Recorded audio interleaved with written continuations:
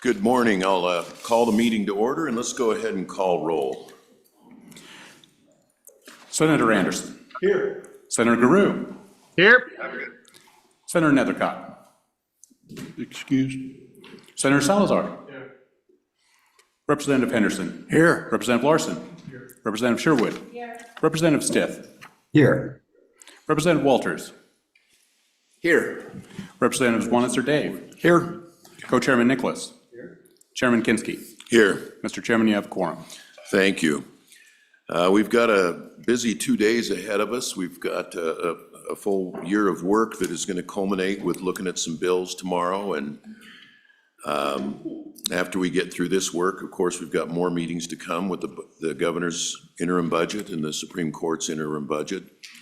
We're going to try and step through this stuff and keep on schedule. Mr. Co-Chair, do you have any opening comments? Happy Halloween. Right. All right, first up, I'm trying to find my agenda. Who is first up, Don? There it is. Oh, first up is Don Richards with the, we need to approve our summary of proceedings for September 26 to 27. Second. It's been moved and seconded. All those in favor signify by saying aye. Aye. Opposed? Motion passes. October 2024 CREG report, Don Richards and Kevin Hippard. Welcome, both of you. Good morning, Mr. Chairman, members of the committee. My name is Don Richards. I am the co-chair of the Consensus Revenue Estimating Group, a different hat than I normally wear before you as a staffer to the Joint Appropriations Committee and staffer to LSO. I'm joined this morning by the CREG co-chairman, Kevin Hibbard, who also serves in a different capacity for the majority of his work as the director of the State Budget Department. I also want to recognize our 9-member group, which is listed on the front page of our cover memo, and acknowledge their effort, their responses to our surveys, independent analysis, modeling, review of references, writing, and editing. The work truly is a consensus product, and I'm here representing the collective efforts of that group. Additionally, I wanted to mention just briefly some additional recognitions or acknowledgements. Craig Grenvik retired after 30 years, most of which was in service to the Department of Revenue and to the CREG, and we wish him well. I would also be remiss if I didn't acknowledge the fact that the real heavy lifting of this report is conducted by the staffs of those members, including Caleb, Mondi, Winland, Dillon, right here at LSO, Dean Temte, Matt Wilmarth, and Taylor DuPont. I should also mention that Taylor DuPont's last day is today as well. We'll be losing him to the Public Service Commission. We appreciate all of the contributions by all of the members, including the whole staff of Geologic Survey, Kelsey, Rainey, Derek, Patty, Raul, Rachel, and sincerely appreciate the efforts of the accountants as well, Aaron Benskin in the State Auditor's Office and Katie Smith in the State Treasurer's Office. Finally, I wanted to acknowledge the efforts of you and the industry of this state. You developed the construct for the Consensus Revenue Estimating Group. It's been in existence for 41 years, and you also provided some additional protections regarding access to data, and we could not have accomplished our work in the absence of those.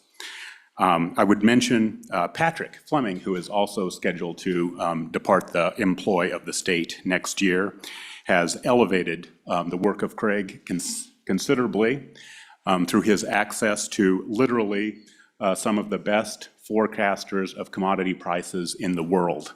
We have had special guests for CREG from London, Chicago, New York, and it is largely through his efforts that he has made that possible. And finally, to the associations throughout the state, including many of you who provide us data, references, and contacts, the lodging, hospitality industries, the chambers of commerce, county treasurers, assessors, the mining industry, oil and gas. It is remarkable the response we get when we seek out opinions or data from those industry members. We are thankful for their guidance, their data, and as an assembled committee, and an extension of the legislature and your predecessors. Appreciate you making those contacts. With that lengthy introduction, I'll jump in. I have a 4-slide prepared graphics that I will refer to first before jumping into the report. Based upon the last time I appeared in October of 2023, I found it might be best or most helpful to start with just the biggest or highest level overview of CREG.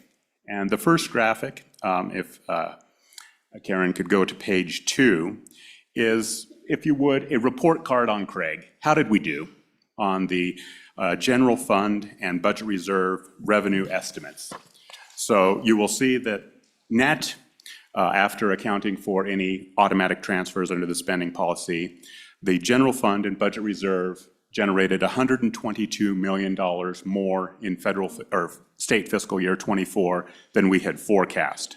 Well, where did we miss? And you can see the largest portion of that is $65.2 million of investment income. Almost all of that came from the Legislative Stabilization Reserve Account, and frankly, the efforts of this committee and the Select Committee on Capital Finance and Investments. It was capital gains realized from the more aggressive investment strategy from the LSRA was the largest contributor to that outperformance. Of course, CREG has maintained its position. We do not forecast realized capital gains. That would require us to do 2 things, both of which we are ill-equipped to do. Forecast markets years in advance, fixed income markets, equity markets, international, domestic. If we could do that, which we're, I think, pretty close to being able to do, if we could do that, then we would also have to forecast when our over 50 external managers were going to sell their stocks. We just can't do that piece. If it were just the first part, and I'm being facetious, of course, we really are not equipped to do realized capital gains. You can see. Just 2 quick questions. That this actually should be titled 2024 actual general fund and BRA revenue change compared. It's not the total revenue, it's just the change in revenue compared to the original forecast, correct? Mr. Chairman, that is correct. It is the difference between those, yes. And then you said the capital gains due to a more aggressive investment strategy. I don't know if we've done a lot of work to make sure that we can take a longer term investment horizon in some of these funds. Is that what you're referring to when you say more aggressive, that we've been able to take a portion of the LSRA and invest it for a longer investment horizon than the near term? Or has that not yet kicked in? Yes, Mr. Chairman, I think it's 2 components to that. The first component is the ability to invest in longer duration. Previously, it was invested in the state agency pool, which is essentially a checking account. It might go out a couple of years at most with fixed income treasuries. The second component that the committee did and the legislature is allowed for the investment in equities and, in fact, some alternatives beyond fixed income. So the state is benefiting from a higher risk asset. No question, there are going to be some declines, but also an opportunity for higher returns rather than a limited short duration fixed income portfolio. Thank you. Mr. Chairman, the other categories, you can see severance taxes, federal mineral royalties, both edged our forecast, I will say. The all other was a bright spot for us. And then you will see we missed the forecast on sales and use tax because it is a negative $4.8 million, meaning it generated $4.8 million less than we had forecast in January. Sorry. Sorry, go ahead, Mr. Co-Chair. 2 questions. Could you just remind us what the $31.5 million offset for the prior capital losses was for? And then on the sales and use tax, just give us a breakdown of what you think, where that reduction came from. Yes. To your second question first, and we will walk through each component in more detail, but on the sales and use tax, 2 things. We have disinflation, which means a slowing growth of inflation, not deflation. but a moderating growth in the level of inflation. That is having a downward impact on sales and use tax collections. Secondarily, and perhaps most importantly, is a decline in the purchases by the mineral industry. Oil, gas, and coal are not making the same level of purchases they were. There are some other impacts, one of which is the large industrial projects around the state, a Trona project, wind development. You'll recall that those local communities benefit from industrial funding for those projects. And in 2024, we paid out, the general fund paid out about $25 million, which is about 5 times the amount of the prior year for those industrial impact assistance payments. So those are the. And just so, would you provide us with a breakdown of where that went and who received that? Yes, absolutely.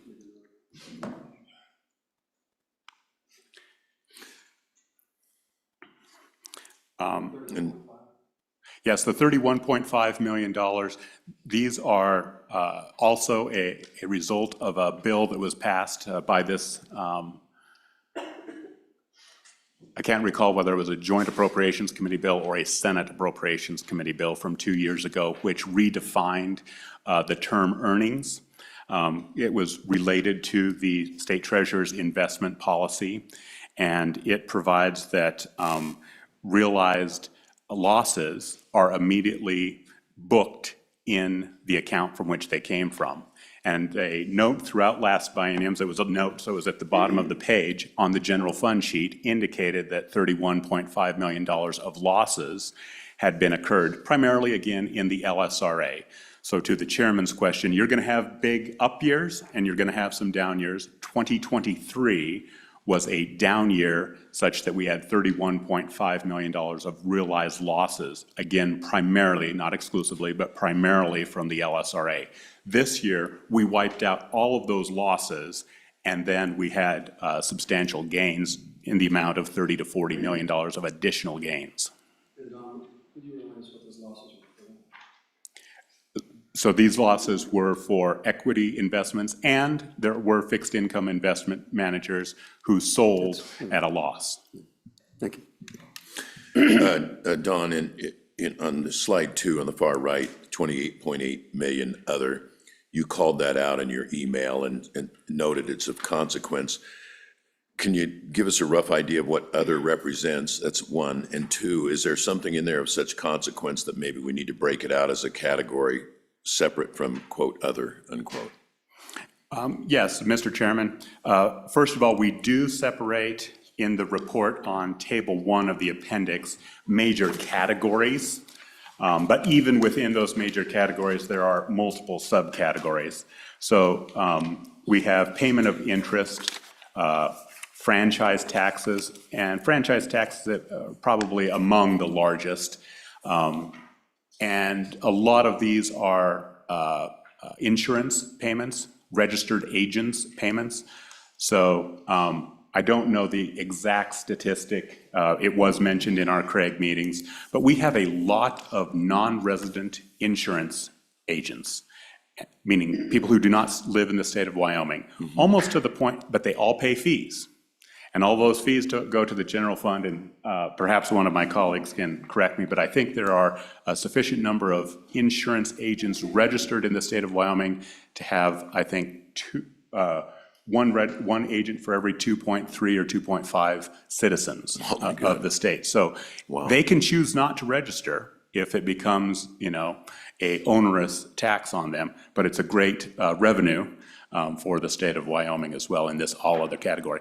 Additionally, some of the other big categories are liquor profit, liquor taxes. So the liquor profit is, I think it's a 17.3% profit, plus you have the liquor taxes, cigarette taxes, corporate asset fees, and that's all corporations must file with the Secretary of State. Those filings is usually a $50 fee, and then there's a small percentage of asset for the larger firms as well. Those are the types of the all other. Typically, they're about a stable portion, maybe 10% of our total collections, but it was a real bright spot for us, not only in FY24, but as you will see in the next, or a little later in the presentation, a strong opportunity for additional payments in the future. So those things would seem to strike me as being something that's kind of staid and static. You know, ordinarily you'd think that wouldn't be a issue in forecasting, but something happened. Do we know what that something is that all of a sudden we've got this bump of 28.8 million in, you know, cigarette liquor and insurance registrations? Something change in the economy? People start drinking more, maybe? No, in fact, of what I would call the more sin taxes, those are not increasing. Okay. So the liquor taxes are flat, essentially. Cigarette taxes are in decline. It is the business taxes, if you will, that are increasing. And another significant increase, and welcome Director Hibbard to speak to this if he so chooses.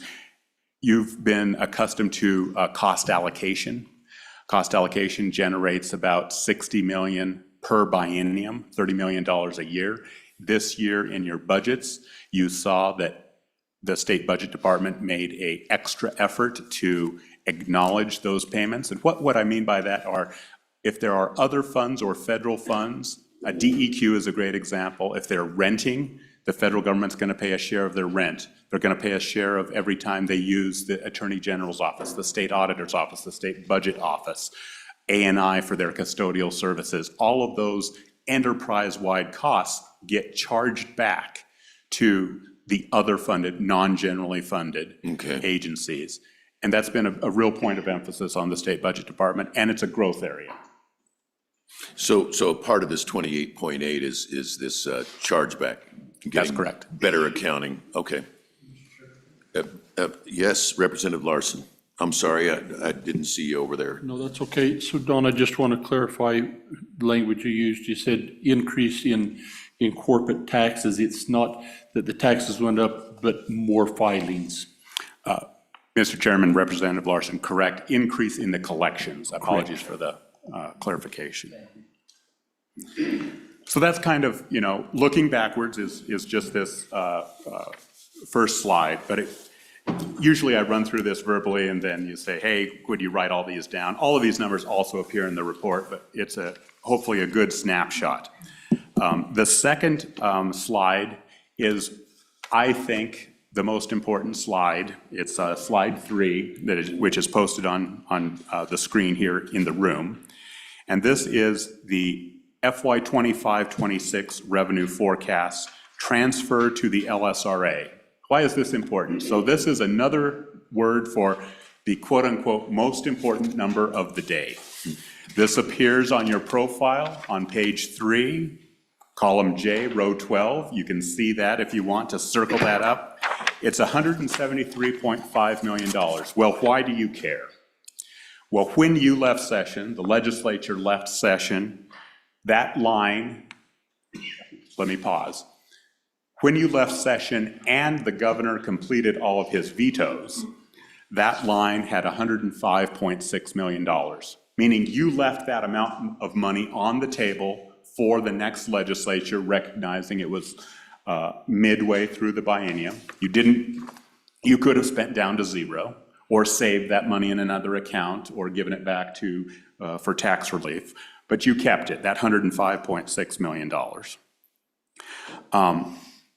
In addition, while you were gone, we had about $57 million in reversions.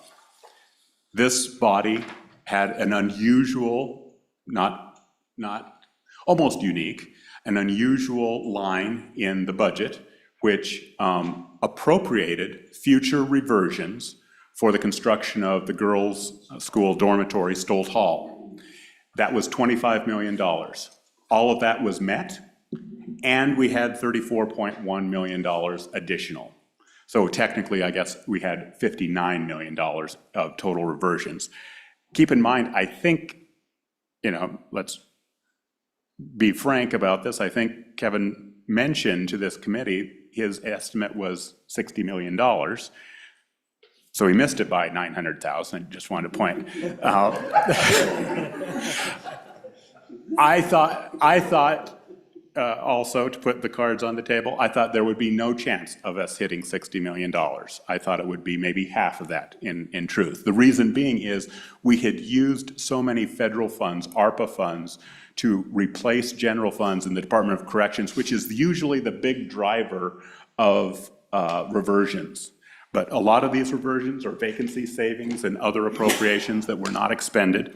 So that's not real, quote unquote, CREG forecasted revenue, but that is still money that now is been returned to the general fund and available for deployment as the legislature deems appropriate.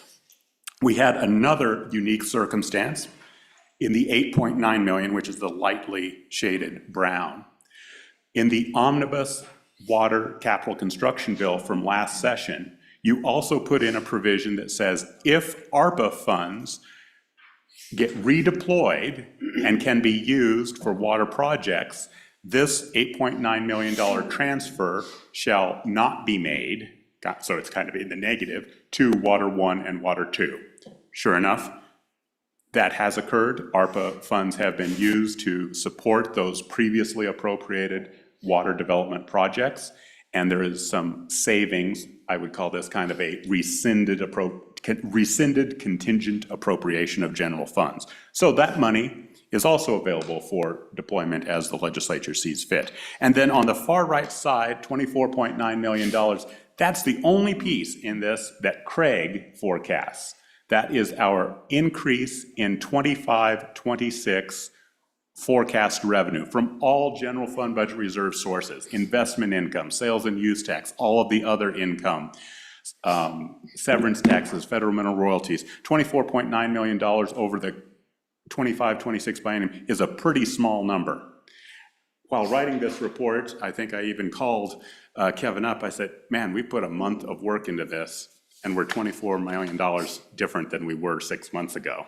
So it's not that big of a change in terms of total revenue. Why is the 173 important? That money is all on the table and available to the governor for his supplemental budget requests. In addition, there is and you'll see this at the top line here, there is a provision in the last year's budget bill, section 334, which provides for a transfer of up to an additional $100 million should conditions warrant.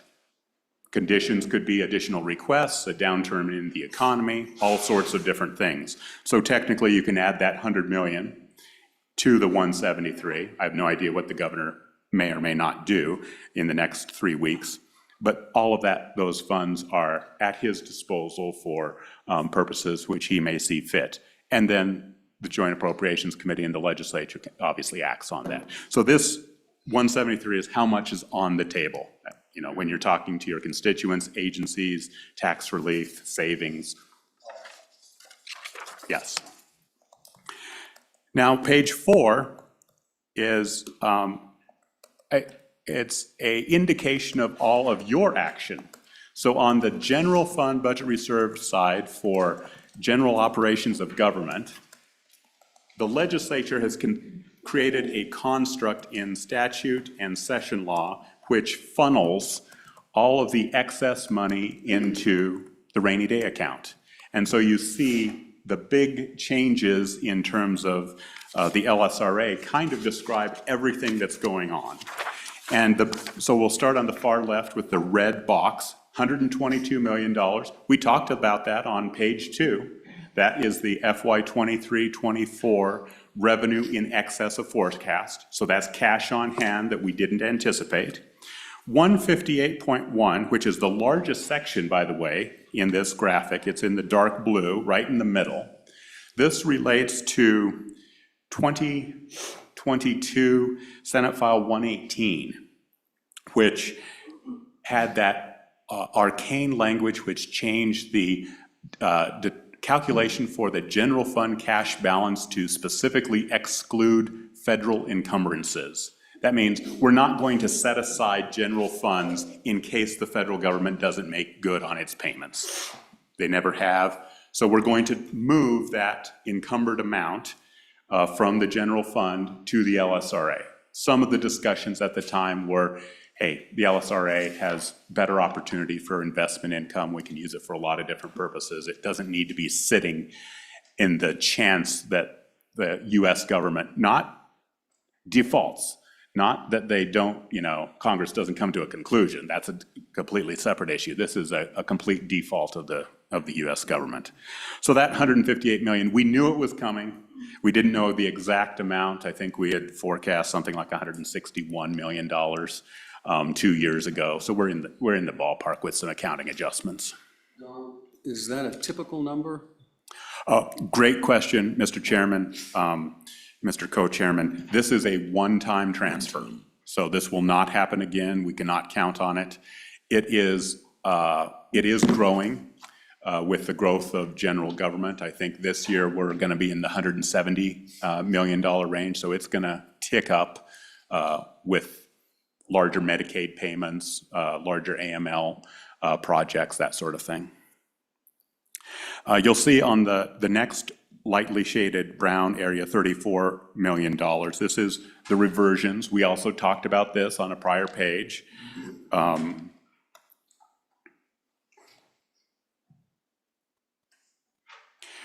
we have the water funds of 8.9. That's a small amount. We have the 24.9 million on the far right, and I skipped over the 50.6 million. 50.6 million are increased revenue to the LSRA and reversions within the LSRA. So great example of that is the public welfare emergency $10 million annual set aside.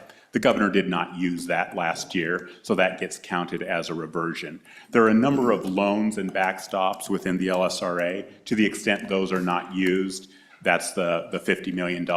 And probably the largest component of that is we did have a strong investment earnings year.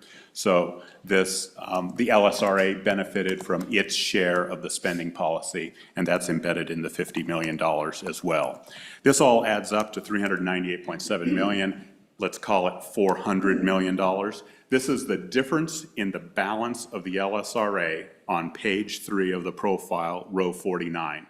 You'll see on page 3, row 49, the LSRA, we forecast, this is all a forecast, on June 30th, 2026, so roughly 2 years from now, at the end of the biennium, there will be $1.993 billion, just under $2 billion in the LSRA. Now, this all assumes no changes from this point on, not one dime spent on, and that our forecasts are perfect. So realistically, our forecasts are probably not perfect.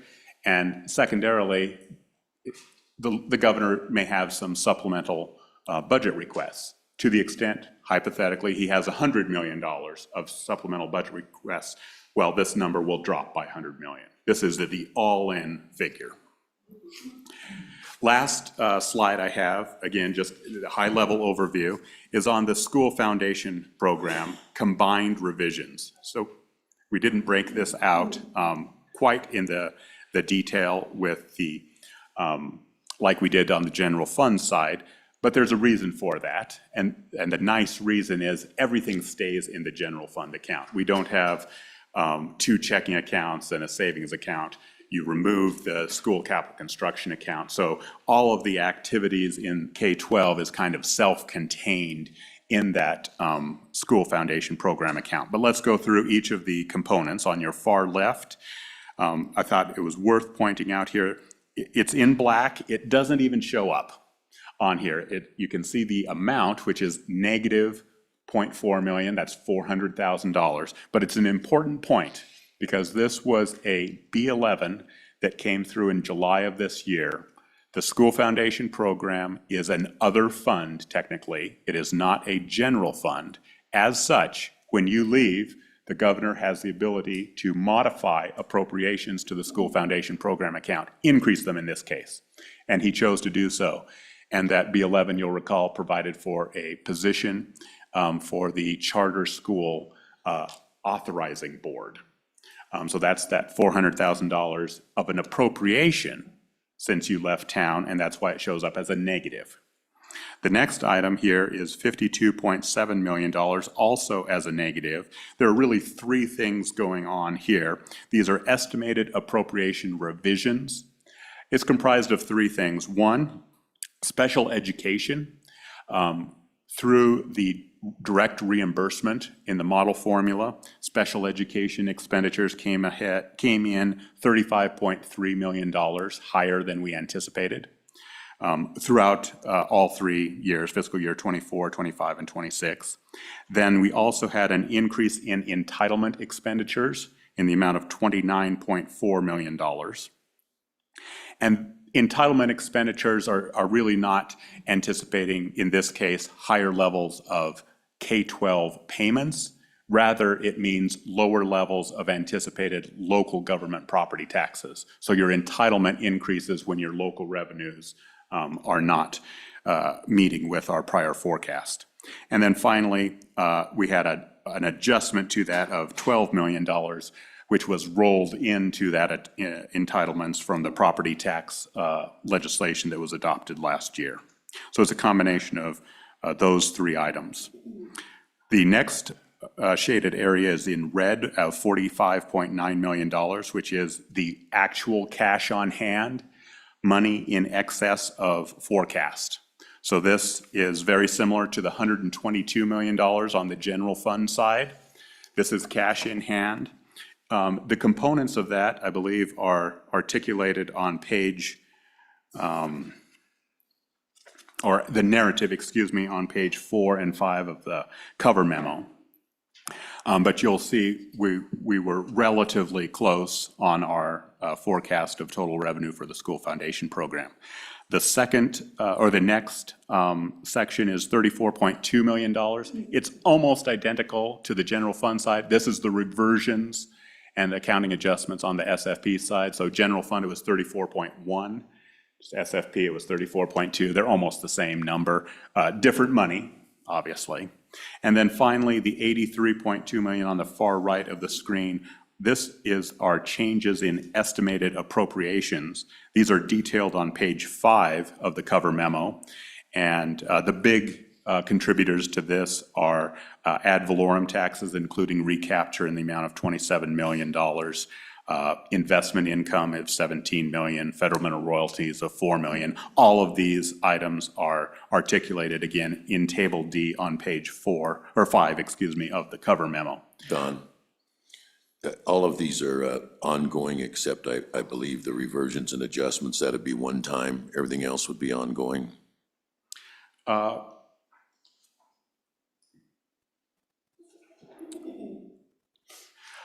In terms of Yes, increase in revenue. Right. I would caution the red column. Okay. The reason being is that while it was revenue in excess of that fiscal year, I think you would not want to include that and the 83.2 because you'd have some double counting in there. Okay. So the 83 is ongoing, the 45 is likely not. Okay, thank you. Representative Larson. And wouldn't it be likewise on the reversions, that'd just be a one-time, not be an ongoing? Mr. Chairman, Representative Larson, yes, and I believe the chairman caveated that with his question. Thank you. Mr. Chairman and Don, on the 83.2, I want to caution the school district's forecast local revenues are significantly higher for this fiscal year than we, under the CREG forecast, are projecting. So those are subject to change. That could change downward. We're about $45 million apart. That is not necessarily ongoing. That's subject to local revenue, ad valorem taxes. And I would indicate in the 52.7, 34 million of that related to special education would be ongoing. Maybe a little bit more as inflation goes on. But the other part of that, the local ad valorem entitlement payments, are again subject to that, and it may or may not, just depending on the local school districts. So Mr. Wilmarth and Mr. Richards, either one of you, now that you mentioned it, I recall a memo a year and a half ago or so talking about the varying acumen in each of the districts in terms of forecasting, and there was some talk about finding some way that everybody could be on the same sort of methodology. Did that happen, or is it happening? Is my recollection of that correct? Mr. Chairman, I believe those discussions have been ongoing, and Matt literally is reading off my next sentence, which I was getting to. I don't think any headway has been made on it, and I would invite Matt to comment, but my impression of this is there are two components, and the first component is low-hanging fruit. So nothing has changed with the assessments for non-mineral property in decades. You still get your notice of assessment, then you get your tax bill. Nothing has changed on that calendar system. On the mineral side, it has. But something has also changed in the school district's use of that data. So there is no forecast. 99.99% of taxes, property taxes, are going to be paid, or they're going. The property is going to go to auction. If not, it's an actual. Okay, if you want to go 99.5%, but it's an actual. We have several districts that are not using the actual. That's the lowest hanging fruit. Okay. So just that change would accommodate a good portion of it. The second change is a little bit more difficult. I suspect we could get a list of that, but there's a number of districts that just are not using the assessor's data in their own district. And it's a known, we know what the assessment is. And we know your taxes are due in November and April. This is not a forecast. What's the rationale justification? I think we've had this discussion. Yeah. I think it's a lack of training. The answer would be, this is the way we've always done it, probably. On the Getting them to second change. component, which is a harder one, is the monthly ad valorem taxes for the mineral producers. And CREG does not, CREG does a statewide estimate. We do not have 48 separate estimates, although we do provide the counties a county-by-county estimate of what we think might happen. And sometimes, particularly in the districts that have significant mineral production, Sublette, Campbell, Converse, they may have better information than us. And they also can change their estimate at any time between now and May and March. And so they, in Sublette County, for example, they may, there are a couple, three big taxpayers there. If one of those taxpayers says, hey, I think I'm going to pay back my 2020, 2021, I won't call it a holiday payment, but a payment in arrears, and we're probably going to do it this year or next year, that local assessor is going to know that well before CREG or anyone at the state is going to know that. So there's a chance that they, that $43.8 million differential, there might be some justification behind it. We also believe that several of them are looking to us. We're talking about a business manager, sometimes in a relatively small school district, and they may look to CREG's forecast. Well, it just came out this morning. Let's give them a month, to digest it, and maybe they very well will change their forecast as well. And then is there, the way the system works, is there an incentive to forecast low? If you forecast high and you show that you're a recapture district, that impacts your cash in some way. If you forecast low and show that you're an entitlement district, you're not hit with that burden of somehow paying the state back. Are you following me, Matt? Yeah, Mr. Chairman, I am. There is no incentive. There is a difference in timing. So the school district's forecast revenues will determine their entitlement or recapture payments. If a district forecasts high, that means they are going to pay more in recapture, or they'll receive less than the state in entitlement payments. And if they miss, they'll have to burn through their cash to make their payments. When they miss, we call that a tax shortfall the following year, and that's paid every October. The alternative is if they forecast low and it comes in higher, well, they have a short window of a windfall. If they exceed their cash reserves of 30%, that counts as a local revenue. So if they forecast way low, receive this excess, have excess cash exceeding 30% of their prior year foundation program guarantee, that excess will count as local revenue. Additionally, all of that tax excess over their estimate will count as a local revenue the following year. So there's not really an incentive. The incentive is to be as accurate as possible. Okay. Thank you. Thank you, Karen. I think that concludes my overview of how all of the results of CREG are included in the high-level amounts on the accounts. I did want to visit about some of the particular revenue streams as well as some broad themes. CREG made some modest change, as we've talked about, for the 25-26. There are a number of takeaways and cautions.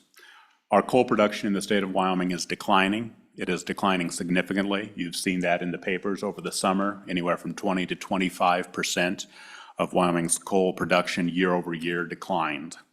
That, fortunately, for revenue purposes, has been offset by pretty robust increase in oil and natural gas production, both of which have increased about 10% year over year.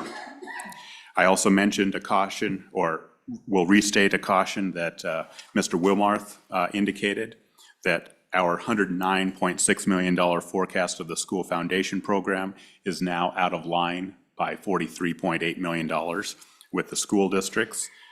So there could be an adjustment downward by the school districts between now and the session. Item number 3, our sales and use tax collection. We overestimated in fiscal year 24. We have significantly decreased, or we have decreased, not significantly, our forecast for 25 and 26 and the out years. In short, the collections, the rate of growth is moderating. And then finally, an item that we haven't gotten to, but which I will discuss. Yeah, so we've had 2 very robust years of sales and use tax growth for a couple of reasons. Inflation, pent-up demand from the COVID pandemic potentially, additional disposable income through cash payments by the government. There's been a lot of money out there. It has been used by tourists and citizens alike, and that has bolstered double-digit increases year over year for 2 years in sales and use tax. That is no longer the case, and our forecast is in the low single digits going forward. And so, Don, did I understand correctly from your detailed briefing then that reduction in what industry's paying in sales taxes, we're predicting that being lower, and the stable ongoing sales and use tax will really come from the consumer, the citizen consumer? Is that really what you're forecasting? That is indeed a theme where our reliance on mineral purchases, and by mineral purchases, I mean drag lines, pipe, and a shift towards retail is evident. Our last theme,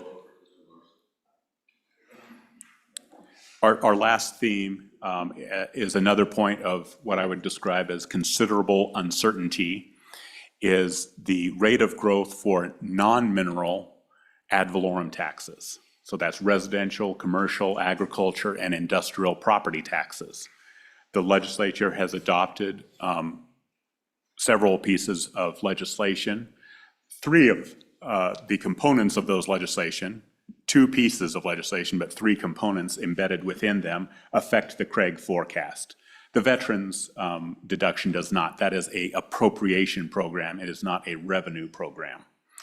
But the 3 components are the limit or exemption on any growth above 4% of the structure itself for residents. That has already been in place. We've already seen the impacts of that for the first year. What we haven't yet seen are the land underneath. That land underneath will be exempt from any increases over 4% beginning January 1, 2025. That will add to the decline or the arresting in the growth of property taxes. And then third, you have the long-term homeowner, which also becomes available next year.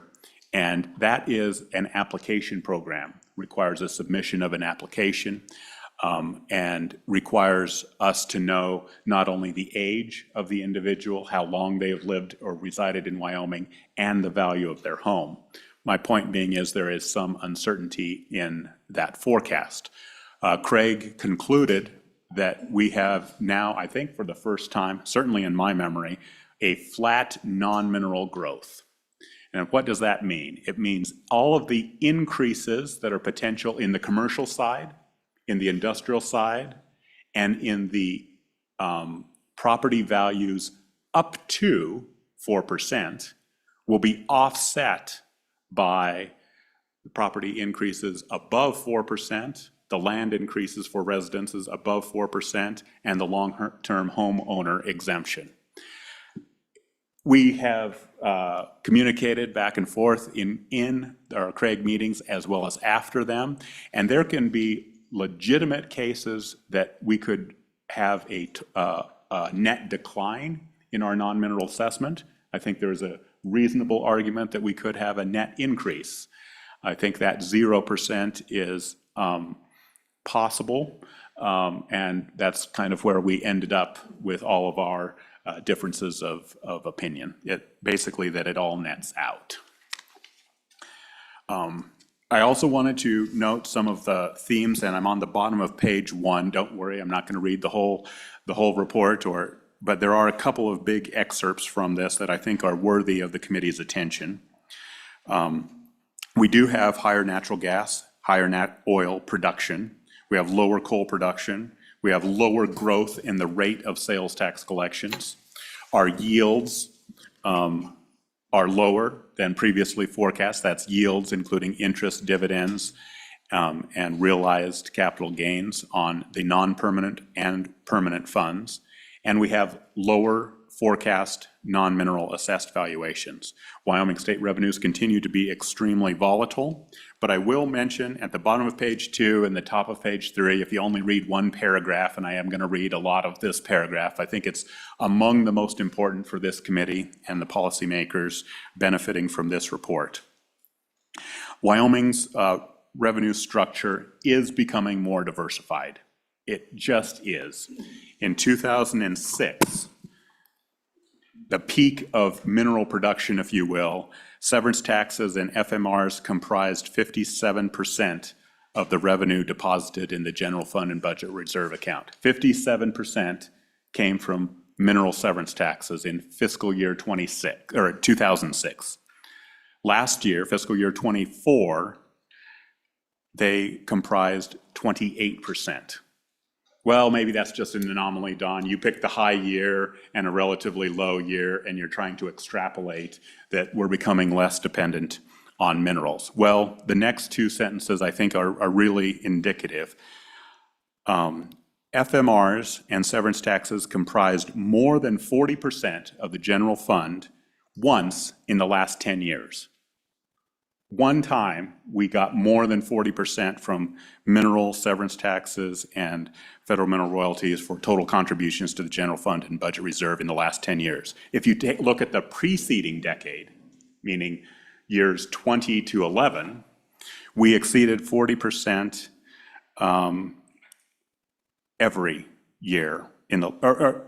We missed that one time out of that prior decade. So we never hit it in the last decade, but if you look at the prior decade, 9 out of 10 times we hit it. Very similar on the school side.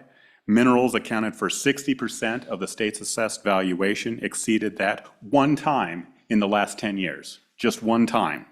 But if you look at 10 years ago, fiscal years 2005 through 2014, we missed that 60% threshold only 3 times. And each of those 3 times, it was 59%. So it was essentially 60%. My bottom line here is that the contributions from minerals is changing. To the chairman's comments, these other revenue sources are becoming more important. Investments are becoming more important. Sales and use taxes are becoming more important. That's not to diminish the contributions of minerals in any way, shape, or form, but just to show that the tax structure is slowly modifying. Aside from the dollars, doesn't that also, I mean, the downside is there's huge dollars with the minerals. There's also huge volatility. I think it was us in Alaska had the most volatile revenues. As these other revenues become a larger proportion, do we reduce our volatility in our revenue? Mr. Chairman, members of the committee, unfortunately not. And I'll probably go into that. And the big reason is the largest of the decline is coal, which is the most stable of the. I got you. So Okay. now we are more and more reliant on oil, which is among the most volatile. In addition, investments are volatile, notwithstanding the fact that the spending policies for the permanent funds, not the non-permanent funds, but for the permanent funds, mute some of that volatility. Thank you. I'm now on page 5, and I'll just touch very briefly on the various revenue streams or components of the forecast. In terms of oil, I've heard the phrase king coal. For this year, it is really king oil. And I talked about this a year or two ago. We are fortunate not to be North Dakota, not to be Alaska. We really have 3 strong contributors to the mineral sector: oil, gas, and coal. We are not just reliant on oil like Alaska is, and to the large degree North Dakota is. Oil contributed over 50% of the severance taxes this year. It was not a third, a third, a third. Oil prices were relatively strong, and production increased considerably, 10% roughly. We have a lower number of rigs statewide, but they are clearly becoming more efficient because we're producing more with each new well. In terms of prices, CREG reduced its price forecast by $5 per barrel for each of the next 2 years. I checked today's prices. When I started this presentation, I believe they were $69 a barrel on the WTI. Our forecast is $70 per barrel rather than $75. Nonetheless, geopolitics in the Middle East, China's demand for energy will have a considerable impact on the price of oil. There is no single component. I think one of our staff looked at this, looked at every component in CREG. There is nothing more important to the state's revenue picture than oil. And what that also means is it's high risk. So if we miss this component by $5, we will be off by $26 million in the general fund and budget reserve combined, and $23 million for the school foundation program. Let's just call it 50. That's per year. So 50 per year, 100 million per biennium, that's on a $5 change. A $10 change, double that, $200 million. We're playing with a very high risk.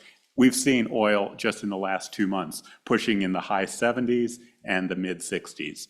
So I just express some caution and variability with that. On natural gas, we're fortunate to benefit from an increase in the production there. We attribute a lot of that to the associated gas. With each of these oil wells, we're also getting some associated gas with that. A credit to our teams, we track averages. We're not in the business of predicting tomorrow's natural gas price. We are not in the business of predicting summer natural gas prices. We really try to predict the average over the year. And it swings relatively wildly. We have had several months of $2 natural gas in the state of Wyoming. We had a couple of months over $4. As of halfway through the calendar year, our forecast was $3.50, and through the first 6 months, the actual price of Wyoming natural gas was $3.49. So we got lucky there. I'm not saying that was good. That was in large part luck, but we're in this for the long-term averages. The big story on the natural gas side is an overhang of storage. We were 40% above the year-over-year average, or year-over-year storage levels and the 5-year average storage levels when you left this spring. We've whittled that down to about 6% overhang on our storage, but there's nothing like weather, if we get some cold weather, to whittle down that storage and bolster the prices.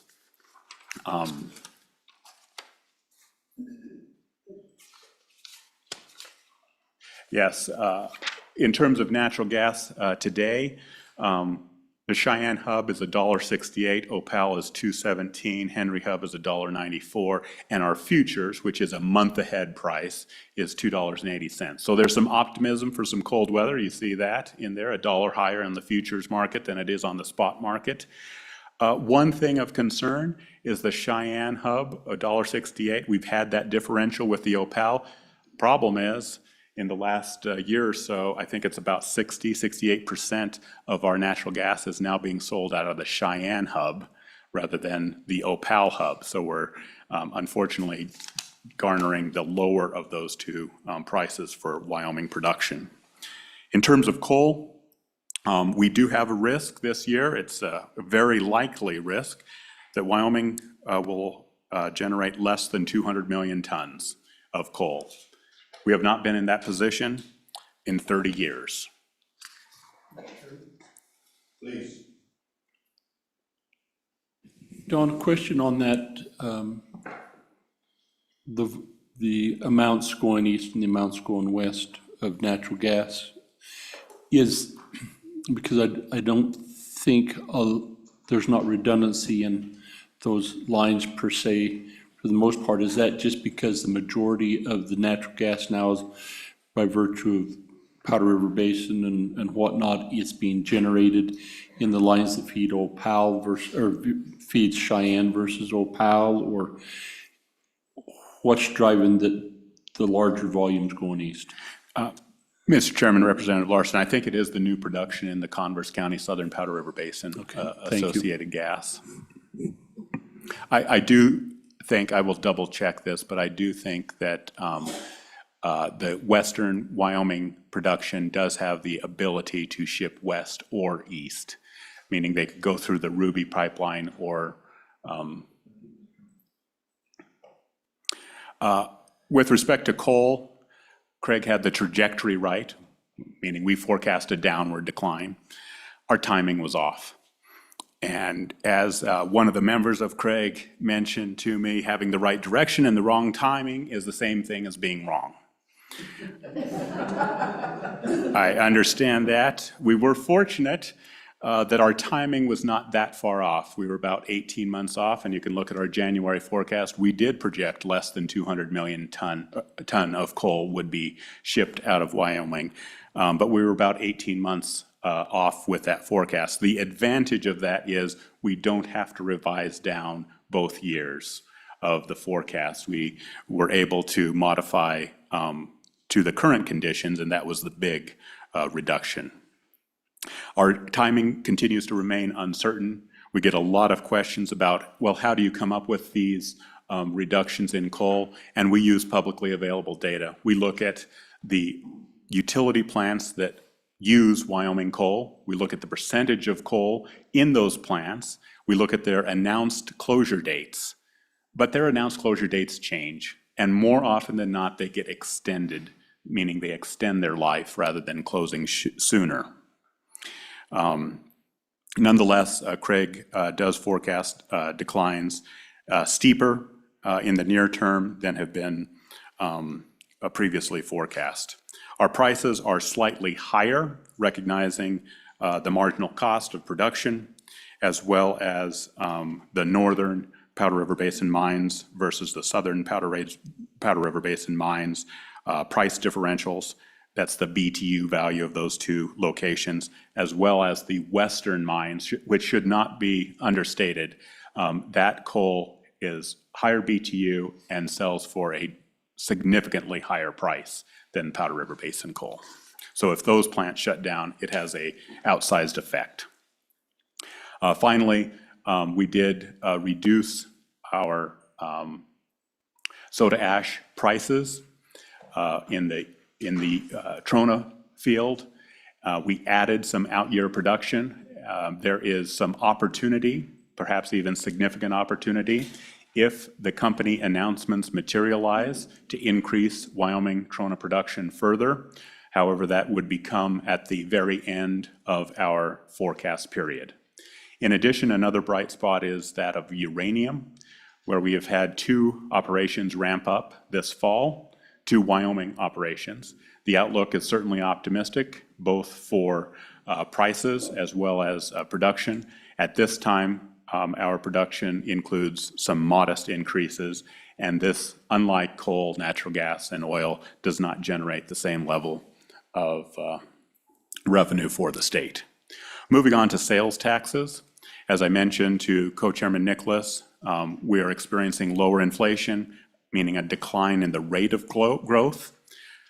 Certainly collections by the mining industry, higher industrial impact assistance payments, at least in the near term, and we have forecast $20 million of continued impact assistance payments going forward.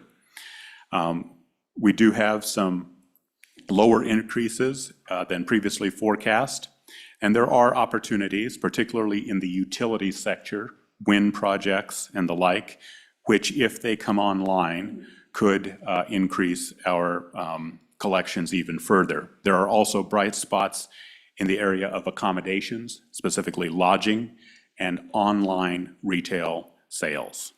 I would describe the sales and use tax as slow to moderate increases followed after 2 years of vigorous growth. Thank you, Mr. Chairman. On the sales and use tax, Don, how much of that is attributable to minerals, large purchases versus you and I purchasing stuff at the local stores? Retail purchases, I guess. So we, CREG, nor the Department of Revenue does what I would describe as the second order effects. So we're only capturing the mineral sales taxes paid by the company. So we know that that company hires workers. Those workers go out to a restaurant, they may purchase food, they may stay at a hotel, they may buy a 4x4 or a pickup truck. All of those are counted as consumer retail purchases. I think our retail is about 40%, and recently mining is down to the single digits. It did not always used to be that way. Follow up, and oil, and so if retail's at 40, single digits for mining, oil and gas makes up the 50+% difference, is that correct? No, so 40% retail, maybe 10%, 9% mining. And then there are some other large categories. I believe 10% is vehicle sales, and those all show up as government sales. You and I know government is not buying those, but when you look at our data, your local county treasurer collects those and remits the sales tax on your vehicle rather than the car dealer. And so that's showing up as public administration or government sales taxes. It's not, it's vehicles, RVs, trailers, boats, et cetera. Accommodations and lodging, hospitality is another 15% or so. So now we're getting up to about the 75% range. The other categories are considerably smaller, such as manufacturing, utilities, construction. And I can provide you a list of those sectors just for your background. So Donna, I'm curious on page 10 on your forecast for Trona.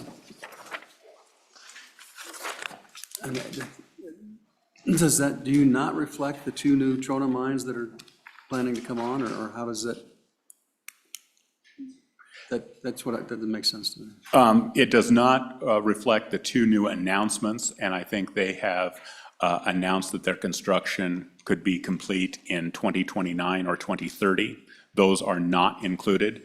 The more recent improvements that have come online, yes, those are included.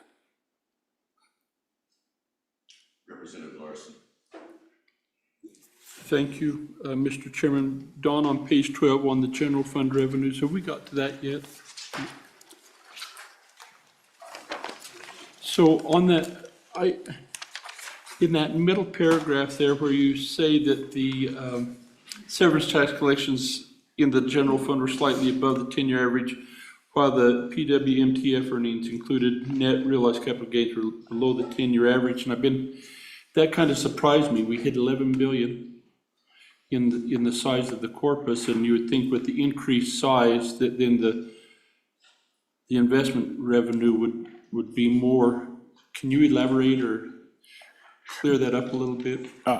Mr. Chairman, excellent, Representative Larson, excellent question. On the PMTF, we have experienced pretty considerable growth over the last 15, 18 months. The majority of that has been unrealized. So we are sitting on a market value that is substantially above the cost basis. We have not, the state's external managers and internally have not generated realized capital gains from that. And what we're really benefiting from here is only the yield. Anyone else? All right, Don, please continue. Great transition into investment income. The Permanent Wyoming Mineral Trust Fund generated 3.95% for fiscal year 24. That's the percent of the beginning balance, and that is inclusive of realized gains, albeit those gains were limited compared to the available unrealized gains. What this also meant is the investment earnings equaled 4.5% of the 5-year market average. That's always going to be a little higher than the 1-year average because you're using 4 of the prior years, which have a lower market value. So we didn't quite hit the 5% spending policy, but we got through 4.5%. So both the LSRA and the SIPA benefited, but not quite to their full extent.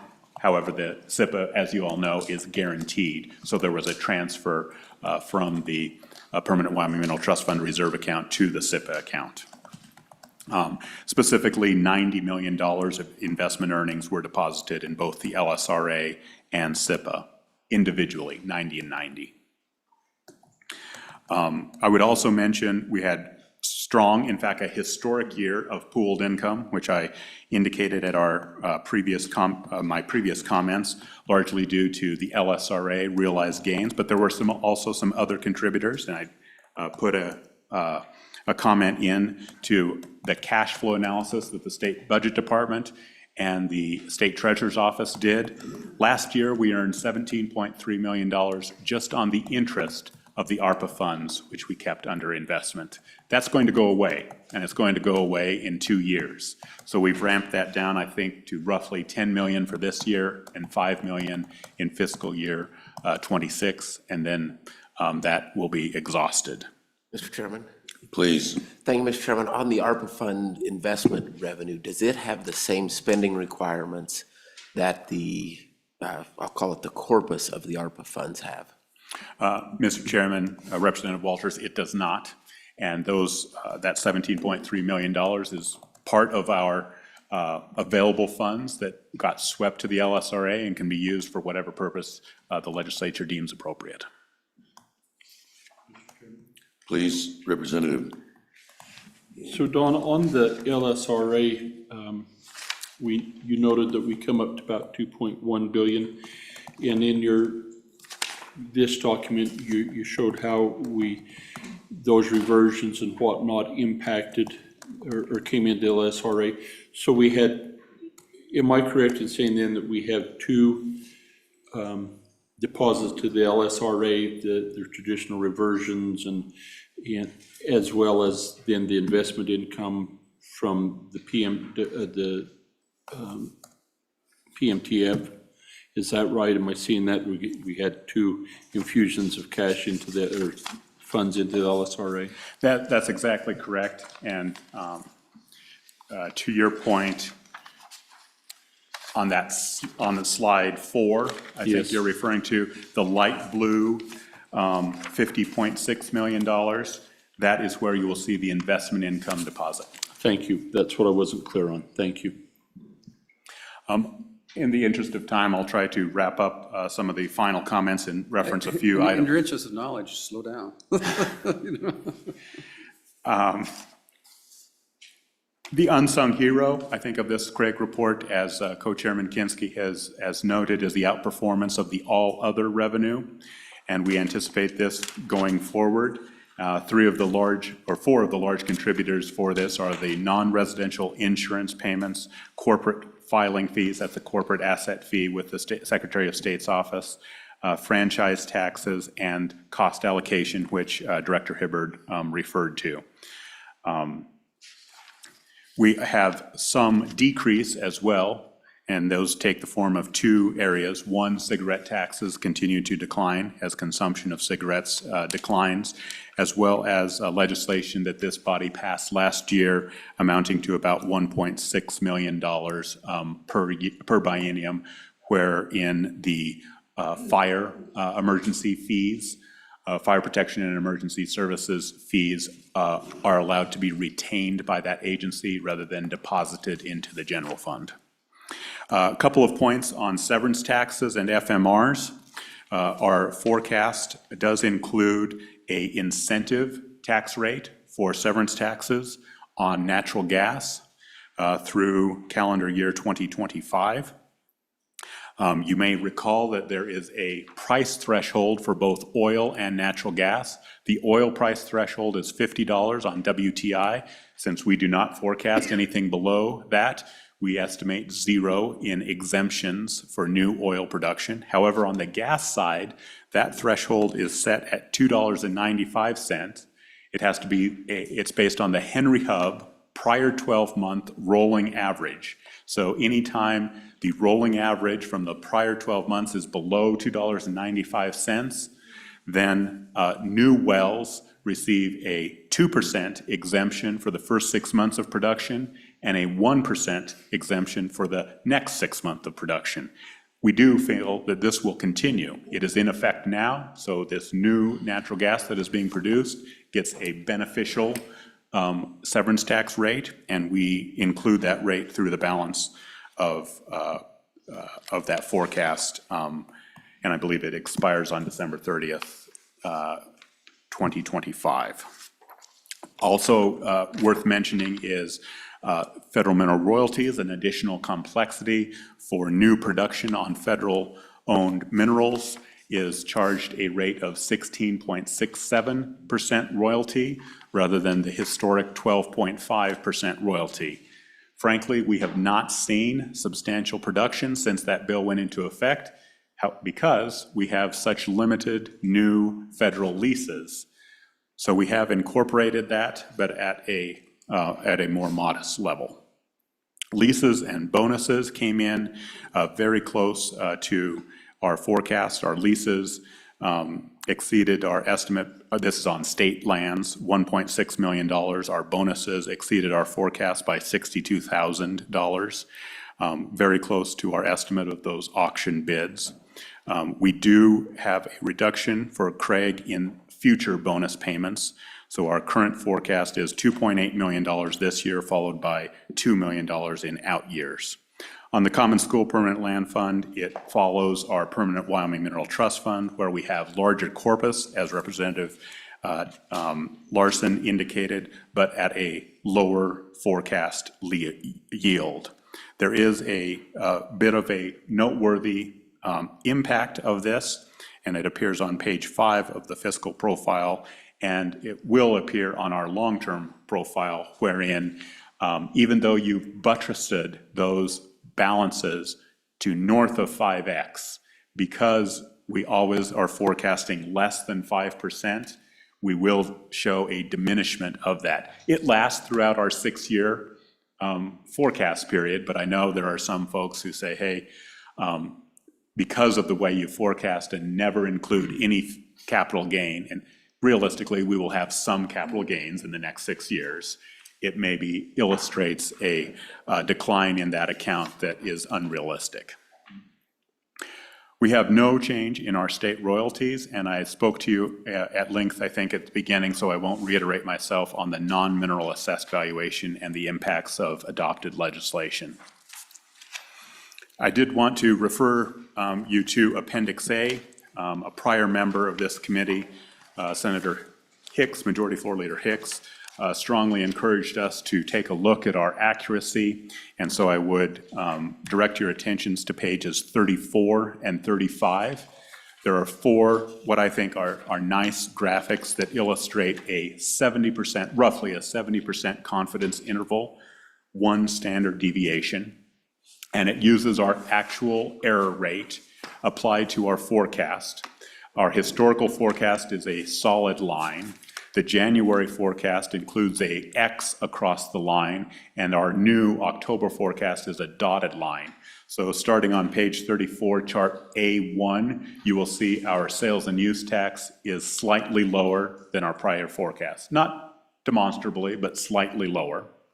You will also see our severance tax, that is all the same, where we have a, actually our October forecast is slightly above, and that same. Don, I'm sorry, you have two dotted lines.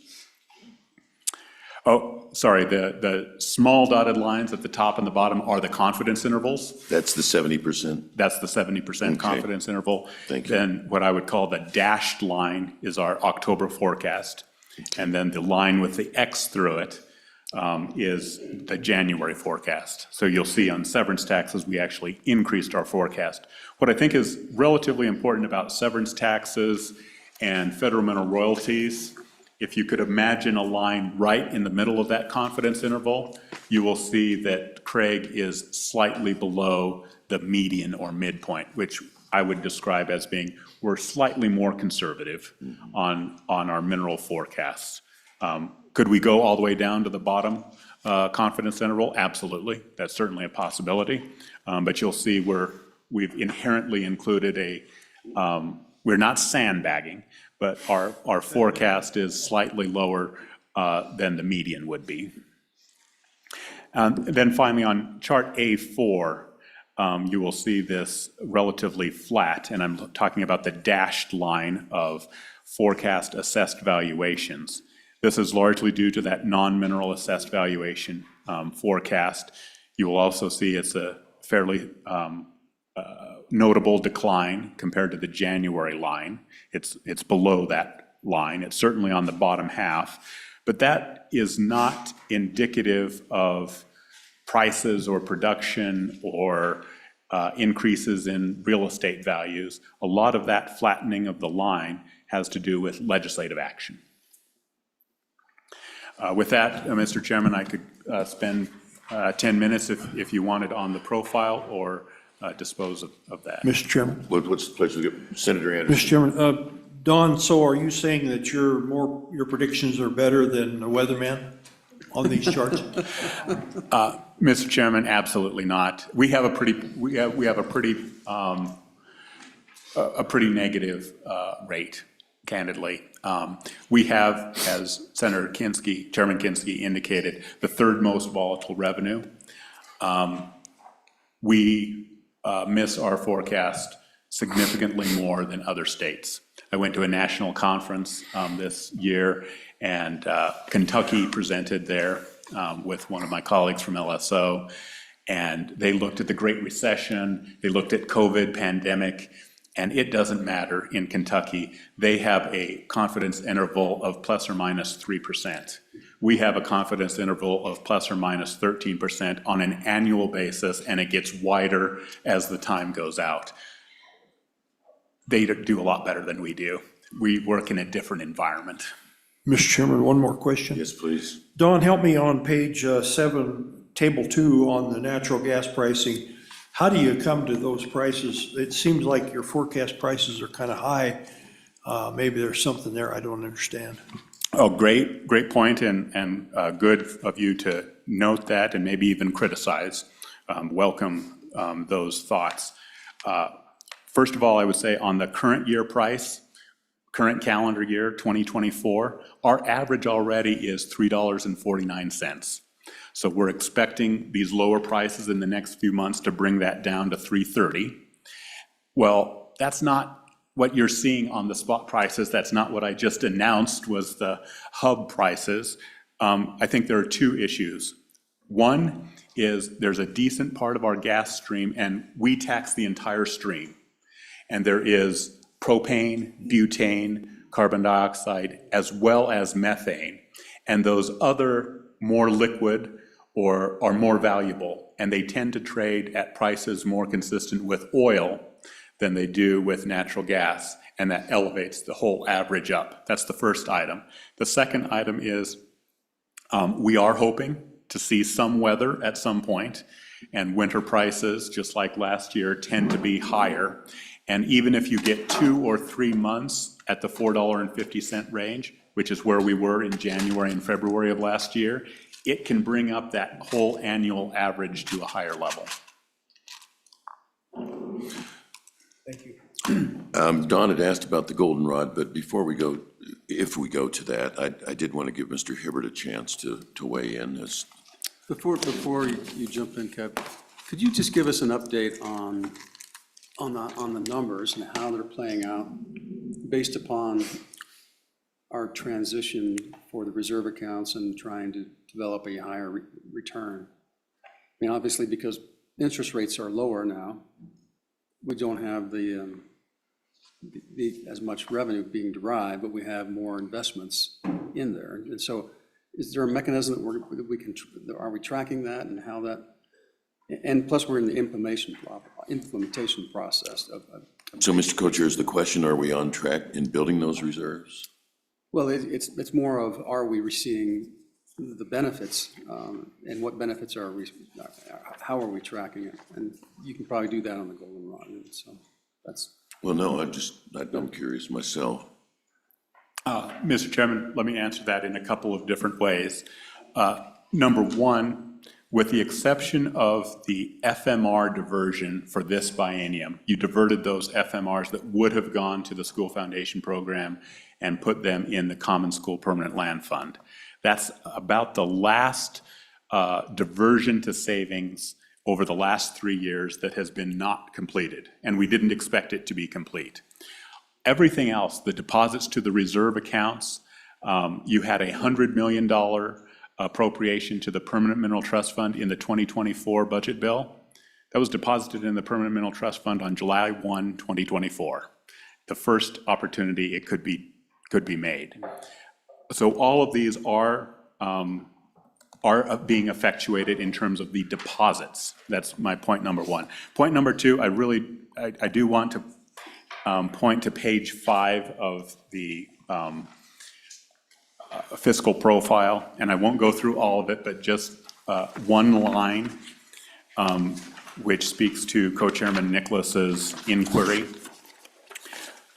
So on page 5, I would direct your attention to line 14, and you will see our forecast on column H, our forecast in January for investment income on the permanent PMTF spending policy reserve account of $36.5 million. That is increased to $56.2 million. Pretty sizable increase. Well, how did that happen? You have more money. $274.7 million, you'll see on line 15, was deposited into that account. This account retains its own interest. It used to deposit its interest into the general fund. It no longer does that. It keeps its own interest, and we're earning $56 million on its own interest in your progression to 7X, if you will. So that's the bright news. Are we seeing some indication? Yes. Although yields are lower, the opportunity there for tangible increases in investment income, I think, is illustrated on that single line. The downside, and there is a downside, is on our line 46, and that's on the Common School Permanent Land Fund, which has the larger spending policy of 5% rather than 3.75% guaranteed on the general fund side. And you will see a diminution or a decline in that cash balance.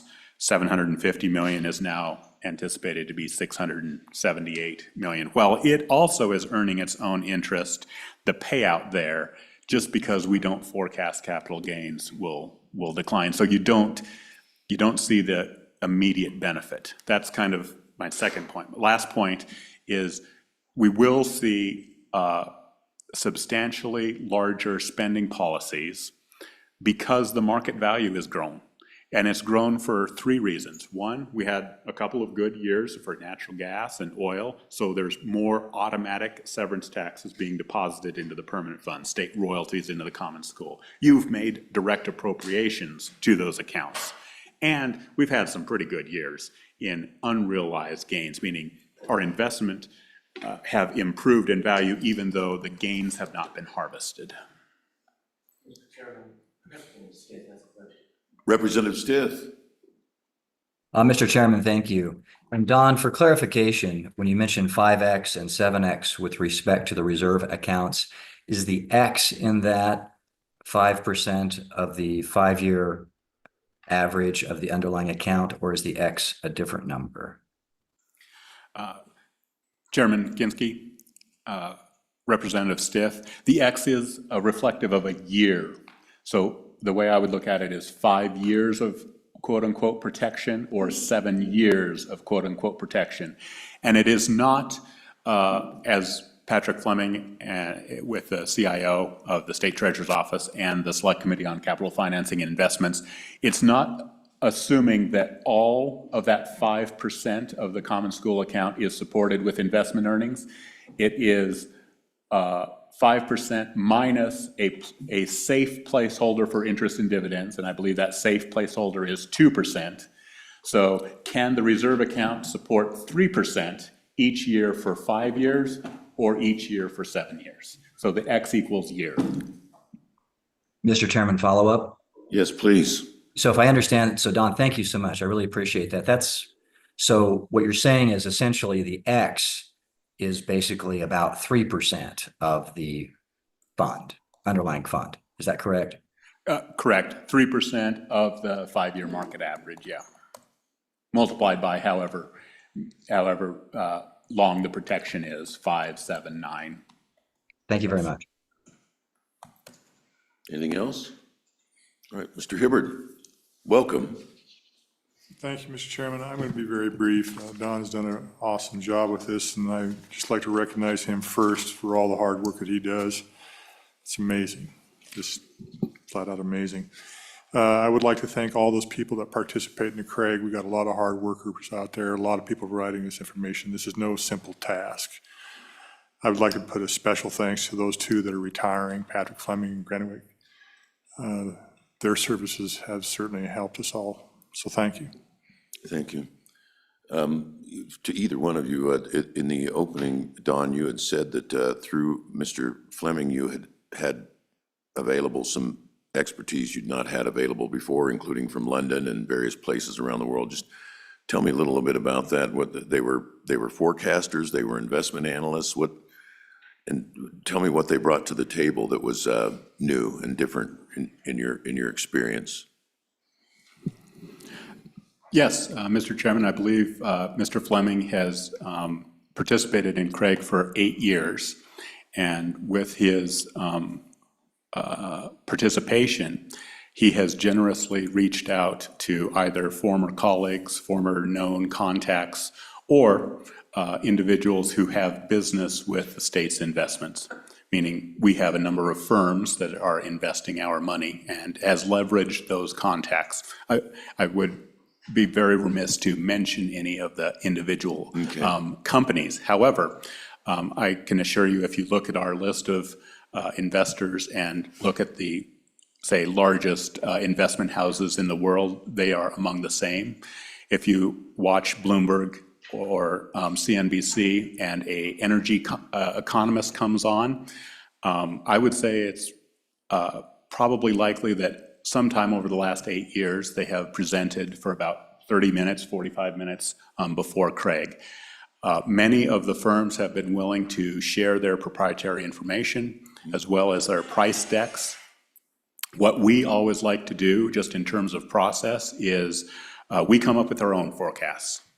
And we estimate oil prices and natural gas prices. And to be clear, we need to convert because these large firms use, other world indexes They don't use Opal hub. They don't use the Cheyenne hub. They might use Brent crude, for example. So we do have to convert them into WTI and then into Wyoming prices. But they have been very generous with sharing sometimes just their narrative outlook on what they see in the next year, 5 years, what they see in terms of supply and demand as well as prices. And then we take those and we compare them against the forecasts that we have prepared and say, are we missing something? Why are they, as maybe Senator Anderson says, why are they saying $1.50 and we're saying $3.50? What's incongruent there? And it's not always those personal contacts, because that is incredibly invaluable. However, there are a slate of publicly available materials in the Wall Street Journal. Every year, they estimate the top 100 economists and get their price decks for the price of oil, for the price of natural gas, and we certainly use those as well. And then we will say, oh, we have with us today number 6 on the list. What say you? Okay, thank you. So it sounds like it brings another layer of nuance and another set of eyes. Did you, folks, do you want him to go through the goldenrod briefly, or do you want to move on to the shooting task force? What's the pleasure of the group? Goldenrod. Goldenrod, all right. Well, Mr. Chairman, members of the committee, I will flip through and highlight the significant changes on each page, beginning on page 2. And I'm almost entirely discussing column J and how that might compare to column H. So the last 2 columns for the fiscal year 25-26 biennium as of the session, and then as of October CREG. The first line I draw your attention to is line 13. And I mentioned this, but you'll see that fire prevention and electrical safety amendments, chapter 39, $1.6 rounded million. You will see we've incorporated that, so it no longer shows up as a standalone. It is incorporated into row 9, which is the total estimated revenue for the general fund.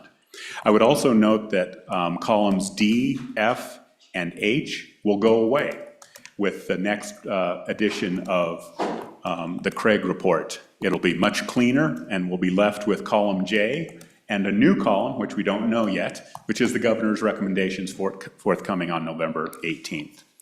The second item on page 2 is row 32. Row 32, you will see, was at $230.6 million and has been reduced to $221.6 million. How is that possible? How can LSO reduce an appropriation that the legislature made? So this is the $8.9 million of contingent water funds. So those ARPA funds became available, and as a result, that contingent appropriation in the omnibus water construction bill is no longer effective. So those are really the only 2 significant changes here. You'll see the total available balance by design is always going to be 0, and we'll see how that flows through in the later pages. Mr. Chairman. Representative Walters. Thank you, Mr. Chairman. On those water funds, just making sure I'm thinking about this correct. We had estimated it would be 24 to 27 million. Is it only 8.9 because it's just up until the June 30 of the fiscal year, and the remainder will come in the next fiscal year? Is that accurate? Mr. Chairman, Representative Walters, I smile at the co-chair here because we had the same back and forth. It's actually the law. The law capped it at $8.9 million to just save that amount in general funds. In fact, that B11 already, and there might be more coming, but already we have conserved $23 million in water appropriations by the use of ARPA funds. 8.9 million, 9 million, repaid the general funds.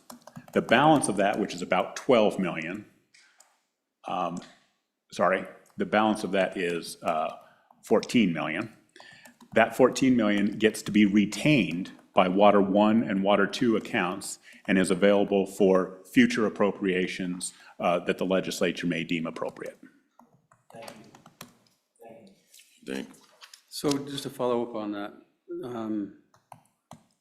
there was a bunch of, where are we with ARPA? And just give us a quick update, Kevin. So the first iteration of the reversions was $53 million that we discussed in You're October. speaking too fast, we can't hear.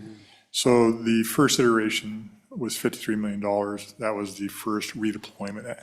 And then, since then, we've whittled away from the total amount, but I think we still anticipate something in the neighborhood of an additional $45 million. Those numbers will be fluid as we progress, and largely those are going to help us with water.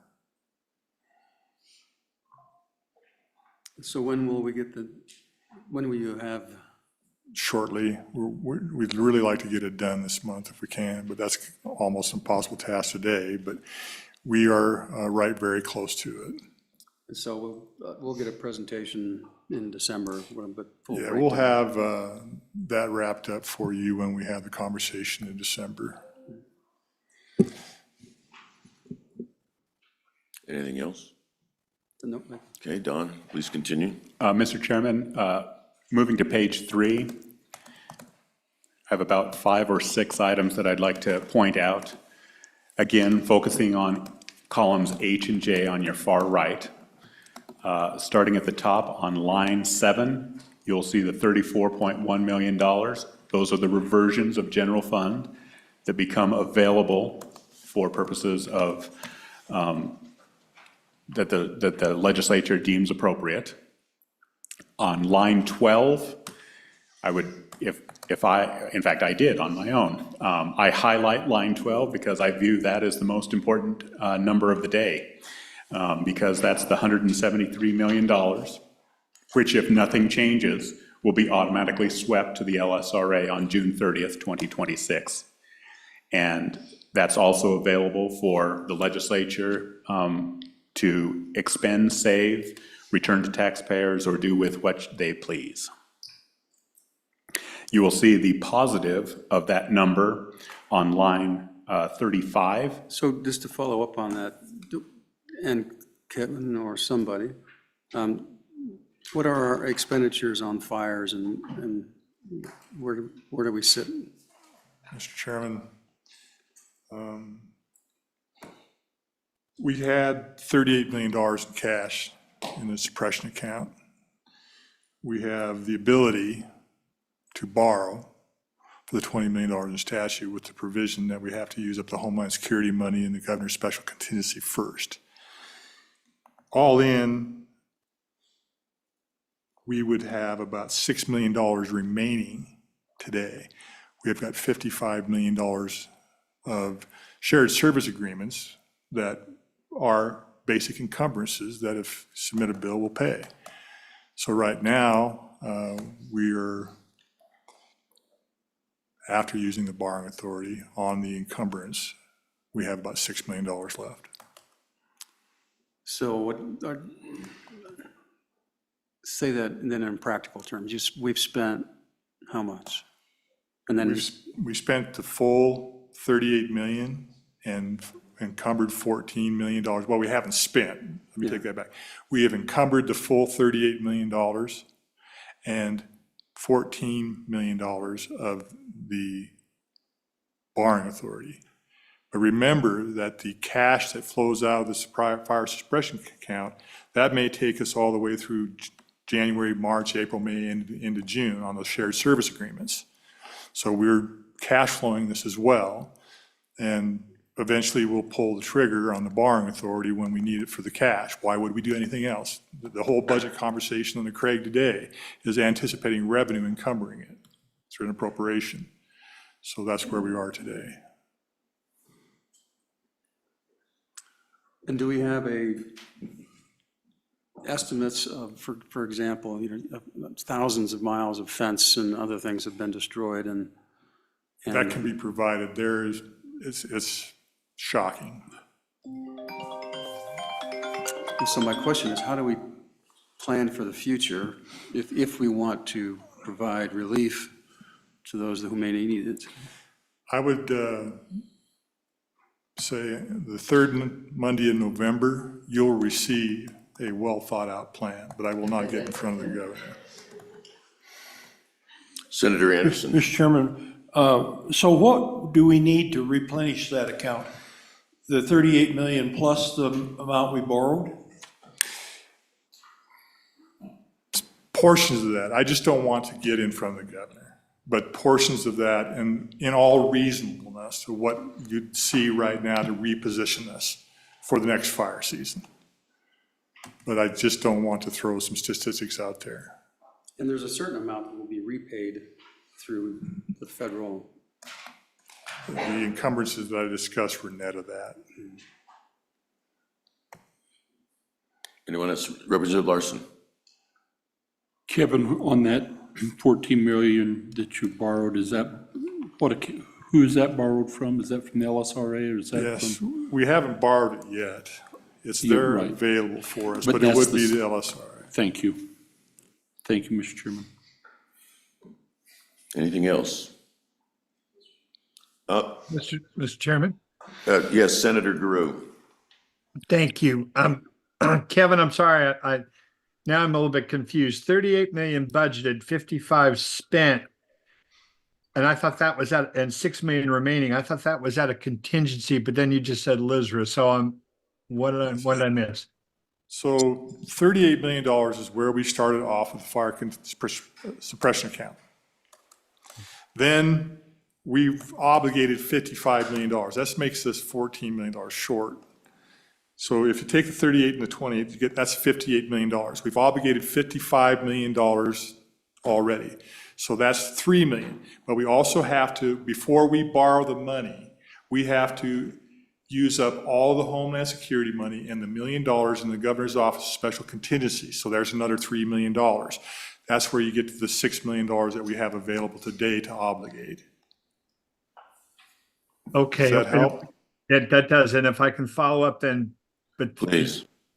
thank you, Mr. Chairman. You don't have, that doesn't count money for fencing or other costs that you're thinking of coming in later. And that's what we're waiting for the governor to give us a presentation about, correct? That's correct.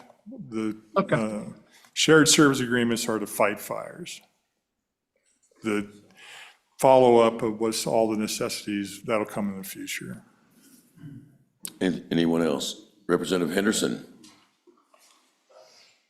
Thank you, Mr. Chairman. Is the 20 million figure, is that hard and fast, or can that change? That's hard and fast, the statutory authority that gives us the borrowing authority for $20 million from the LSRA.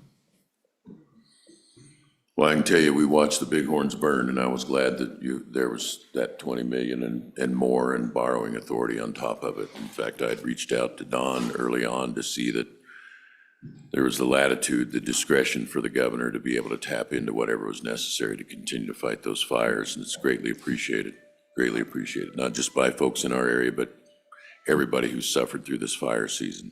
Mr. Chairman, I have been integral to the conversation about the borrowing authority and the importance of that. And my previous comments at different places and different times is that the governor doesn't need to be calling the director of the budget department to find money to fight fires. He needs to fight fires. And that borrowing authority was positioned us to be able to continue to do that. Thank you. Back to the goldenrod, Don. Mr. Chairman, I think I can wrap it up with maybe 4 more comments. The first of which is in the bottom of page 3. You'll see the SIPA account. This is largely used for one-time, often capital construction, although not exclusively. That has increased by approximately $7 million. And the reason for that is larger market values increase the spending policy, therefore the share also increases. So you'll have about $7 million more available for that. I would caution. Which line are you? Line 78, at the very bottom of the page, the SIPA increased from 3.7 million to 11 million. I would caution that the State Building Commission has already approved capital construction requests of agencies north of $200 million. So unlikely to come exclusively from the SIPA account. They call it an edifice complex. On the top of page 4, row 46, referencing back to my slide presentation at the beginning, slide number, page 5, that's the difference in the increase, total increase all in of the school foundation program is $109.6 million. Line 23, that 64.7 million is a great way to capture those increased entitlements of 29 million and the increase in special ed of 35 million. That's what comprises that new $64.7 million. You will also note the title of that line is an LSO adjustment.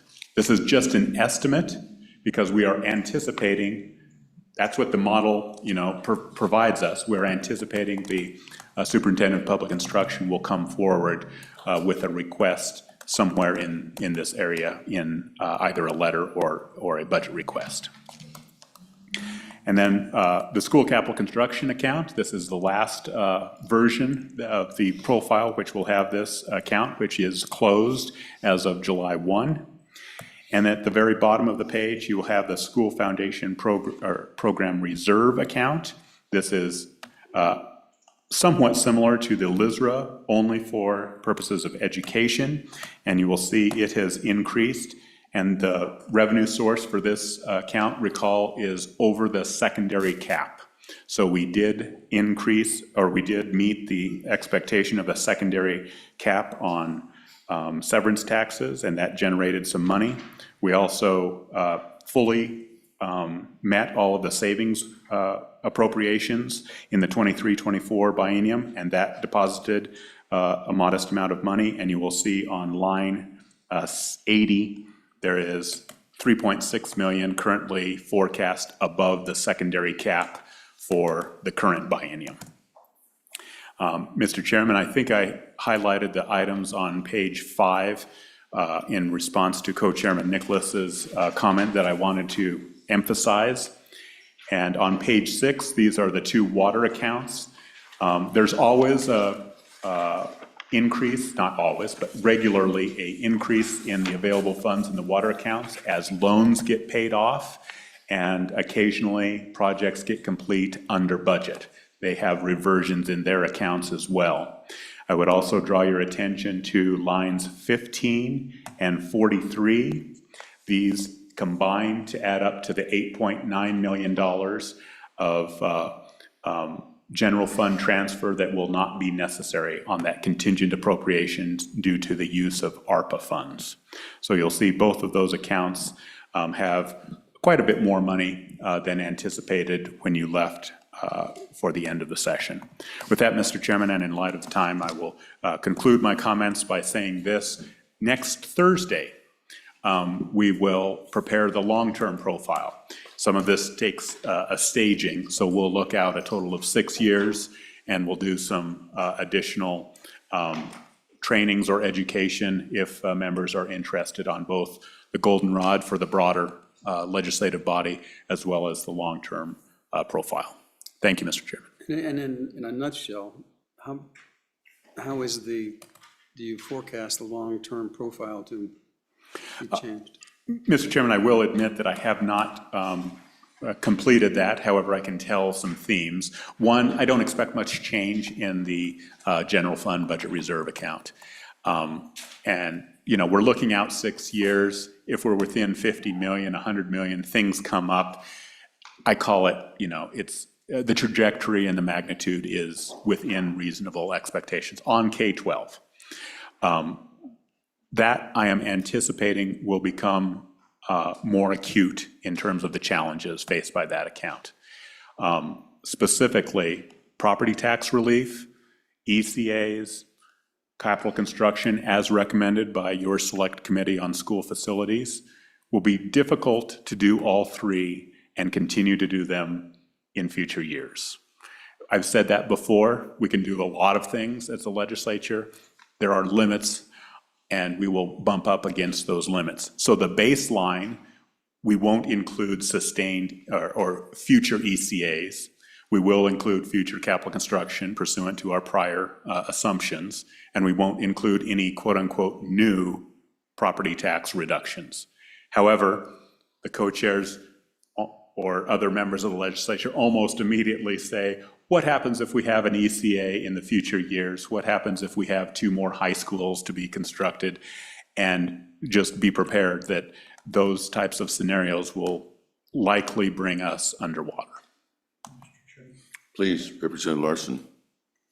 On the long-term property tax, the homestead one, whatever we call that, have you guys reached out to counties and said, is there, so in my county, the assessor has been really surprised at the number of applications for next year. Is that consistent across the state from what you guys are seeing, or did you test those waters? Mr. Chairman, this information came through the Department of Revenue and the director over there, but yes, she did reach out. I think technically you can have an expression of interest. I don't know if there are the formal applications being available until January 1. But yes, the numbers are, I'm not sure what the best, are robust. Was maybe how I would describe it. I think it is generally viewed that way across the state. And it gives us a little bit of pause as to the total potential value, because it's a 50% potential exemption. Which, Mr. Chairman, which really comes back to, on this profile of schools. Yes. Okay. All right. Well, Don, thank you. And Kevin, thank you so much for your service on the CREG. I know that it's not easy work. It takes a lot of focus and concentration and brain power, and we appreciate all your work. Erica, when's your last day? Mr. Chairman, it's today. Today? Now, wait a minute, Erica, where are you going? So, Mr. Chairman, I'll be leaving the governor's office this evening, and then tomorrow I will be reporting to ETS. So I will be going over to ETS starting To tomorrow. ETS? To ETS, yes. So you're gonna go back to carrying a screwdriver in your pocket? No, but I'm not going for my technical expertise, so. Well, the good news is that we're your home agency. Right, you'll be my home agency, and then they are gonna loan me back, so you will see me for the governor's budget hearings. So I will be sitting in on those, so. I can't imagine it's as exciting as the governor's office, or perhaps more so, I don't know. You know, I've really enjoyed the governor's office. It's gotten me out of my comfort zone. It's been a great experience, but I'm super excited to go over and be a part of that team over there and see what we Okay, can well, do. they certainly, I'm certain that they're excited to have you. Talk about volatility. Yeah, Right.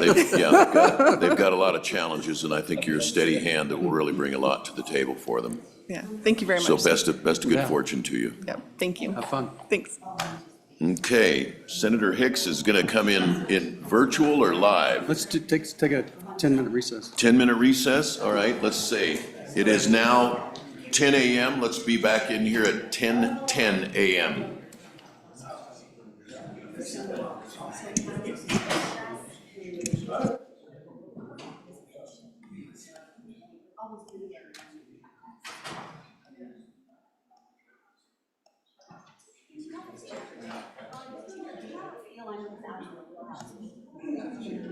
Okay.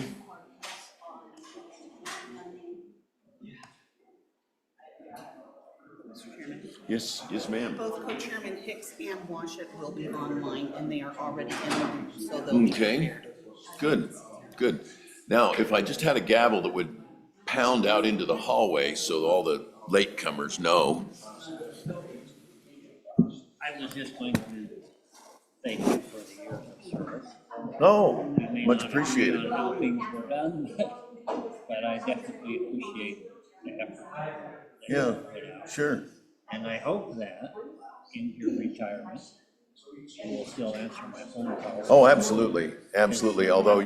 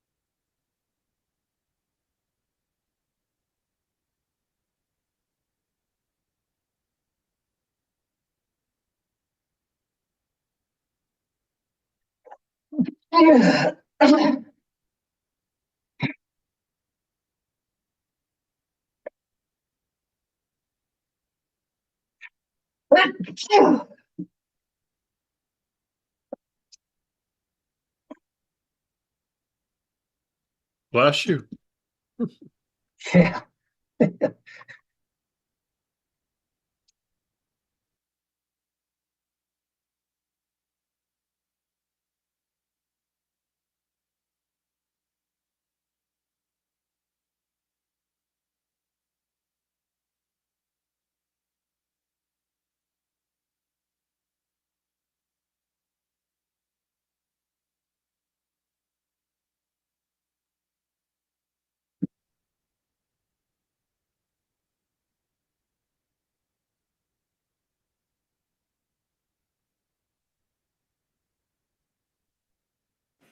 Okay, we're back. It looks like we're short only Senator Anderson. The next topic is the Wyoming State Shooting Complex Oversight Task Force recommendation.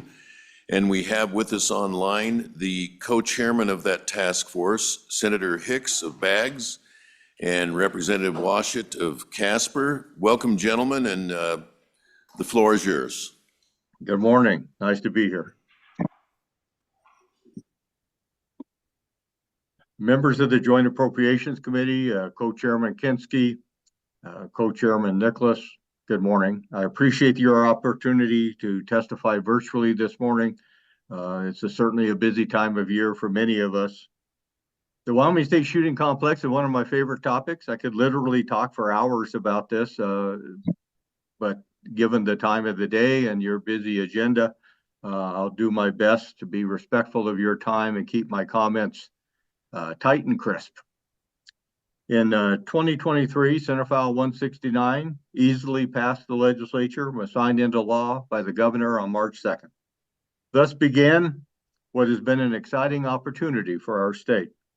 The goal of the initiative was to provide for economic development in the state by offering a world-class shooting facility capable of attracting large numbers of shooters and archers for competitions, training, and other events. The State Shooting Complex Oversight Task Force was organized and charged with reviewing regional shooting facilities and developing a framework for selecting a site for the Wyoming State Shooting Complex. The task force was comprised of 2 state senators and 2 representatives. Senator Kolb and Representative Ottman joined the co-chairman and I on the task force. Representatives of the firearm and firearm accessory industries located in Wyoming, Mr. Aaron Davidson, Mr. Cade Mestis. A representative of a shooting sports organization, Ms. Judy Legursky. A representative of a wildlife conservation organization, Mr. Joshua Kersey. As well as representatives of the Wyoming Game and Fish Department, Ms. Nish Goakola. The State Parks and Recreation Department, Director Dave Glenn, the Department of Tourism, Mr. James Schoon, and the Wyoming Business Council, Mr. Ron Goldberg. I must say that this was an amazing group of people to work with. They brought great enthusiasm and invaluable experience to the table. What a joy they were to work with. They were 100% committed to making Wyoming State Shooting Complex a reality. Throughout the process, we were assisted by our LSO staff, Mr. Josh Anderson, Ms. Karen Vaughn. We leaned on them frequently, and they served us very well.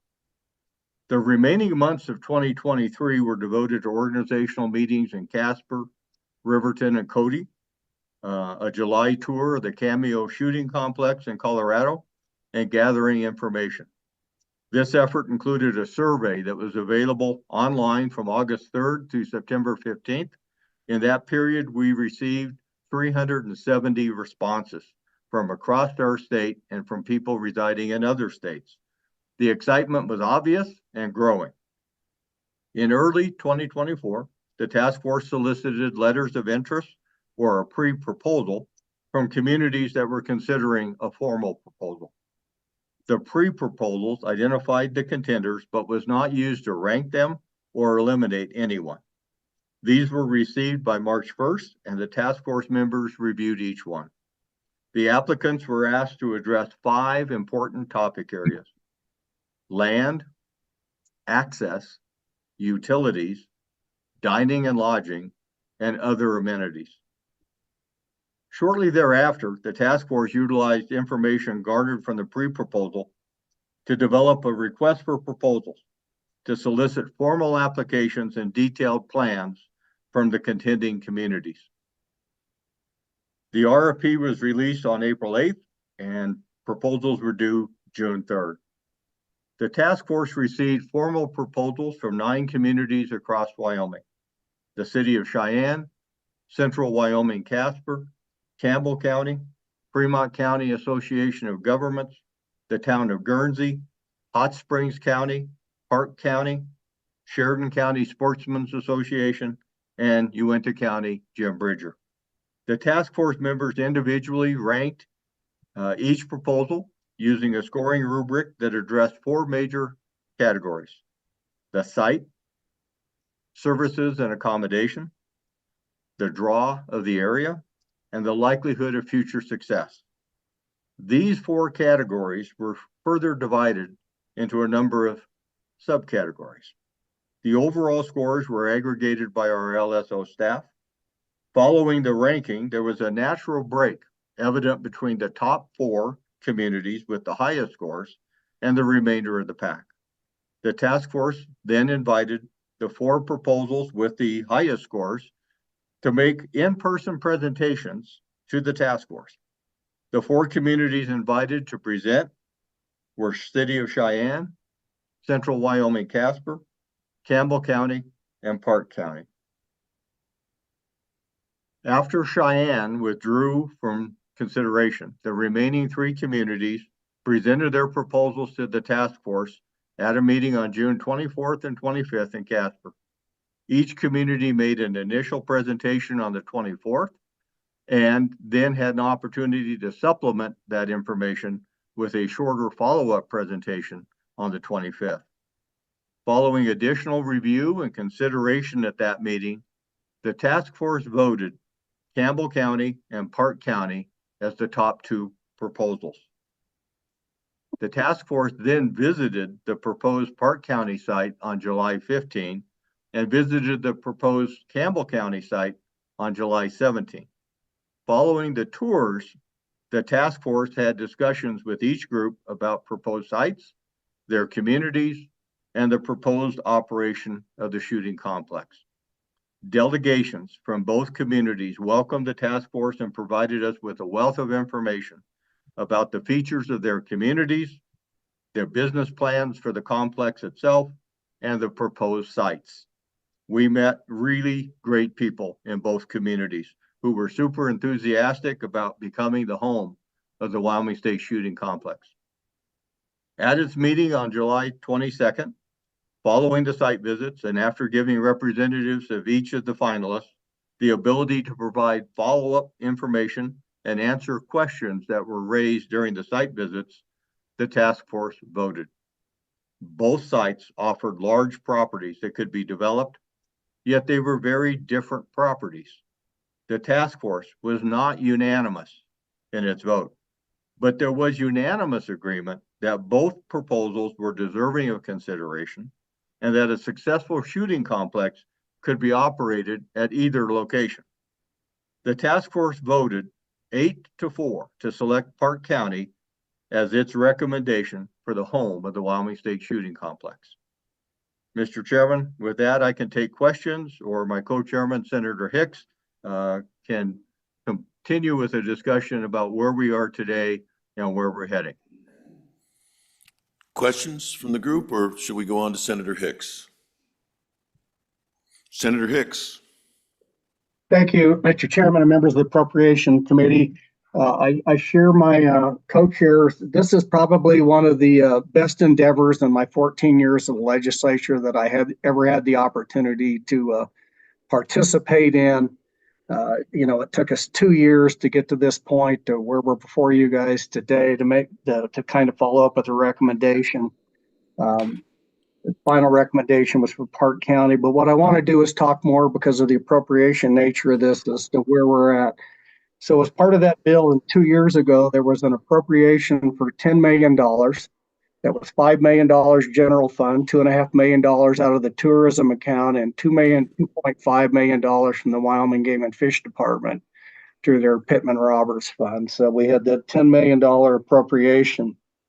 One of the things that we looked at when we did a detailed study with the task force was to see what these facilities look like in other states, what was around the country, how many employees it took to run them, what was the cash flow, what was the annual operation and maintenance. And we got a significant amount of information from other facilities of similar nature around the Western United States. So where we landed, there's two components that I think are very pertinent to the Appropriations Committee. One is the appropriation, the other is the governance structure. And so we had asked every one of the proponents earlier on as what they perceived would be the best way to run a facility. We didn't go in with a preconceived notion.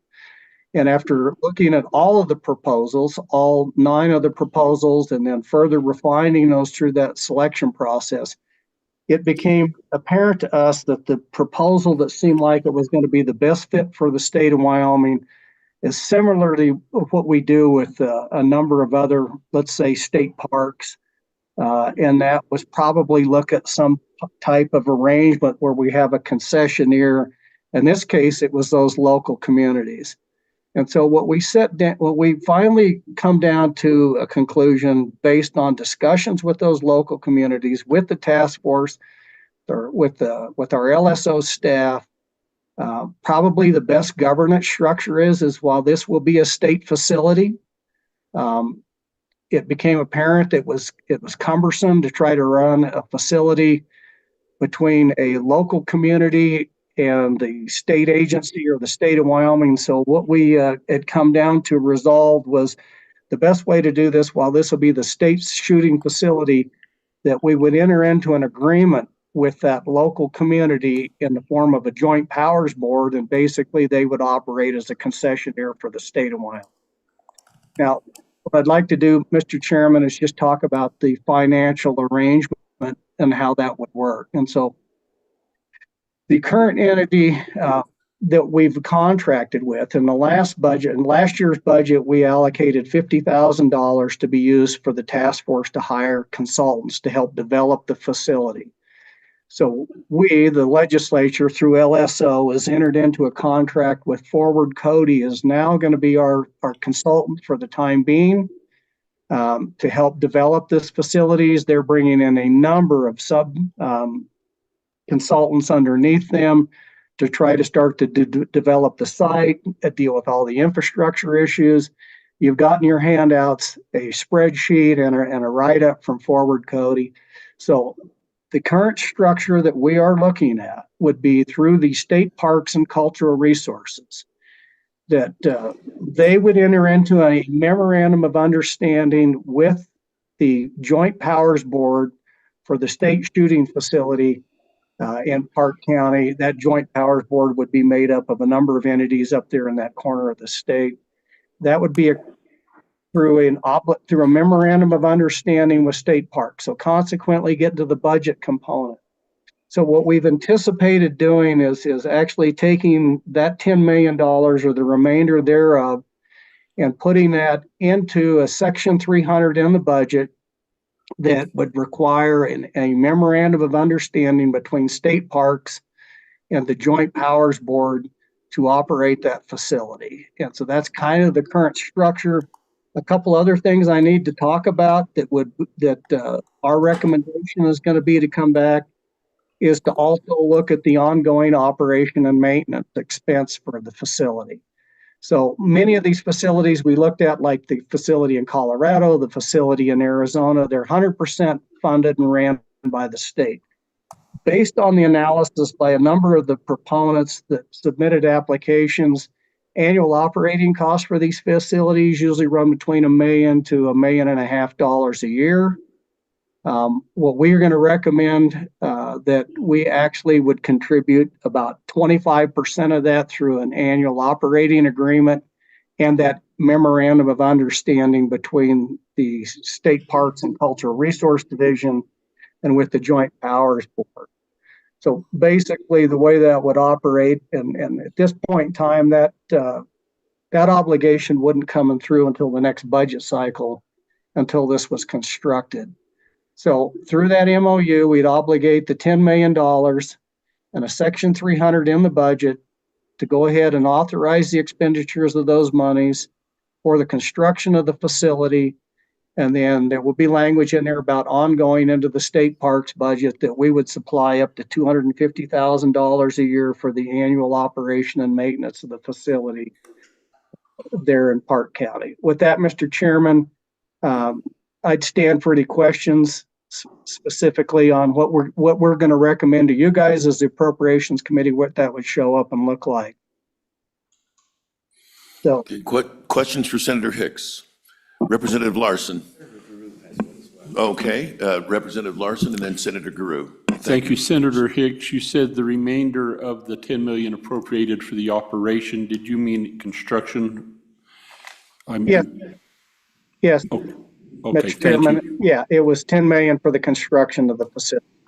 Thank you. If we have time, Mr. Chairman, I'd like to talk a little bit about that. But right now, that will be the recommendation coming back to the Appropriations Committee. Follow up, please. Do we know how much that is, Senator Hicks, that you have How much, remaining? Mr. Chairman, what is the actual construction cost? No, how much of the 10 million appropriation do we have left over?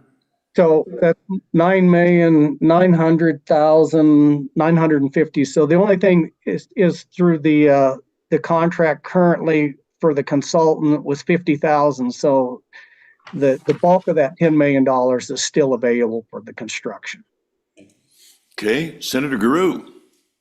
Thank you, Mr. Chairman. Thanks for the report.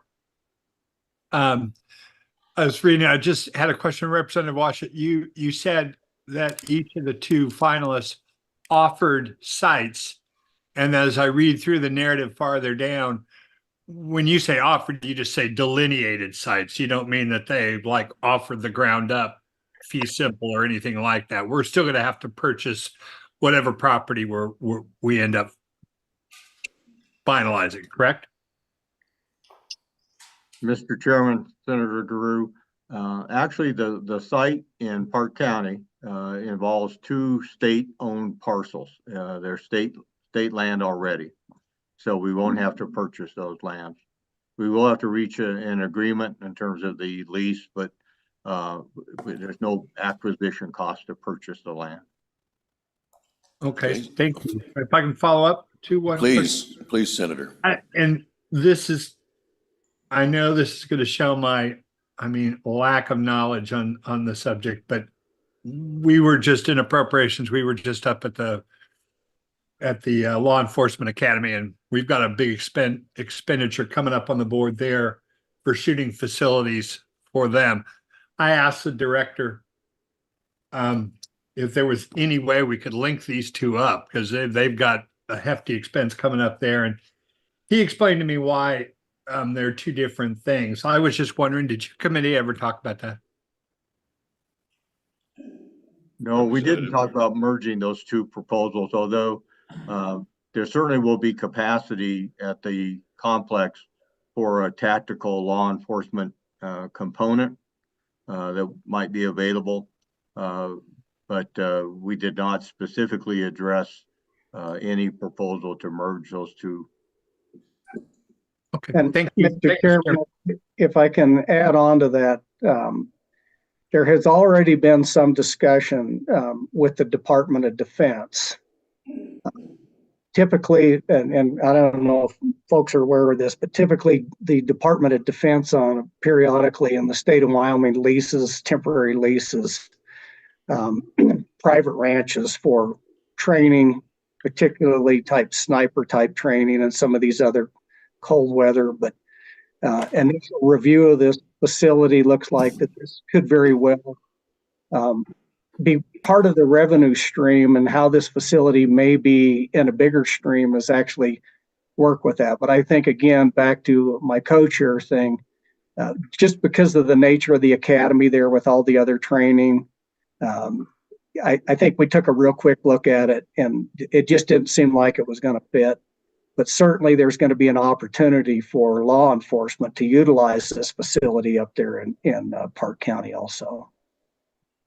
Thank you. Thank you. That's, yeah, because I just trying to look, as we go down the road here and try to figure out revenue streams, just anything we can do. So I appreciate that. Thank you. Representative Walters. Thank you, Mr. Chairman. I have two separate questions. The first is on the lease of the state lands. Are those state lands currently held by a grazing lease? And what is the plan to exit that grazing lease, and how will it impact the current leasee? And then I'll get to my second after this.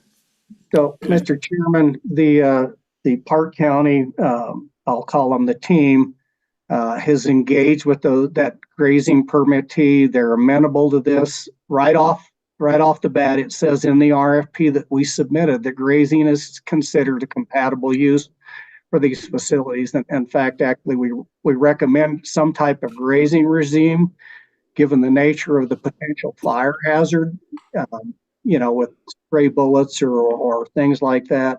So managing that, particularly that fine fuel load through grazing is a highly desirable. So through that process, they have been in contact, working with developing a grazing plan that existing leasee can still fully utilize those within their operation. There may be some change in the season of use for that. There will be some small areas that are excluded with buildings and parking areas and camping sites, but the vast majority of that 2,000 acres will still be under an active grazing lease through the Office of State Lands and Investments. Your second one. Second question is on the budget side of it, or the appropriation side of it. You said you're estimating it'll cost about $1.5 million to operate it, if I understood that statement correctly. The state will contribute a little under $400,000 of that, based on the 25% estimated. Is the difference expected to be made in revenue generated from the facility, or what is the revenue generation picture? What does that look like? So, Mr. Chairman, that was the range, was about $1 million to $1.5 million when we looked at these other states. The proposal that we received for Park County, and actually it was the committees that did most of this due diligence as part of their proposal and their business plan, and they think they can run that facility with Joint Powers Board employees up there. Would be no state employees involved, for about $1 million a year.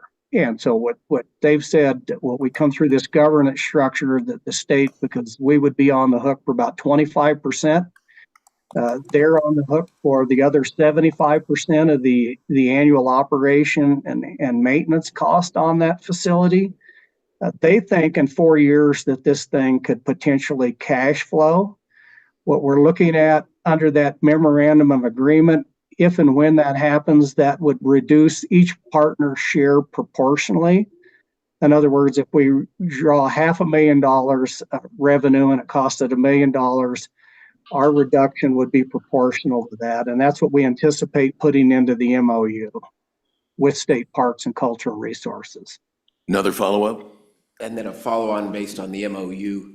Major maintenance, would that be up to the Joint Powers Board, or would major maintenance be handled by state parks? And if so, would that square footage then tie into the state parks and the state's budget for major maintenance as we do today? Mr. Chairman, just to maintain that level of consistency, that would be absolutely accurate. I've talked to the state budget, or the state construction department, keep in mind these shooting complexes other than the main building, that would probably be the only thing, because there'll be facilities there, retail store, banquet hall, some of these. Other than that building, the rest of these would not be considered state facilities, but that major maintenance component for that main building we're anticipating would fall under the normal scenario as all the other state buildings. Mr. Co-Chair. Thank you. So a couple different questions. First of all, on your consultant, have they prepared a report, or what services have they provided?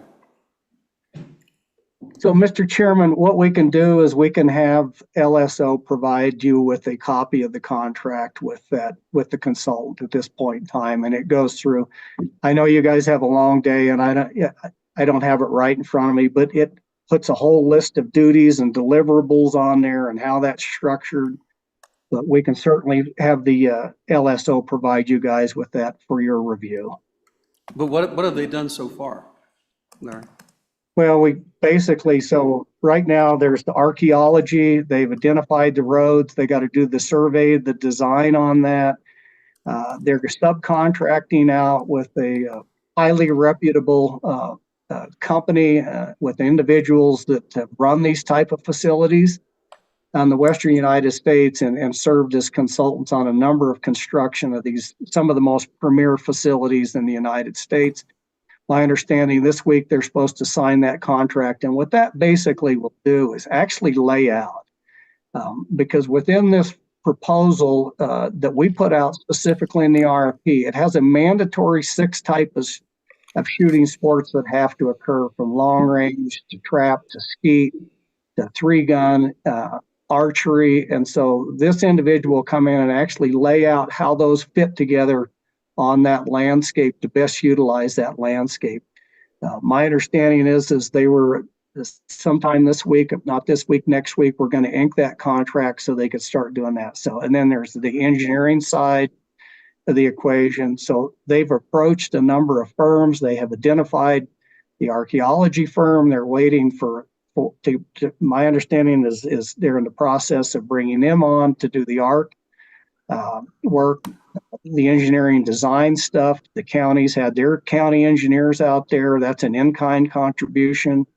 But that's what we're looking at right now is with that 50,000, their subcontractors would do. And so they're responsible for going out and getting all the subs, bringing this in, and then providing that as a package of deliverables. You have in your package a schedule of activities from there, and that shows where they're at on each one of these different items. And that's in your packet.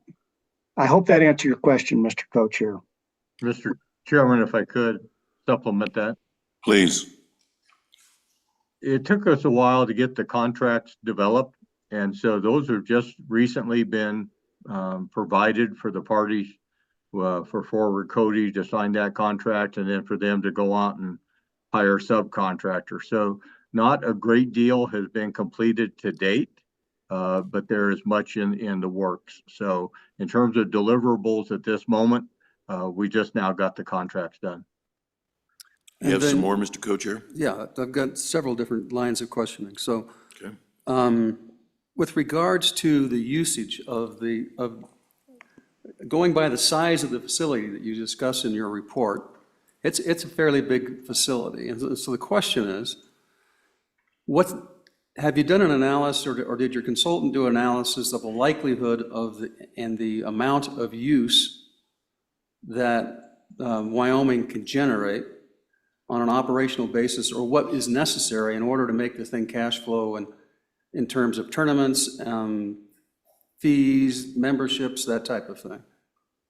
I mean, has any type of economic analysis been put together? You want me to start, or you want to start on that one? You go ahead and start. So one of the things, Mr. Chairman, is we put that burden of the responsibility on each one of those committees to submit those proposals back. If they're going to run these, and if it meets the intent of the legislation, is to be an economic development hub. And so each proposal based on the community was unique. Some of them that had the better proposals ranked out a little bit higher. But to your point, one of the reasons that Hart County was selected is they actually brought in 3 consultants to help identify those shooting sports. All 3 of these individuals, one of them actually owns a franchise for one of these shooting sports that typically brings in 300 to 400 shooters to their bigger events. But this is what we did look at. We did look at these exact same activities that go on at these other ranges around the country. And we said, how much money did they bring in? And so I'm just going to give you on a top end scenario, one of the facilities just to the south of us here had one weekend that they brought in over 600 people. In 3 days, there was $3 million spent in that community. And so that's kind of probably on the top end. We've also had conversations with, when you look at particularly the archery shooting events, it's not unusual for them to bring in anywhere from 800 to 3,000 people to shoot at these very large archery events. And we've engaged with a number of these event organizers. The one that I specifically talked about that hired by the Park County, I mean, they are the franchisee and they can tell you the numbers. So to get to your point, we did do that, but we did a lot of that back through those committees. We know these things are an economic hub. In fact, I can tell you that there's a number of companies that are currently in conversation with the group up there about utilizing this. We did have two members of the private sector on this committee, and they looked at those proposals. And the point, I guess, that I'm trying to make is we've run some economic analysis. Most of that was run through the code. We've looked at other state facilities. There is a real potential for this thing to cash flow in a few years and do what we want it to, is bring hundreds, if not thousands of people into the state of Wyoming to participate in this facility.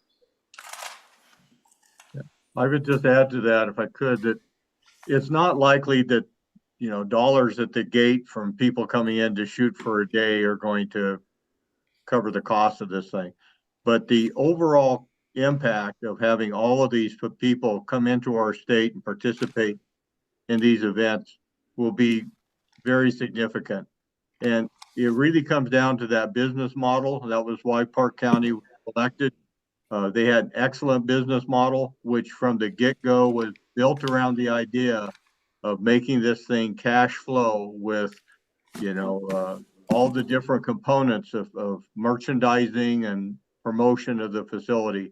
And they have a number of contracts. They've been going to the National SHOT Show for a number of years with some of their folks associated with the museum up there. The Park County group is really well situated to make this thing happen.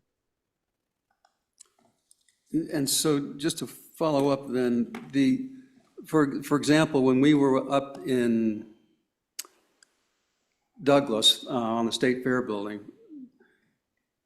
and they want a new building up to put up, you know, to erect up there. And I think the rough cost of that is 30+ million. And our discussions were that in order to build a building like that, and the cost of it, that our plan was to basically say, Douglas and Converse County, you're gonna have to come up with the money, so you need to, and the only way you can probably do that is with a spec tax or something like that, or a mill levy of some sort. And they can come up with half the cost of the construction of the building. And it looks to me like the buildings that you're looking at in the design and the size of this thing is probably going to be in the range of $20 to $40 million all in. Do you have rough numbers on what you anticipate this cost being? And did you have any discussions with them being a part of the construction costs? So two components there, Mr. Chairman. And so one of the things that we did is we actually looked at the construction costs from a comparable facility in another state. And again, these are going to be about $2,014, but that construction on that site, which is a little smaller than what we have, was a little over $8 million. And so you do the inflation and the cost on that. So these are not fancy buildings, they're functional buildings. And so we think that based on looking at those actual costs for the construction of a similar type of facility in another state back in about 2016, that's where it's not an unreasonable expectation. So that's the second part. One of the reasons, again, that Park County was brought as the preferred alternative was the strong funding partnership that they brought to the table. So they brought a commitment of $6 million to the table through either in kind. It's anticipated just getting the road and the infrastructure in place in there. The county's going to contribute about $750,000 to $800,000. But they've also identified a number of other sources of funds, many of those private sources of funds.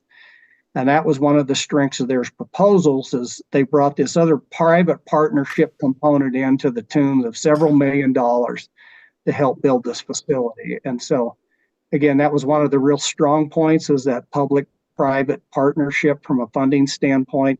So they've obligated themselves to come up with that money, either through local governments, private sector, or in-kind contributions to the tune of $6 million for the construction. So I'm just curious in terms of the infrastructure and utilities. Typically of a building that size, you can't really do it with a septic system and or just a water well. But the question is, what's the cost and build out or infrastructure necessary? And how far is it from power? How far is it from utility lines, water, sewer, that type of thing? Yeah, so Mr. Chairman, they've actually already in contact.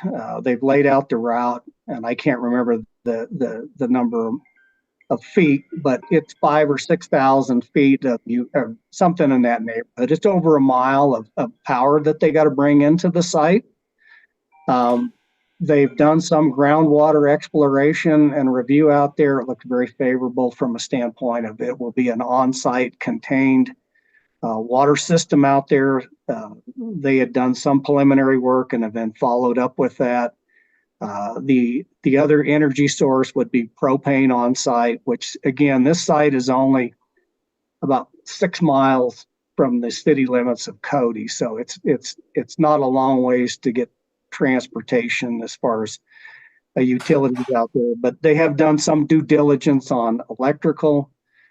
They've also looking at internet access is absolutely essential to be able to run these type of events out there.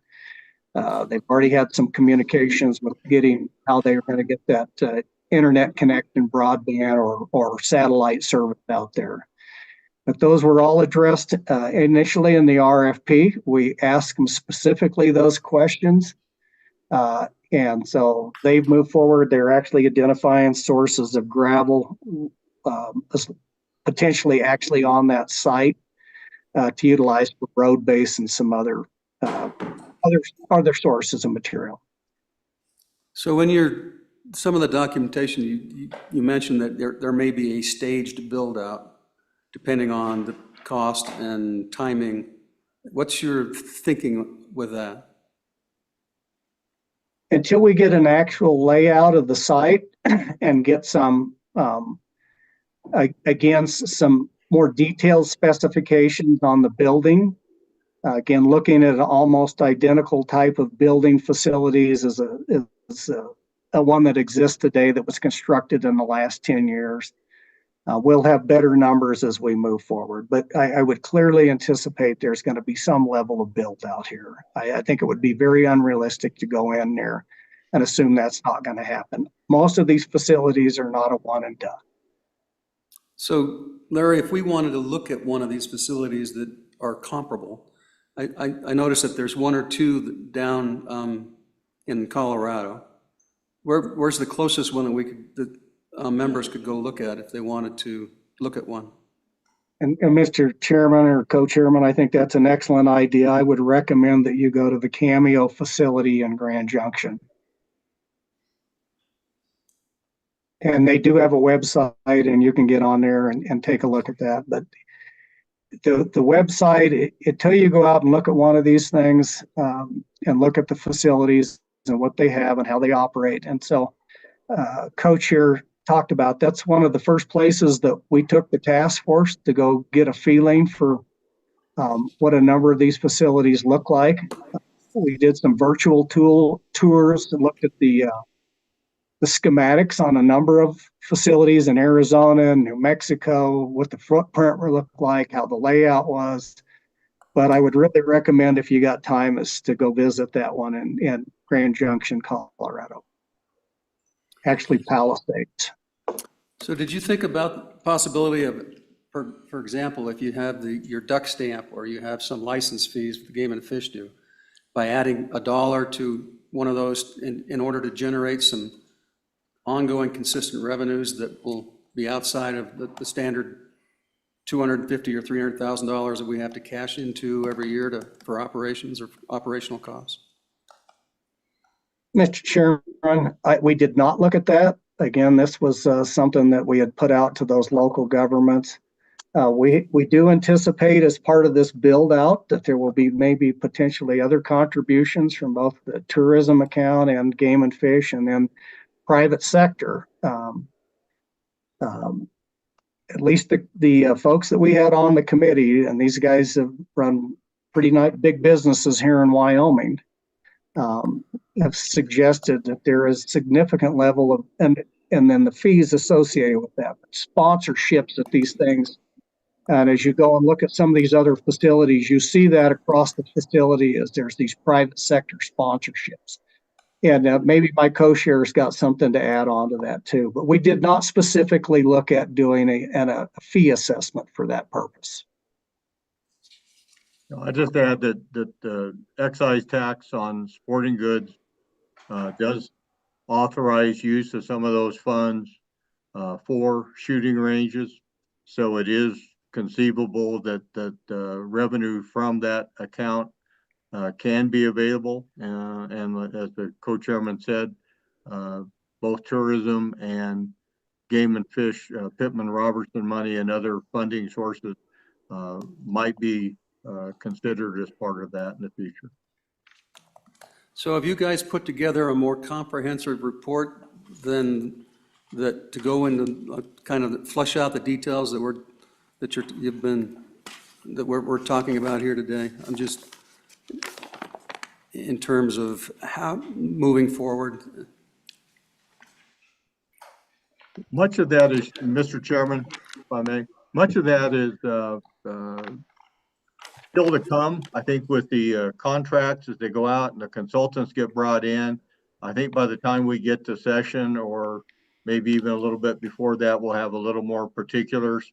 But I just want to emphasize that the communities, when they put forward these proposals and they developed their business plans, they did so knowing that the state of Wyoming had $10 million to invest in this project.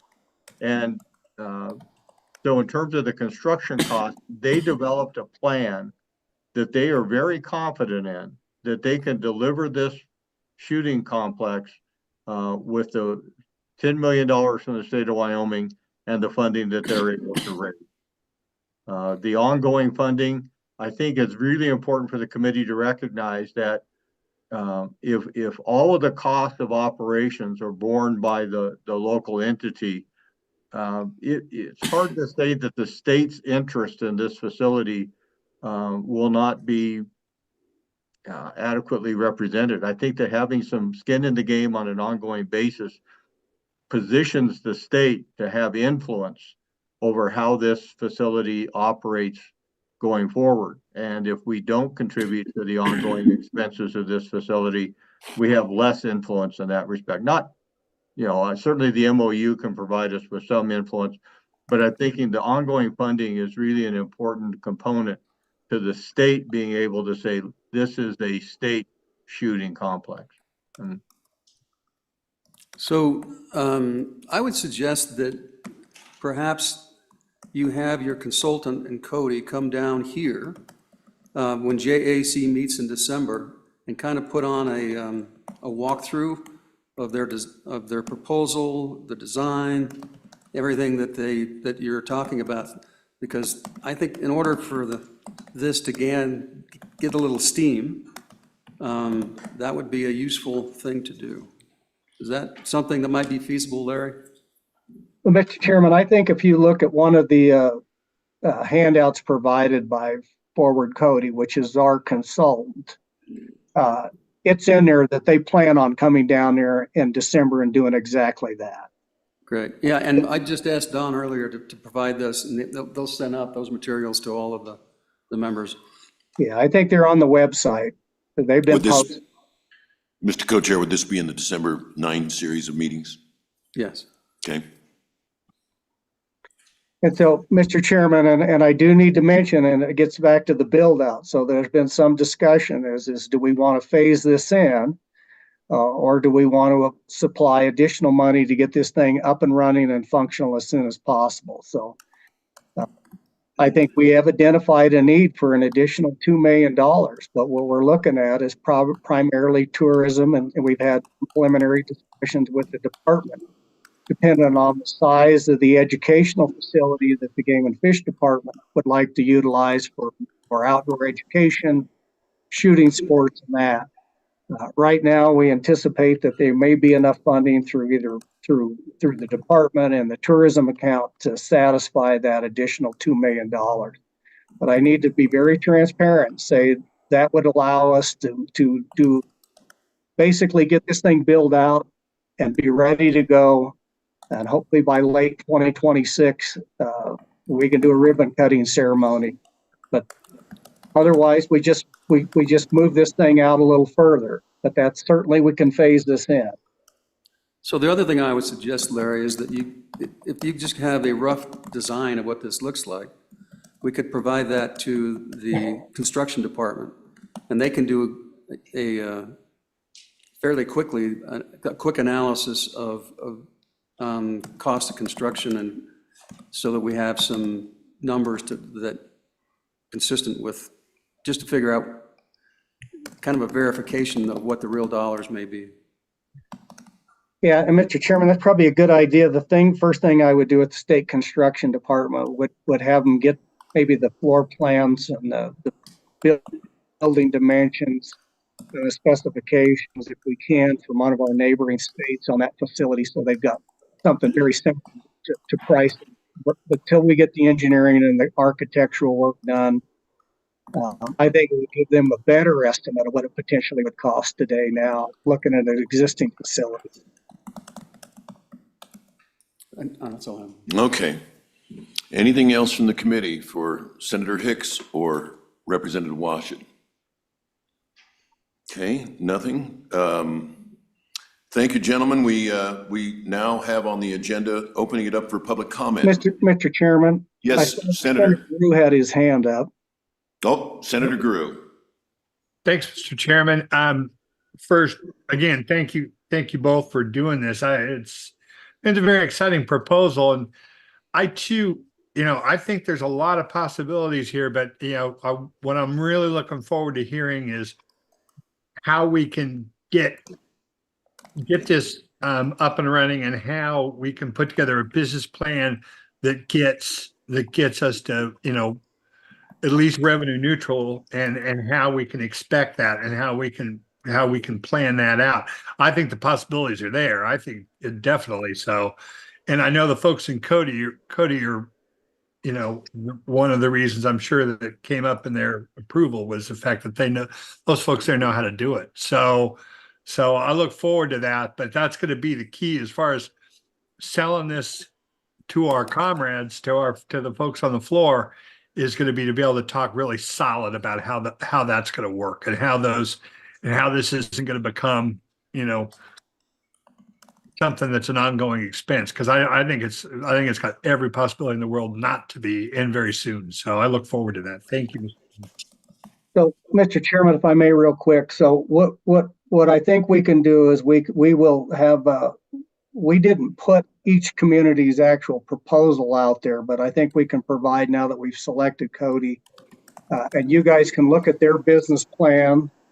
So in December, when they come down there, you'll be able to ask better questions. After looking at their business plan, they've refined that. And then also of us members. And I anticipate that we'll probably have a couple of members of the task force there, other than just legislative members, to come down and do this presentation. But we can certainly supply that business plan, and you can look at that and then maybe ask better questions. Okay, thank you, Senator. All right, well, if nothing further from the committee, we'll open it up to public comment. Public comment, welcome. Thank you, Mr. Chairman. Jason Crowder, Interim Director for the Office of State Lands and Investments. I really just wanted to be here to answer any questions since this proposal is on state trust lands.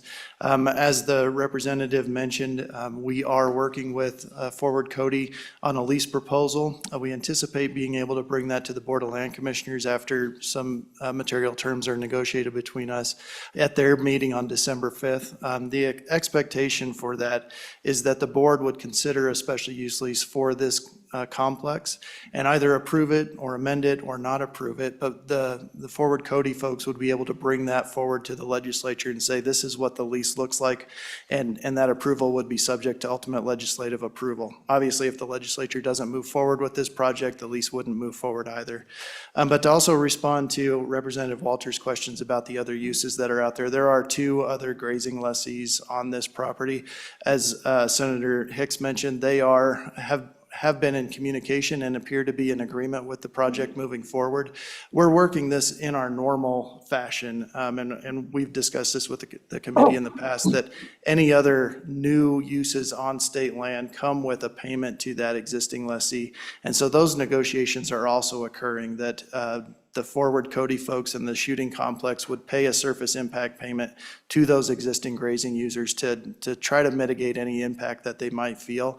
They're also, as Senator Hicks mentioned, working on a grazing plan to allow grazing to occur from a fire mitigation standpoint, but also just a continuum of operations that have historically been done in that area. And there might be a change of use, but there wouldn't be a change of AUMs. And it appears to be mostly a winter use. And this part of Cody is certainly open in the winter for that type of use. And these grazers, the lessees, have historically used it in that manner and don't feel like that's going to be a major impact. But again, those negotiations are still underway. But again, Mr. Chairman, I'm just here to answer any questions for you. Mr. Co-Chair.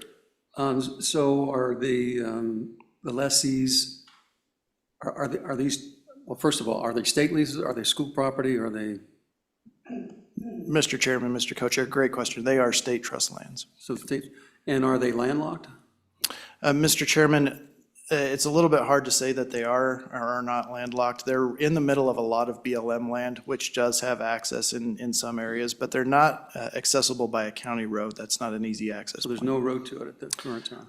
Mr. Chairman, right now, the access point goes through the BLM from the highway leading south of Cody.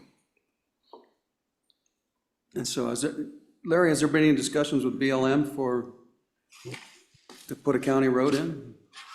Yeah, Mr. Chairman, in fact, those discussions are ongoing. BLM has identified that.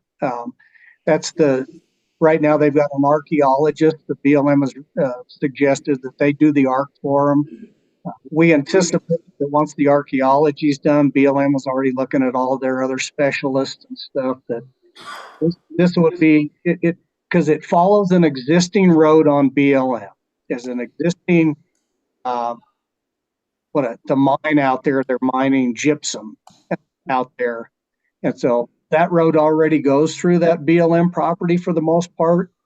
And so it's just a matter of getting this cleared, but they've had a lot of discussions with BLM and they have they know right now they got to get the archaeology done. BLM's got their specialists looking at it. We anticipate that we'll have a decision by the BLM sometime early first of the year, January through March.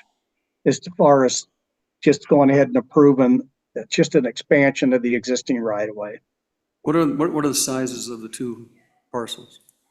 Mr. Chairman, Mr. Co-Chair, they're large. This use doesn't take up all the acreage out there. This use is just under 2,000 acres, I believe.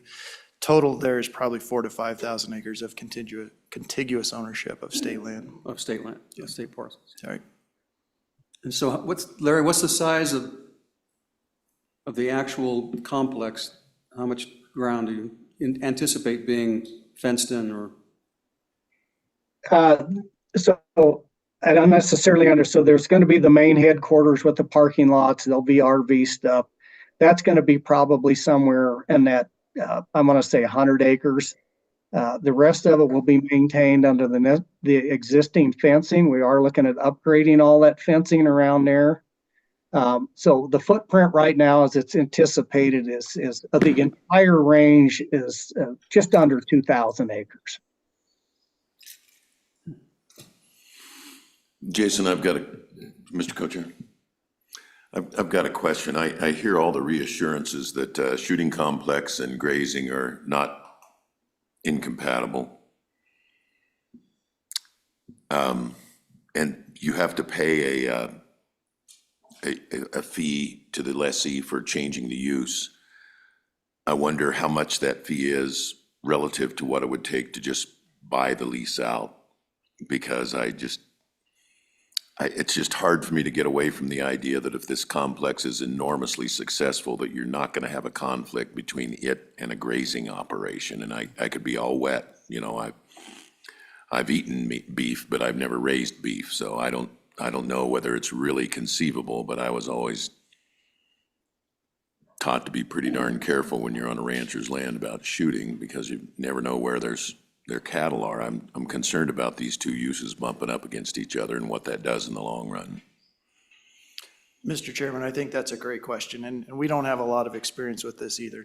We don't have another shooting complex of this nature on state land, so we're kind of working through it, and we're trying to be as fluid and as accepting as possible as we combine the two uses in the area. What I know is that there's been a lot of conversations with those grazing lessees and the shooting complex folks to find ways that they can commingle and work in concert with each other out there.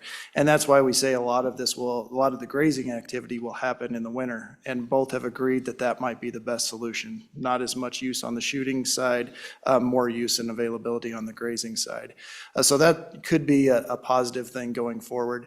I also think that the historic ranching use and the grazing practices in the area are not just concentrated on this land, but they need this land to move through the whole BLM allotment and to fully utilize their permits. And I think that was one of the big sticking points, is to be able to continue that grazing use because it's a critical flow-through area, I suppose. It's not mandatory that they use it that way, but that's how they've historically used it, and they wanted to maintain that. So one of the things the grazing lessees came to the table with was, we need use of that going forward. But I think you're right. As this shooting complex grows and expands, and we work with them as they grow and expand, it may be a displacement of grazing over time, but that'll be done with communication of those lessees to understand what the true impact is. And I know with working with Forward Cody on this application, they're very conscious of the grazing activities out there, and they want to be very considerate of it. So before they take an action, I'm certain we'll have great conversations on the impacts, how to mitigate those. And if it ultimately ends up in a displacement of grazing, that'll be done with a lot of conversation beforehand. Okay. Mr. Chairman, if I may, real quick, part of it is the topography of the land and how they utilize the grazing as their, the biggest chunk of the land is actually for these long-range shooting events. And we're talking up to 2 miles. And so that's the nature of the 2,000 acres. But those are scheduled, and it's easy to schedule when that range is open. And that actually basically takes up more than half of the entire facility, is just having that access to those long range. And so conversations, again, is just you schedule those events so they're not happening at a time when the grazing permittee is out there using that parcel. And so some of it's just a scheduling issue. Yeah. So, and I think in my conversations with them up there, I think they're very cognizant of maintaining this and looking at a number of other range improvements with those permittees up there to facilitate that continued and future use. Thank you. I guess just to say, well, it's just a matter of when you schedule it, but if you've got 600 shooters that want to be there on November 15th and November 18th, and that's the date, do you turn them away because there's grazing going on out there? I mean, you know, Jason said there's going to be very few winter events. That doesn't mean no winter events. But be that as it may, it's just one of the greater details to be worked out as this thing goes through, I guess. We'll just have to wait and see how it develops. Thank you. Thank you, Mr. Crowder. Any further public comment? Further public comment? Okay, hearing none. Next is Auditor Racines with the State Budget Management and Reporting System. Welcome.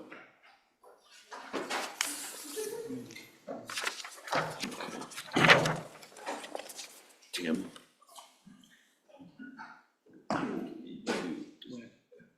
You know, like quarter afterwards.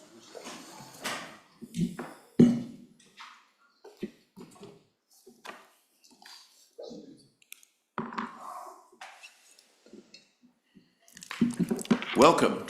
Mr. Chairman, happy Halloween. I'm Christy Racines. I'm serving as the state auditor. I have here with me today Edie Troutwine, who, as you all know, is my very competent and multi-talented deputy. We are gathered here today to present to you our report required by Section 321 of the Budget Bill. We don't have a PowerPoint or anything, but we are working from the full report that I believe has been compiled and submitted to you weeks ago. Anyway, so just as a reminder, that section of the budget gave us a small appropriation and required the state auditor's office to perform a review to upgrade or replace the state's budget management and reporting system, which is known as IARS. So the footnote specifically required that we work with certain agencies in order to submit this report, and that is the Office of the Governor, the State Budget Department, the Department of A&I, and LSO, as well as executive branch and judicial branch agencies. It required us to specifically evaluate the system as is, an upgraded system, or a replacement system. And then it specifically required us to submit options, conclusions, and recommendations and estimated costs derived from our review. So a few introductions. Of course, I already introduced Edie. In this process, we worked heavily with the State Budget Department, with Director Hibbard. We also worked very closely with Don Richards on this review, and Elizabeth, actually. And then we also have with us today John Hushka. He is behind me, if I need to phone a friend, which I likely will. He is with a company called Collaboration Foundry, which I'll talk a little bit more in a minute. I also want to know Director Kleins, newly minted Director Kleins, is here from ETS. He came in partway through this process, but has really gotten up to speed to make sure that we're aligning with what ETS has been telling us. Jeff Doctor has also been extremely helpful in this process, and I would also get a shout out to Interim Director Aaron Roberts, prior to Jeff Kleins, was very, very helpful in this endeavor as well. And I would note finally, and I don't think I'm forgetting anybody, but I see Claire Smith from the Judicial Branch, who I'm assuming is here for this item, as she was very helpful in this endeavor as well. So I think it's really important to state from the beginning, the budgeting system is not the responsibility of the state auditor's office. We do not have statutory control, nor should we, over this system. The construct of Section 321, in which one agency reviews another, is at best unusual, and I'm sure the committee appreciates the highly uncomfortable and unpopular position that this placed us in. We are not complaining. I just want to say that out loud. How does Kevin feel about it? We have the utmost respect for this committee and its desires, and know that we put our back into this. And we worked really hard. We do believe we and other entities put a huge amount of effort into this report, and we believe we did a good job with that.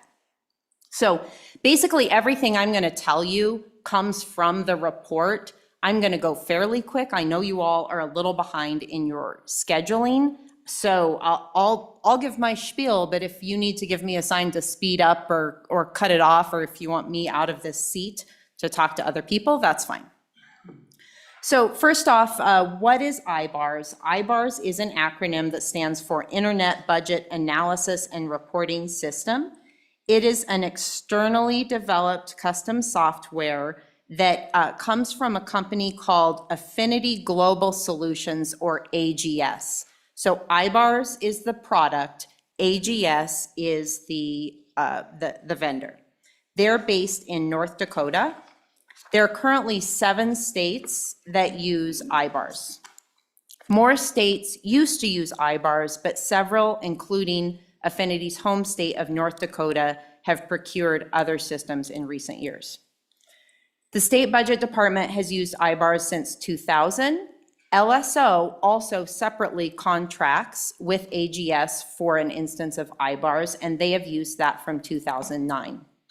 They maintain those separate instances, and they have completely separate contracts. This is not the first time that legislature has reviewed IBARS. There was actually a pretty extensive scoping paper done by the Management Audit Committee in 2014. We thought that was a really useful historical document, so we've actually attached it in your report, and it's Appendix C.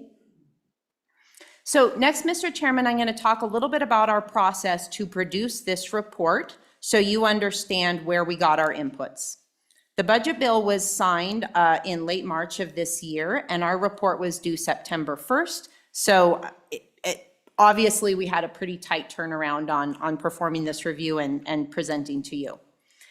To do that, we took several steps. First, we organized a broad-based steering committee, and that included small, medium, and large agencies to ensure that we are capturing all sorts of stakeholders, different types of users from all 3 branches.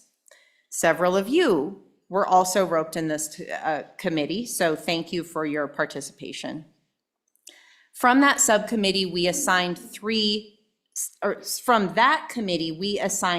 subcommittees to specifically review the qualities of the system called out in the footnote. Those were efficiency and interoperability, costs, and transparency. Director Hibbard was the chair of one of those subcommittees.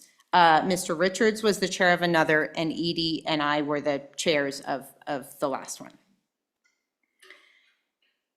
Next, we contracted with a firm called Public Knowledge, which you may have heard of, to craft, compile an electronic survey and perform in-depth interviews with certain super users or larger agencies surrounding the IBARS user experience.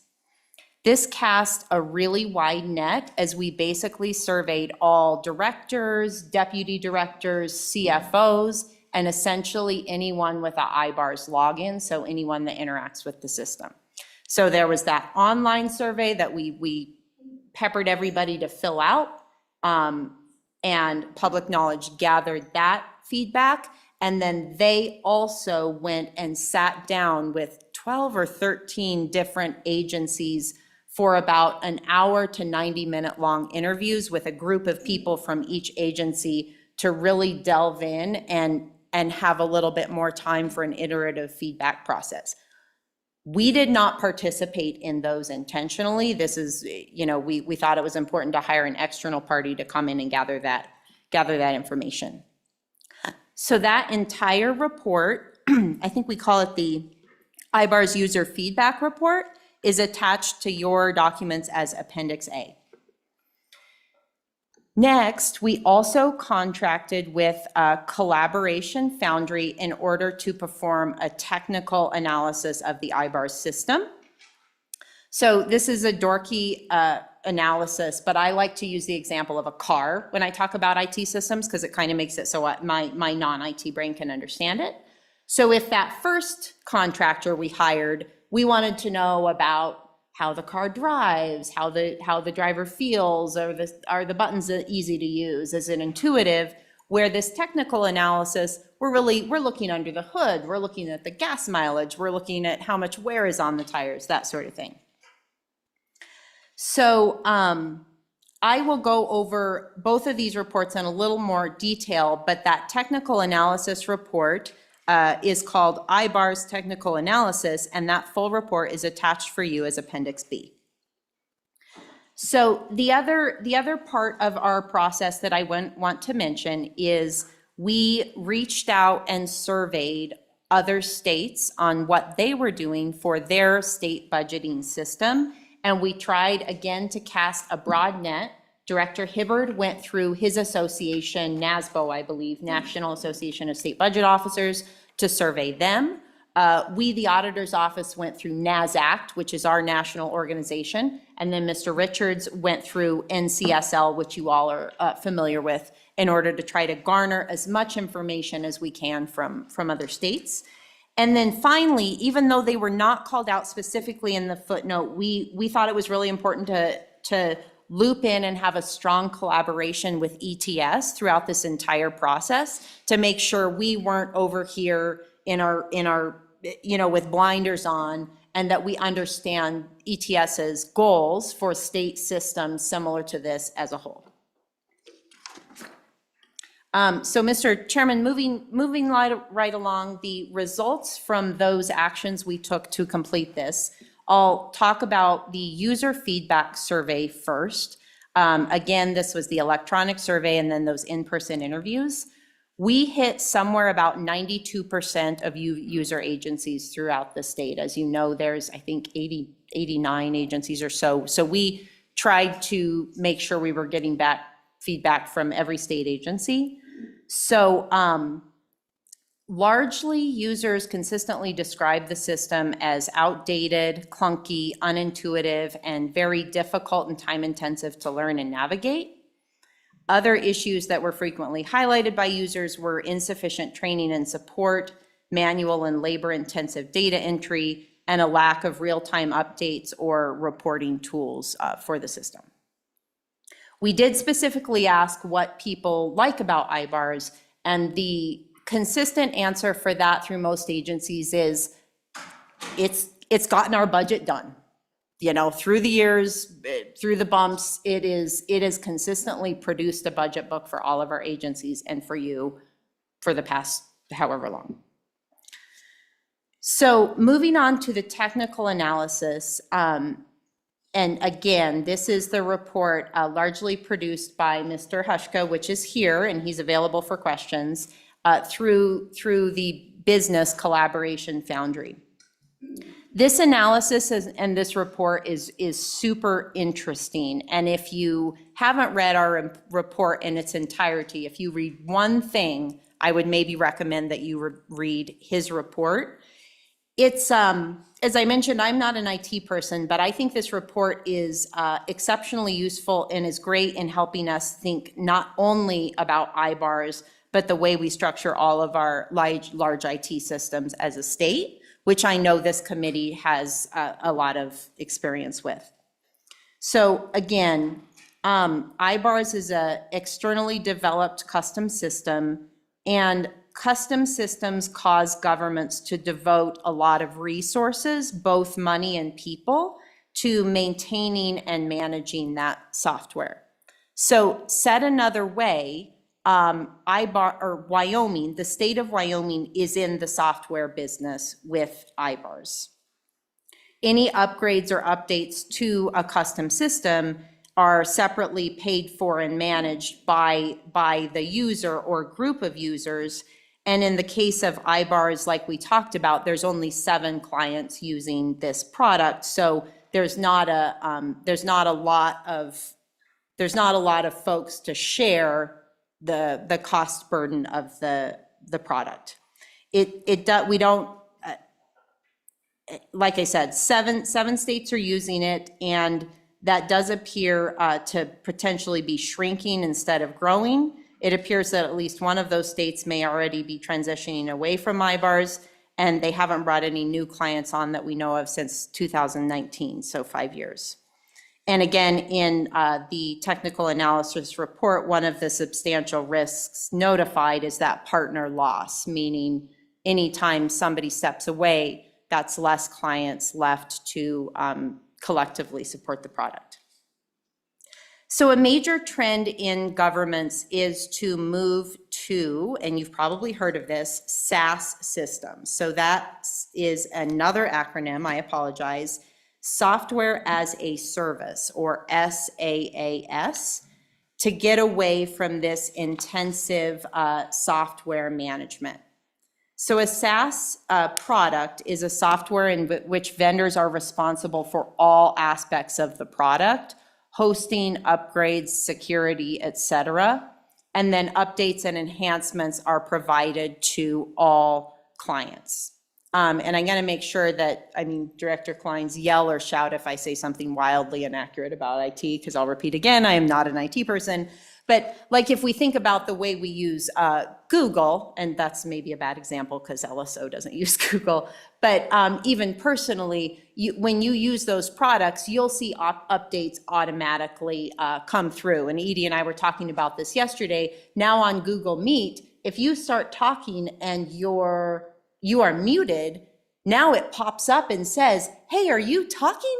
You're muted. So we, the state of Wyoming, didn't ask or pay for that upgrade. That's collectively managed by the vendor and then is rolled out to all users, whether we like it or not. So again, and I apologize, I'm trying to move pretty quickly through this. The footnote required us to consider different options. And so the options we went through are stick with IBARs and leave it as is. Stick with IBARs and the state would choose to make additional investment to try to bring the product up and narrow that gap between users' expectations and wants and what we have right now. We considered a new custom software, whether internal or external, and then we considered a new SaaS solution. So more or less 4 different options we considered.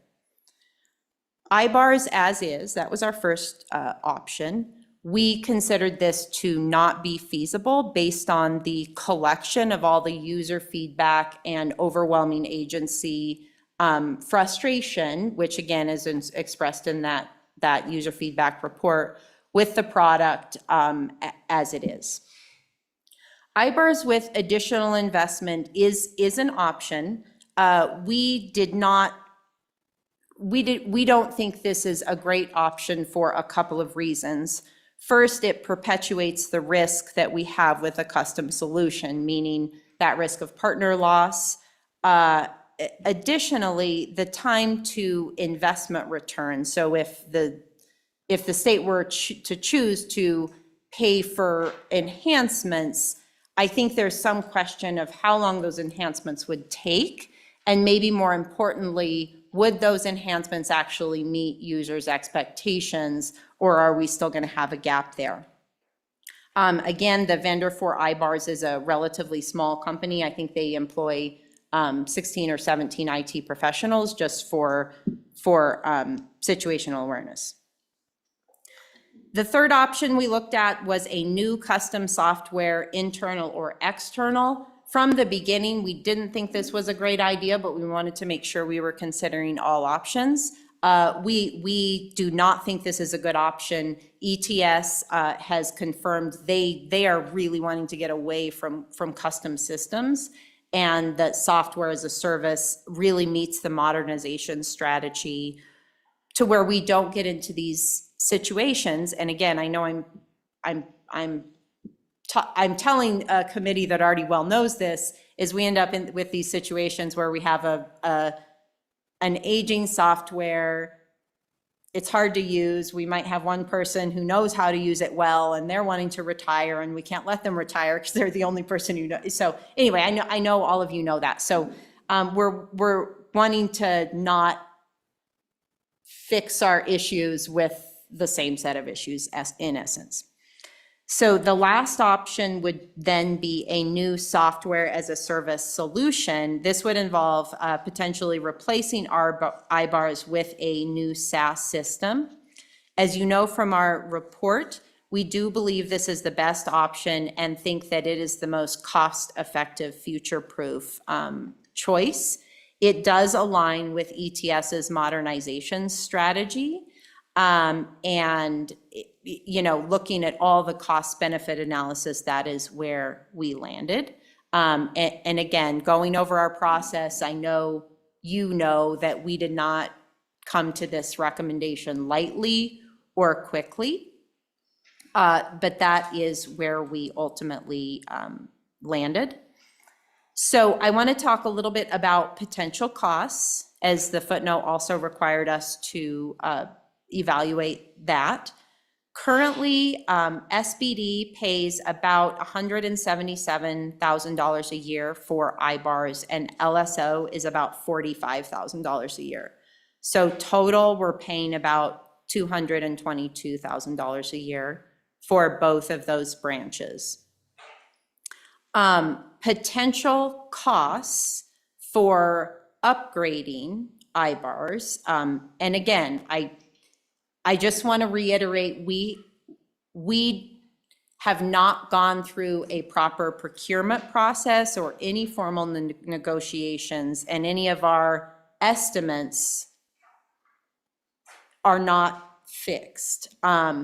We did receive a rough estimate from AGS that upgrading IBARS might cost around $270,000. Again, not fixed, we don't know that for sure, but this was one of the responses we received. When we look at a new SaaS, which was our ultimate recommendation, and again, I want to be very clear, any procurement would need to comply with state rule and law and would not come out of our office. So we did the best we could to get you some quick information in the time we had. Edie could do almost anything. So when we talk about SaaS systems, large entities that can provide a very complex budgeting system to large clients, we looked to those state surveys that we sent out. Those state surveys are useful with a grain of salt. Well, of course, we sent to all 50 states. We got about 30 back, but everybody answers the questions a little bit differently. But by and large, there seems to be two SaaS systems that most states use. One of those is CGI. Wyoming already has a contractual relationship with CGI because that is the vendor for our accounting and payroll system. The other one, which we are not familiar with, is called Sherpa. And that is used, those are both used by a handful of states. And the rest of the states were sort of all over the map. Quite a few states had sort of homegrown, internal developed systems, or like I said, there were 20 states that we didn't receive. But really what we saw in terms of SaaS systems are those two options bubbled to the top. As far as costs, again, not set in stone, implementation for a CGI budget product would be in the range of $1 million to $1.3 million, and then $125,000 ongoing annually. Again, this cost is for, go ahead, sorry. Go ahead and finish. Both branches, both the executive branch and the legislative branch. Knowing that you all could decide to move one, both, or none, but these quotes are for both sides. Mr. Chairman? Please. In the report, I noticed it says the company Sherpa didn't respond with a cost estimate by the report timeline. Have they since responded to where we would know if this CGI estimate is ballpark of what the industry is doing? Mr. Chairman, Representative Walters, we have not received a response from them. Again, that being said, we were cautious to not over-engage when we are not in a procurement process. However, in our research, North Dakota, which very recently switched to Sherpa. How recent? What's that? How recently? I think I saw it in there, but. A year or so. Maybe 2 years. Yeah. Mr. Chairman, I believe it was 2022. Oh, I know a guy that would know. You know those Dakotas. Mr. Chairman, they don't teach geography in Fremont County. I don't know what else to tell you. Mr. Chairman, Kevin Hibbert, Director of the State Budget Department. I believe it is more recent than that. I actually sat in on a conversation where North Dakota presented their crossover to Sherpa, and I believe it was within the last year, in fact. Mr. Chairman, so following up with that, we do know that Chairman. sorry. Mr. Chairman, this report here says North Dakota moved to Sherpa SAS in May 22. Okay. Or maybe started the process.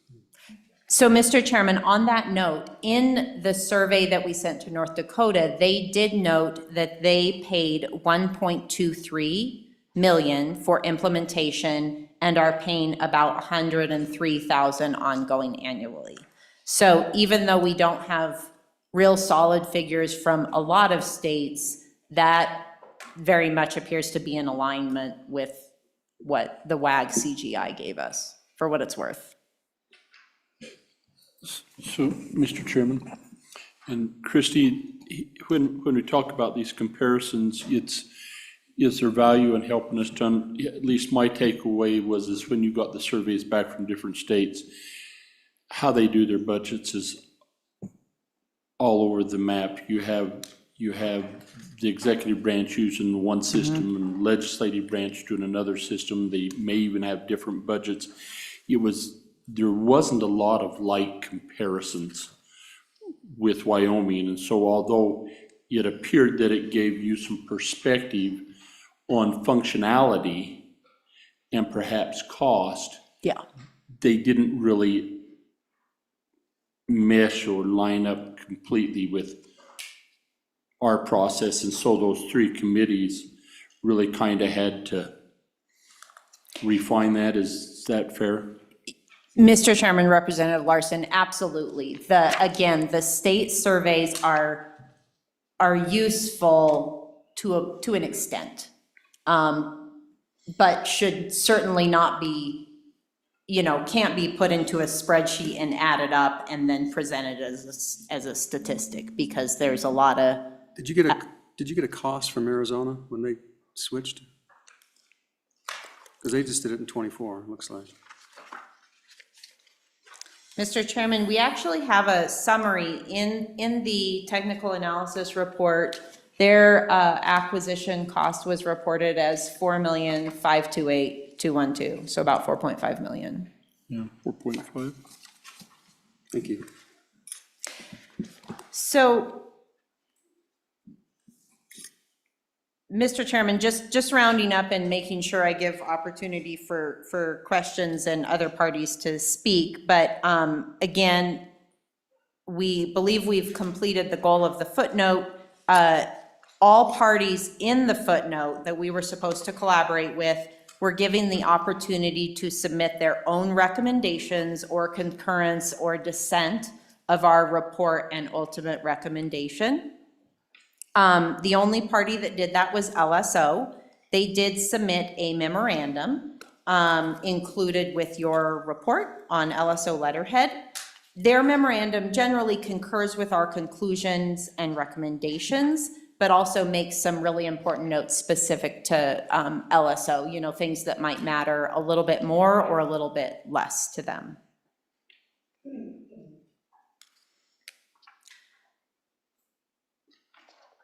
And with that, Mr. Chairman, I would probably stop there and then allow for questions, or if you, want to speak to the other parties in the footnote or Mr. Hushka, they are all available.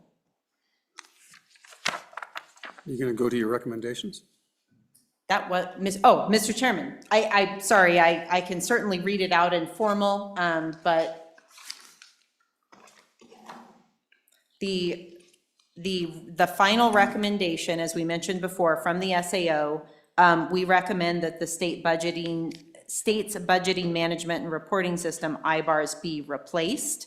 A replacement of the system to a SaaS solution would be optimal, cost-effective, and aligns with ETS's modernization strategy and is industry best practice. Go ahead.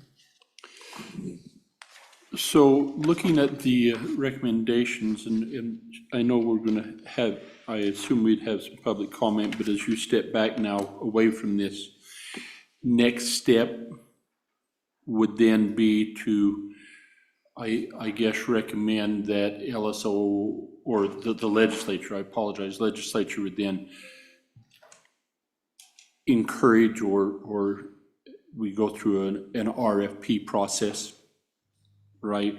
And we anticipate and set aside funds in ETS or someplace to accommodate that, but the decisions on whether we move if we enhance IARS or if we completely go to a different SaaS or something like that. But that, am I right in next steps, is that's kind of, we start a procurement or an RFI even on those that might be of interest?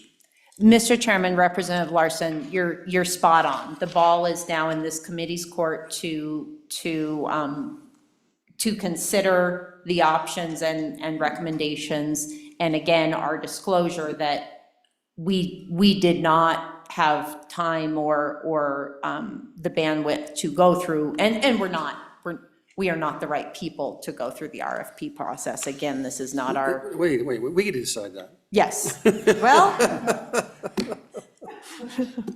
But yeah, Mr. Chairman, Representative Larson, I think whatever product or lack thereof is procured, that's in your court. Additionally, I think it is important to note that a lot of, again, back to that anecdotal value of the state surveys, a lot of states do not have the same budgeting system between their executive branch and LSO. While the needs are similar, there's a lot of things, and I think Mr. Richards' memo highlights those, that there are different points of emphasis and maybe different levels of importance on different qualities of a system. So you could, I guess, choose to do one thing with one entity and another with the other. And can you just comment a little bit on whether or not, from your standpoint, the CGI and integration with Wolf's is a preferred mechanism, or can you get that same type of integration through something different than CGI? Mr. Chairman, great question. I think that would have to be fleshed out in the procurement process. Because again, we don't know, we had never heard of this Sherpa product before. It appears that states are liking it. So I think it would be critical to explore that and see what their product looks like. Of course, you all know we have a 35-year relationship with CGI, which is mostly smooth, not always. There's certainly benefits to having all one system, but that is not the only consideration, I don't think. Okay. Anything else? Nope. Any questions for? Mr. Chairman. Please, go ahead. Jim?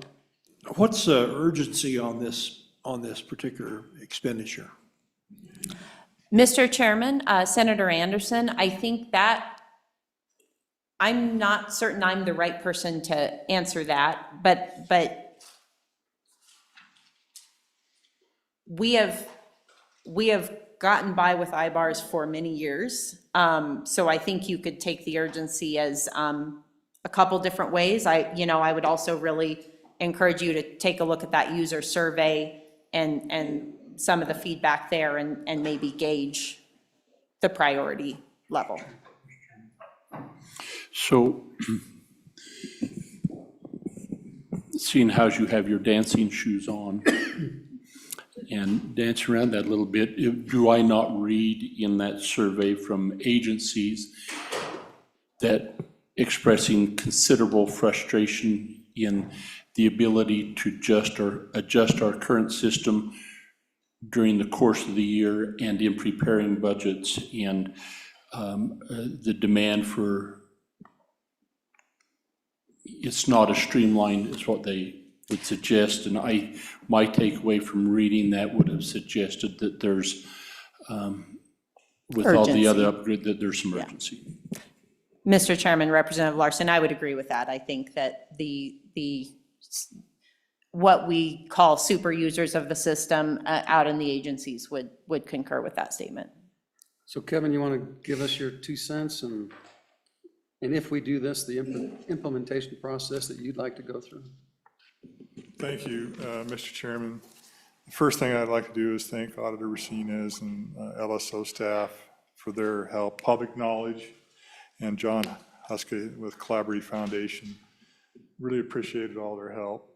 And we did discover things that we can do with the existing system. This study benefits us through a lot of ideas. Some of those ideas provide a canned report for the final action of the governor versus the legislature. We have that information in IBARS now. It's just a drop-down report. Another example would be combining the books for the courts, so they don't have multiple books, they can do it in one. And we got methodologies of approach on that, and a lot of other items as well. One of the takeaways that I had throughout this process was long conversations about the respect to LSO's need when they do the draft budget bill. It's a very time-constrained process, and the current vendor or their competition doesn't, or even the other SERFA, they don't have this process to where they build the budget bill with Xing things out and crossing and doing the adding and all that kind of stuff. That's not, we tried hard, but that's not going to be facilitated by one of these organizations. But I think that it needs to be facilitated with consultant assistance. And so I'm saying that I think there's an opportunity for us to improve the process. Regardless of replacing the system or not, that tail end piece still has to be facilitated in some fashion. And that's a pretty heavy lift for the time frame that you have it in. Also, IBARS has operated and it has been stable for 24 years. 24 years we've been using IBARS, and it prints it all the way out to the books. I'm not certain that we get there with the other choices. One of the other takeaways that we had from the study is that we polled directors, we polled chief financial officer. We landed in the middle. We're in the middle about positive and negative. But what we did understand is that the newer users that haven't attended the training or haven't been having the process, they're struggling a bit. Think of this in this fashion. We only do this once a year, maybe. We got 22 agencies that are going to have a supplemental out of 100. So we don't do IBARS every year. Now, IBARS is the budget tool. It creates the budget and we interface it to WOLS. So the aspect that you're only in there for a little while every other year, technically, drives us for a training need. I want to speak about training. We have budget refresher courses because we understand that.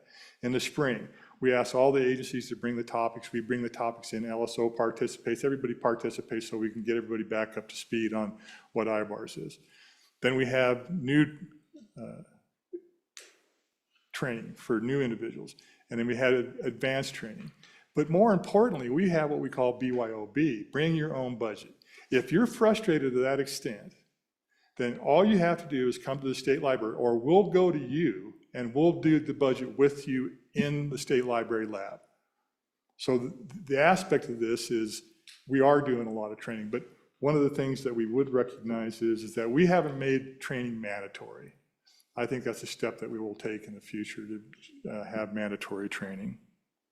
So there's a lot of things to discuss here. I don't intend to go into any further detail, but doing the risk analysis to where we're replacing a system versus the existing system that is stable, I recommend that we don't replace it.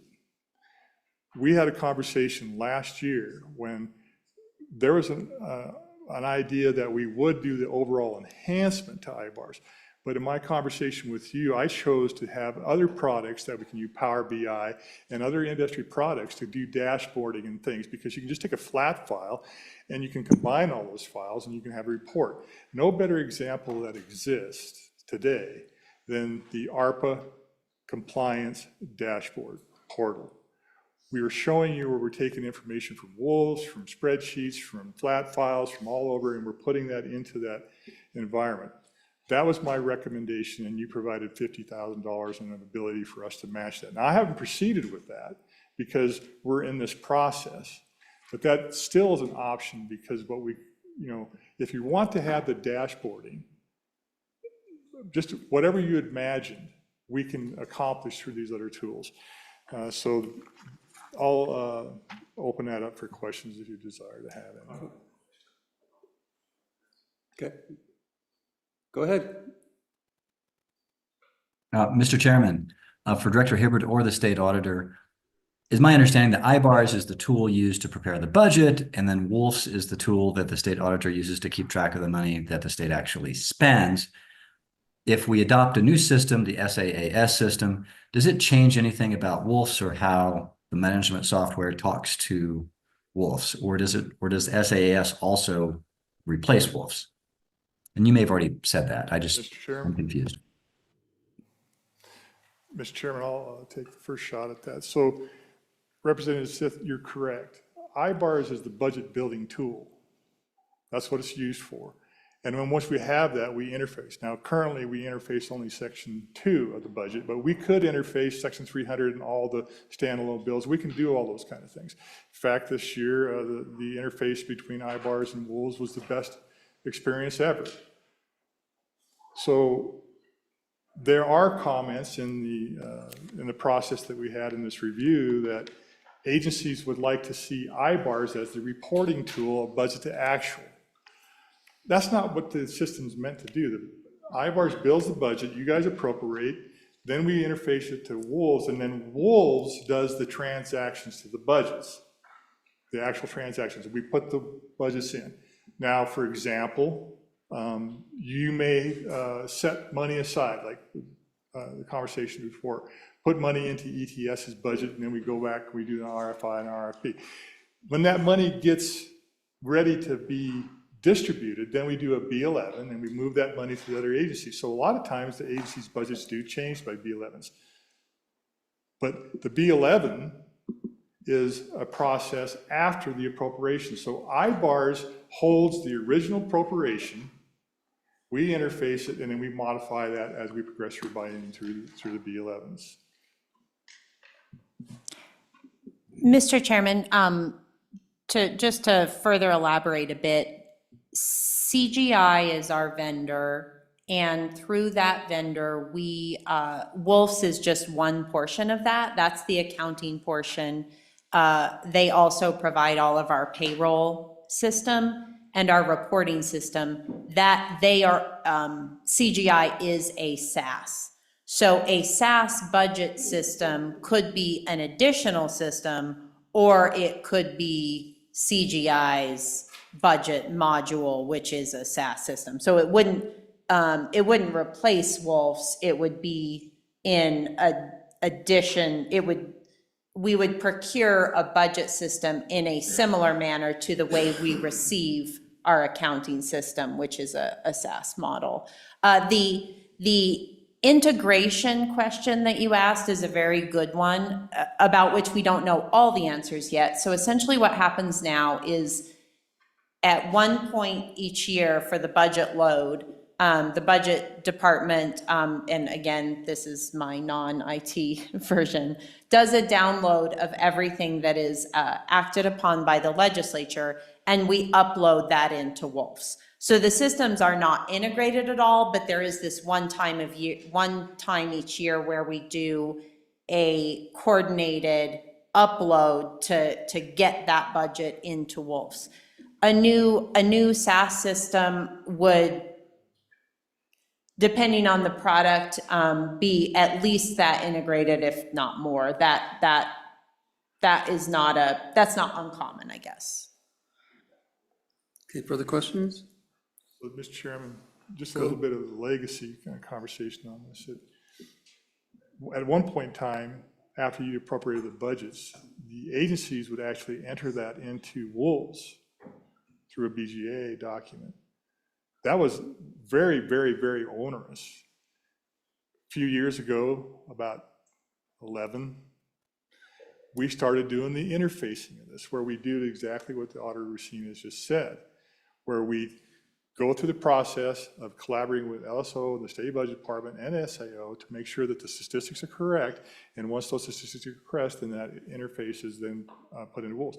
But the budget system stays the same, because it's not our intent to ever have IARS be a budget to actual reporting system. That's the role of WOLS.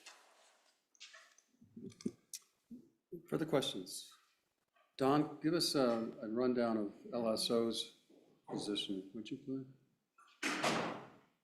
Mr. Chairman, members of the committee, thank you for the opportunity. We did submit, as offered by the State Auditor's Office, an opportunity to comment. We do have some special situations or uses in the legislature, and so I will highlight some of the emphasis, first of which is a standalone recommendation that whatever approach this body chooses, the importance of having two standalone contracts. This is a separation of powers thing, and while the State Auditor's Office and LSO and the State Budget Department and LSO respectively have exceptional relationships, that cannot always be guaranteed in the future. We've seen this happen in other states. To a limited extent, we've seen that happen in Wyoming. There is one state where the entire legislative budget is handled through the governor's office, including all legislative changes. So looking out for the state branch of the legislature, my first standalone recommendation is to be mindful of the benefits of two separate contracts. Secondly, the current system does provide us with benefits. We're using the same system. We have prepared decades of successful budgets.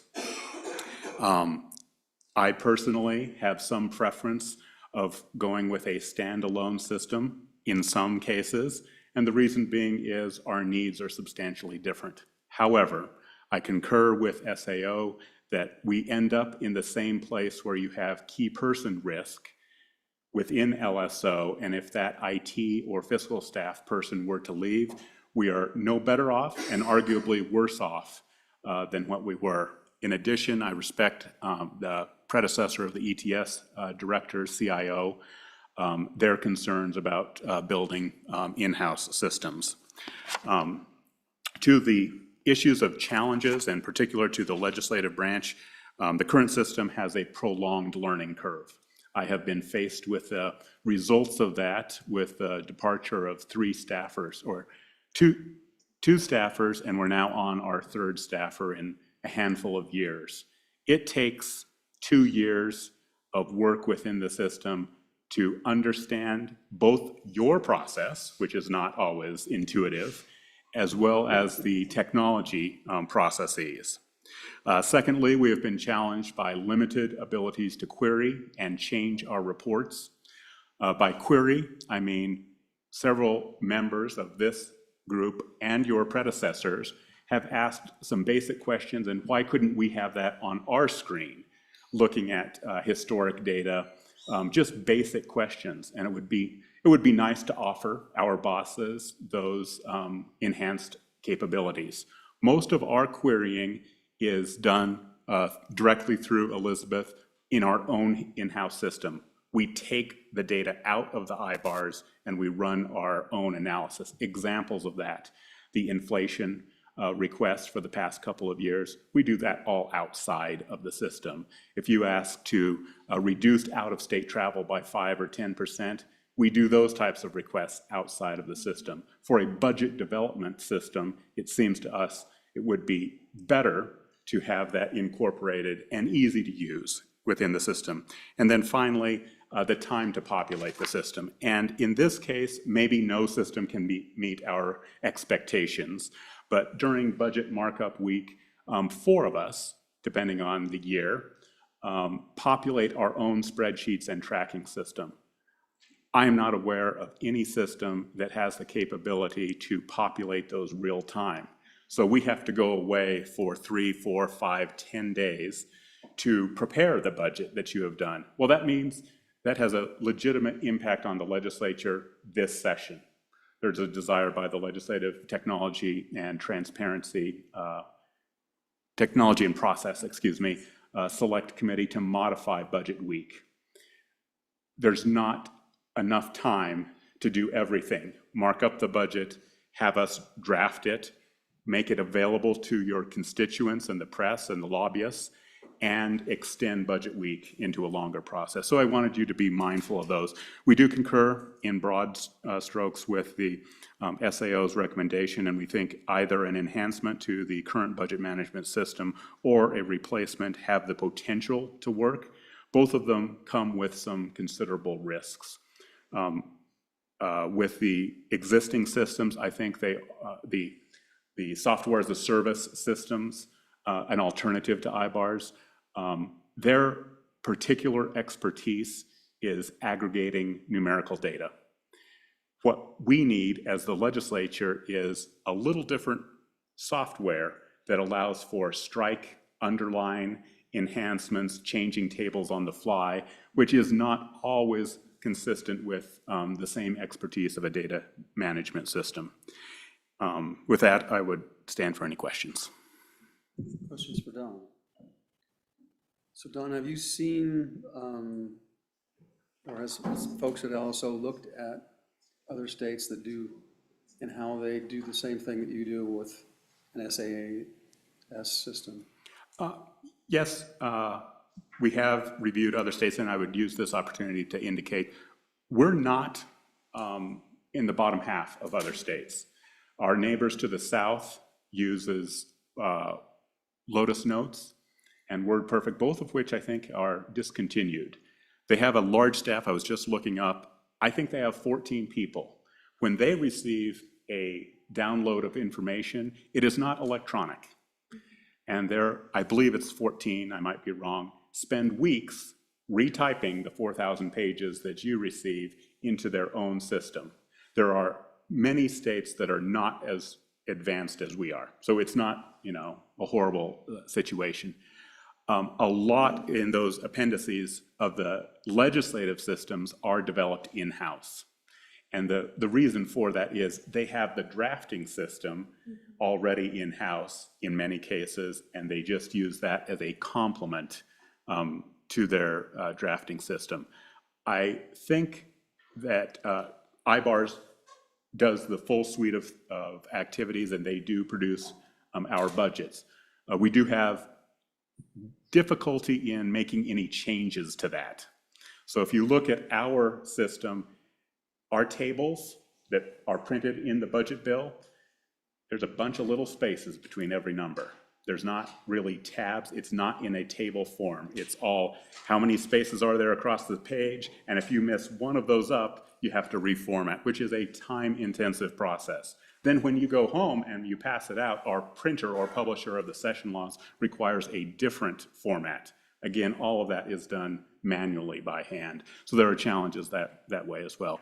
In terms of the other offices, I am not aware of a state that, I have not seen either of the two main competitors produce a a budget. My guess is they produce data that then feeds into a bill drafting system. And so if we continue down this road, what would your suggestion be on how to craft a, like an RFP or something like that? Or would it make sense to go to various states that are recently upgraded and put it all together to know what works best and what would integrate better for you, for us at LSO? Mr. Chairman, a couple of comments on that. Number one, to put it in perspective, we're realistically, and I stand corrected if anyone on the panel has a different, we're talking about the 29-30 budget at the earliest that this can occur. 27-28 will be developed next summer.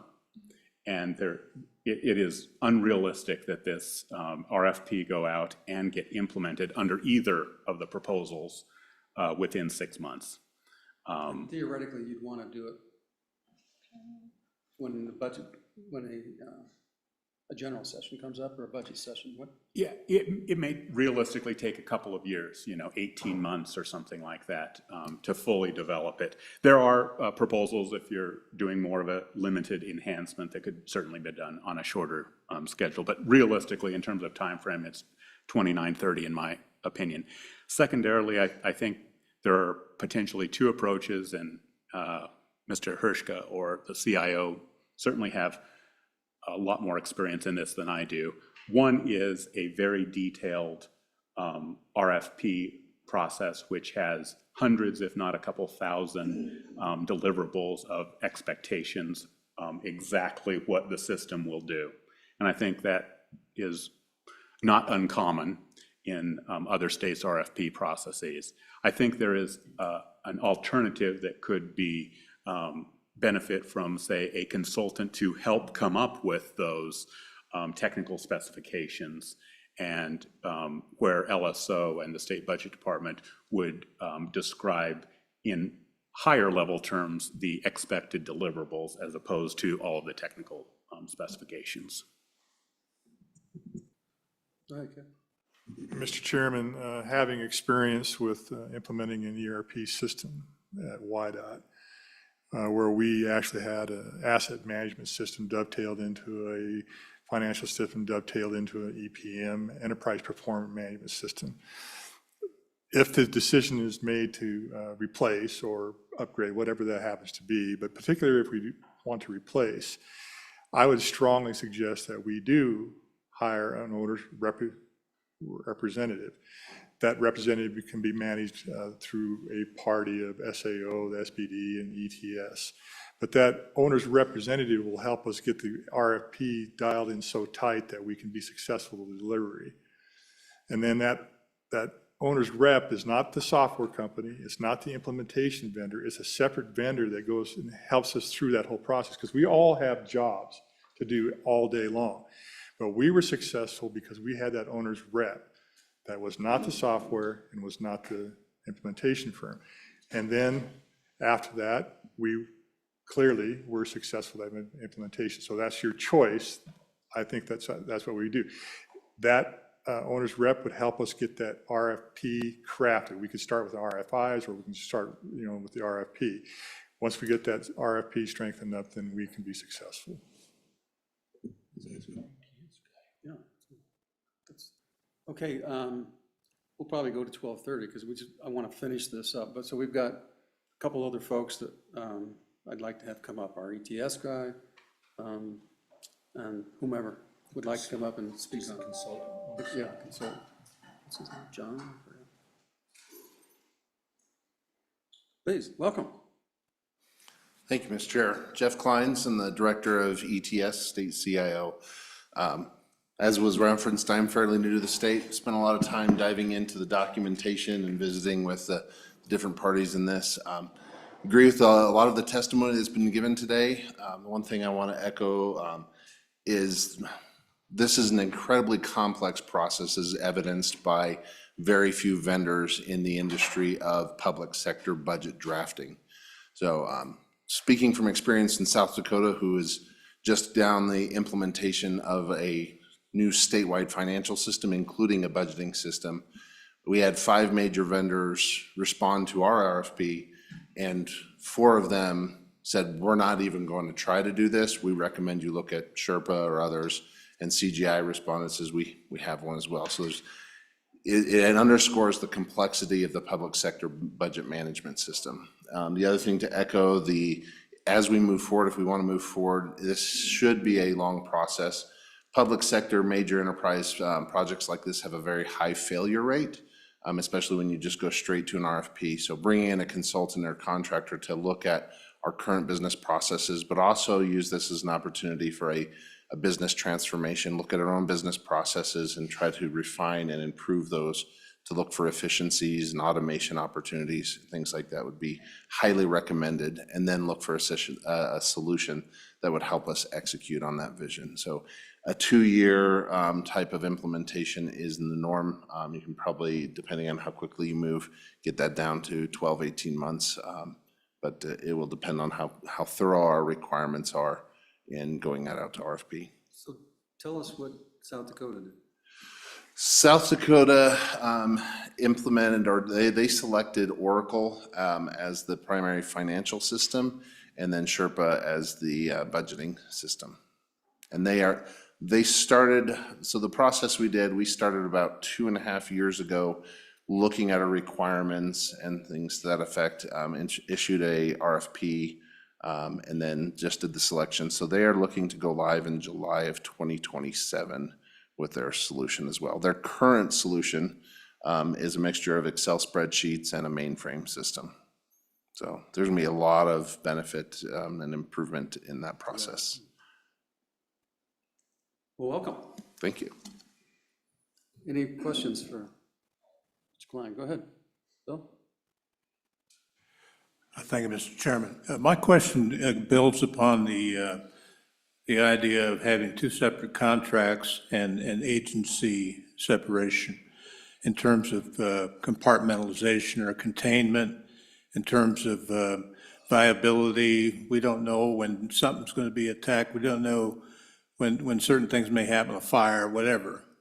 And so along those lines, would it be worth looking at segmenting the process and then maybe focusing on a smaller group as a way to build the protocol and the process for the larger enterprise?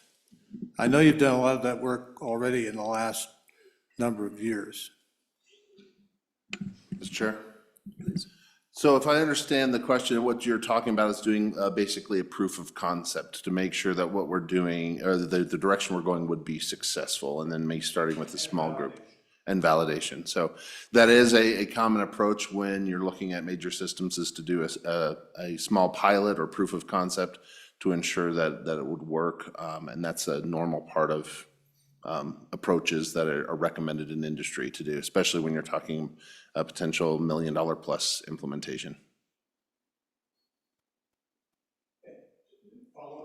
Sure, go ahead.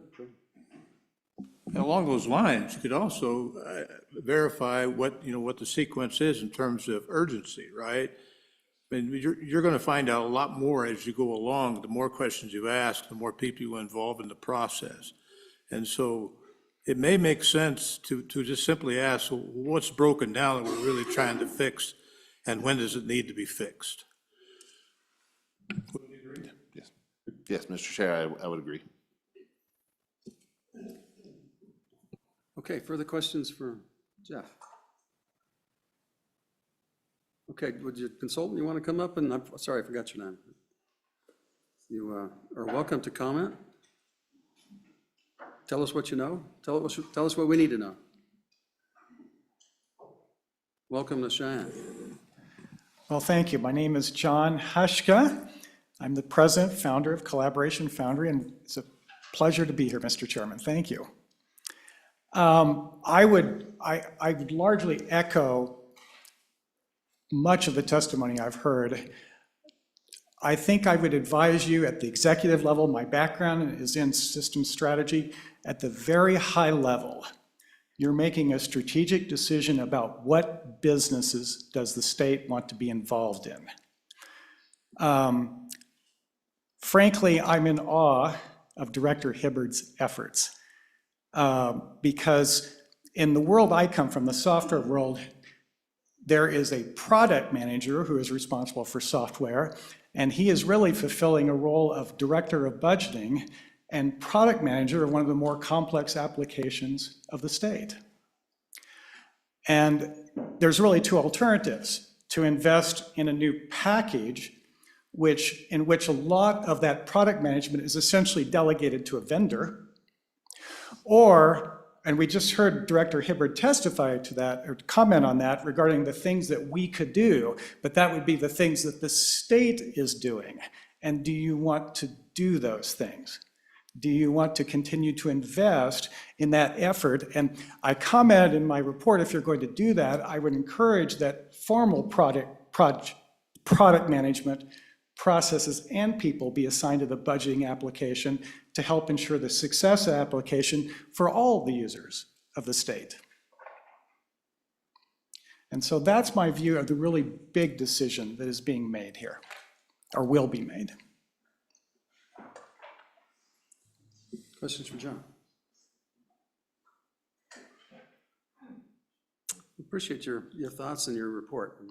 Thank you, Mr. Chairman. Thank you. Thank you. Okay, any other questions? Any other public comment on it? Where? Mr. Chairman, Brent Levinson is going to be adding into the room. Okay. He can go ahead and turn on his mic and camera.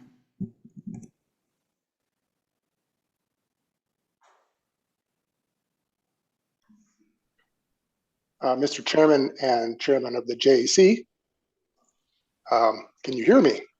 Yes, go ahead. Great. I am Brent Levinson. I'm a principal of AGS, your IBARS vendor. I have been directly involved with AGS's work on the Wyoming budget for 24 years. I regularly come to Cheyenne. I visit with the budget department, LSO, finance, to best understand Wyoming's needs and solicit any concerns and show where we are headed with product development. In April, Don Richards indicated to me I should expect to be contacted by the contractor affiliated with this audit. I have never been contacted in this regard. This report further does not contain a 30-page comprehensive point-by-point response by the budget department provided in response to the survey results that have been referenced. It's not practical for me to undertake a detailed cross-examination of this entire report in the time available. I have selected a few areas where the report is incorrect as a broader assertion of bias. So, starting, the report describes user experience as slow with crashes and otherwise being unsatisfactory. I dispute that the system is slow or has crashes. I'm not aware of any unplanned outage in 20 years of us hosting your application. We haven't even had planned downtime for several years. If there are dissatisfied users, why did these users not report this to the budget office? We do not have a single ticket in our system of these issues. If users have issues, they should reach out to the budget department and seek resolution, and we are there, AGS is there, to back them up and address concerns. The report indicates that costs for IBARS are part of a shared partnership between states. This is false. IBARS is not a partnership of states. Costs are not shared between states. The report indicates that there is a risk in its, quote, ability to effectively maintain, upgrade, or modernize IBARS in the future. This is false. I don't know on what basis this assertion was made. AGS has been providing public sector budget solutions for almost 30 years. The consultant fundamentally has a misunderstanding of AGS's business and products. Wyoming reviews IBARS releases on a weekly basis, tests them, and requests updates to be deployed. This is included as part of our services. The user interface and dashboard upgrade we have offered to the state of Wyoming has been funded and developed by AGS, and this update has already been applied to other products that we have, including Wyoming's internal billing system. The amounts that AGS provided for this analysis that went into this report, I believe the number that was mentioned was $270,000. I honestly have not added up the total because it's a combination of fixed and not to exceed. Wyoming would pay no more than the amount that we have quoted. The report states that enhancements are not achievable in a timely way and future costs are unpredictable. I would ask, on what basis was that statement made? AGS has consistently delivered results in the most timely way on or under budget. What basis does the report make the statement that future costs are unpredictable?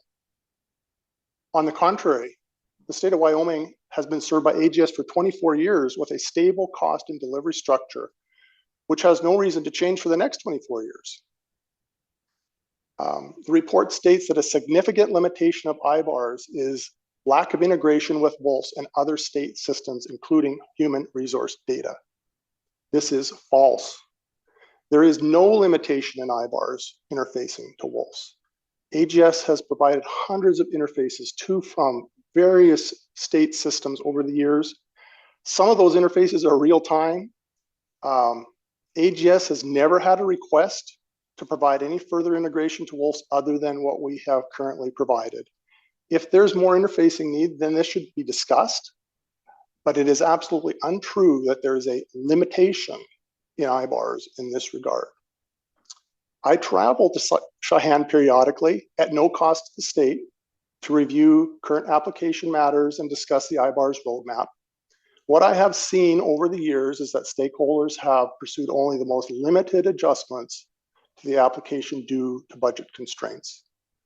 AGS pricing to provide a new user interface and ad hoc dashboard as partially appropriated in this year's budget supports our time to review the most suitable dashboard configuration for each user, provide baseline dashboard queries, training, cover travel, and those kinds of efforts. The request is modest, in my opinion, and there is certainly not a risk, as this report would indicate. The updated system already supports several thousand users in other AGS product lines.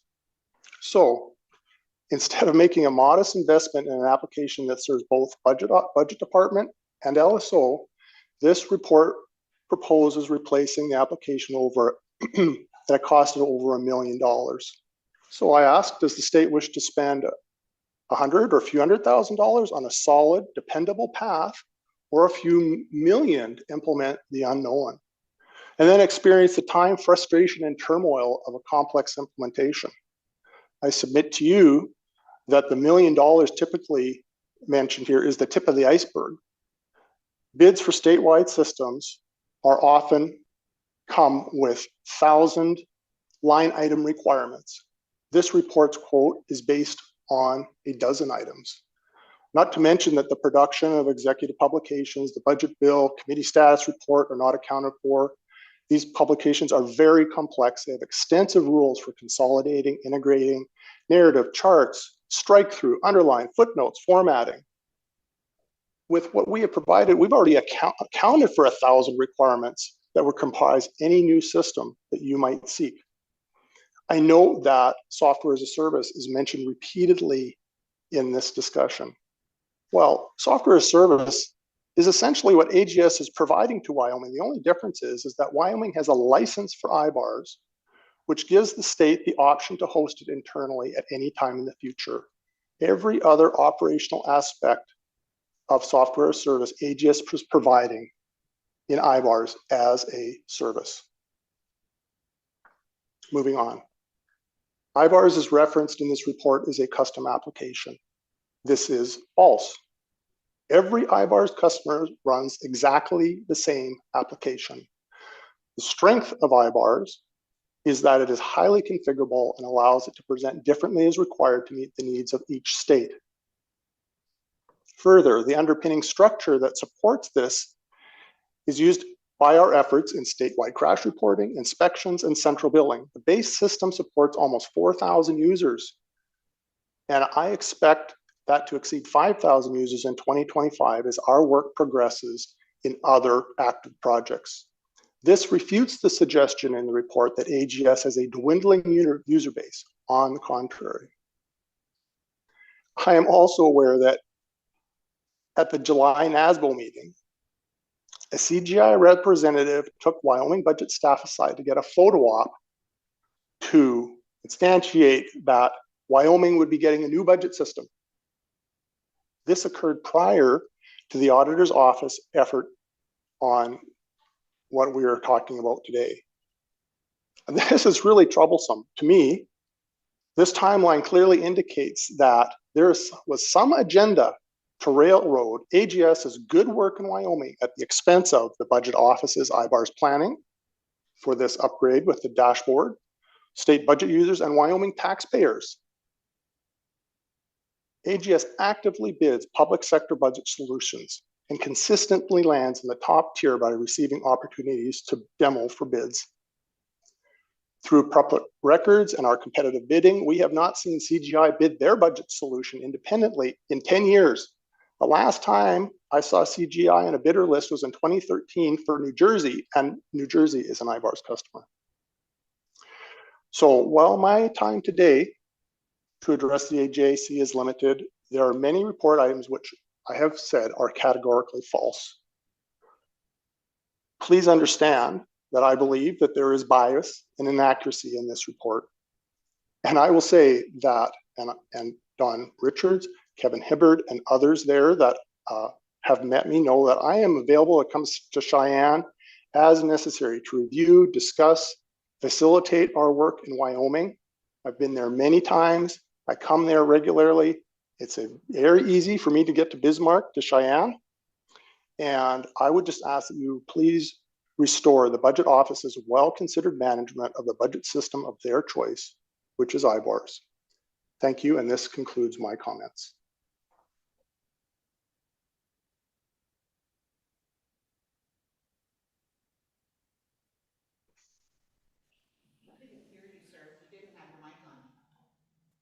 We're waiting for Mr. Gru, Senator Gru. Your mic is not. Yeah, it is. Yeah. Now it is.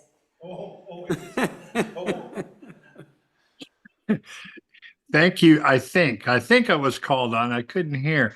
Thank you, Mr. Levinson, for being with us today. I'm sorry, but I'm a little bit confused.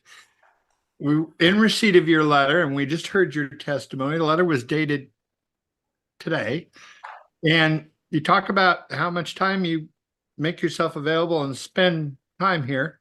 And I understand you stated that you were told you were going to be contacted. You say you weren't, but yet in all this back and forth that you have with us, this was all unknown to you as it unfolded. As a member of the committee, I find that interesting because, boy, I tell you what, I was noticed to death on all these meetings, and so and it was never.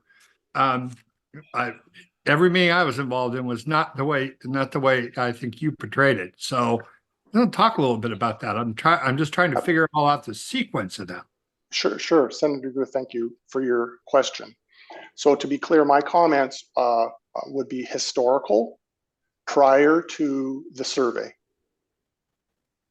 So, through this last budget cycle up until the survey was received, absolutely. Any of the things that the survey mentioned and the results of the survey were entirely unknown to me. I would direct, I am not in direct communication with your users, with your user base. I do not receive tickets and questions directly from agency users, for example. The budget office applies your policy and procedures, and if there is an issue, then they are the intermediary for that. So as far as anyone's knowledge about concerns, issues, problems, I would say that that would be a question directed to Kevin Hibbard more so than me. I depend on them to communicate to me the activities that are taking place. Further questions from? Yeah, well, okay, I just, like I say, it sounds like to me, we're working on just investigating what's out there and what's possible. And then I heard you say a number of things and then about how close you work with us and all this, but yet all through a process, it took the whole summer, you were say you're totally unaware of this was happening. Then when you did find out, whenever that was, last night or whatever, and you wrote this and then you bring it to us. Is that how this went down? Can we just pick up the phone and call somebody? Okay, so Senator, yes. I offered on several occasions to come to Cheyenne during this process. I did participate in a Zoom call, technical review. As I offered here in my statement today, that I've offered to come to Cheyenne as necessary to review. I did make that offer. I can't just come down there and walk in the door. I kind of need to have a coordinated effort. So, my contacts, my primary contacts are Kevin Hibbard and Don Richards. They know me well. And if I could help facilitate what was being done, I certainly would have been there. I offered to be there. I was not requested to come. Okay, well, if I can follow up, I appreciate that. I appreciate that very much. I probably just misunderstood what you were saying, and I apologize for that because I heard it differently. So you did know that this was happening, and you okay. So you were a part of that to a point, maybe not to a point that you wanted to be, but I just wanted to make sure I understood that. Thank you, Mr. Chairman. I appreciate it. Yeah, Senator Drew, if I could just make a follow-up to this, and I certainly appreciate the opportunity to clarify because we all want to make sure that we all understand each other. Yeah, my comments were more focused on prior years issues that would have come through the survey as a result of the survey, not the after reporting of the survey. Thank you. Okay, further questions? Okay, it's 12:32. I think we're going to take a break. We'll be back at 1:30. If there are any other public comments on this, they can come back at 1:30 and we'll throw them in. Okay. Mr. Chairman. Don? Apologies, your next item is at 1 o'clock. I assume you're going to extend that to 1:30? Correct. That correct? And in addition, the proponents there are Makita and RVK, who you're familiar with. There's been a request due to some conflicts, and we're running behind, that RVK could go first and Makita could go second. I think they were flipped yesterday before the Finance Committee. And we alerted Makita to that, so they're. Thank you. That's fine. Okay, with that, we'll be in recess till 1:30. With the hopes of still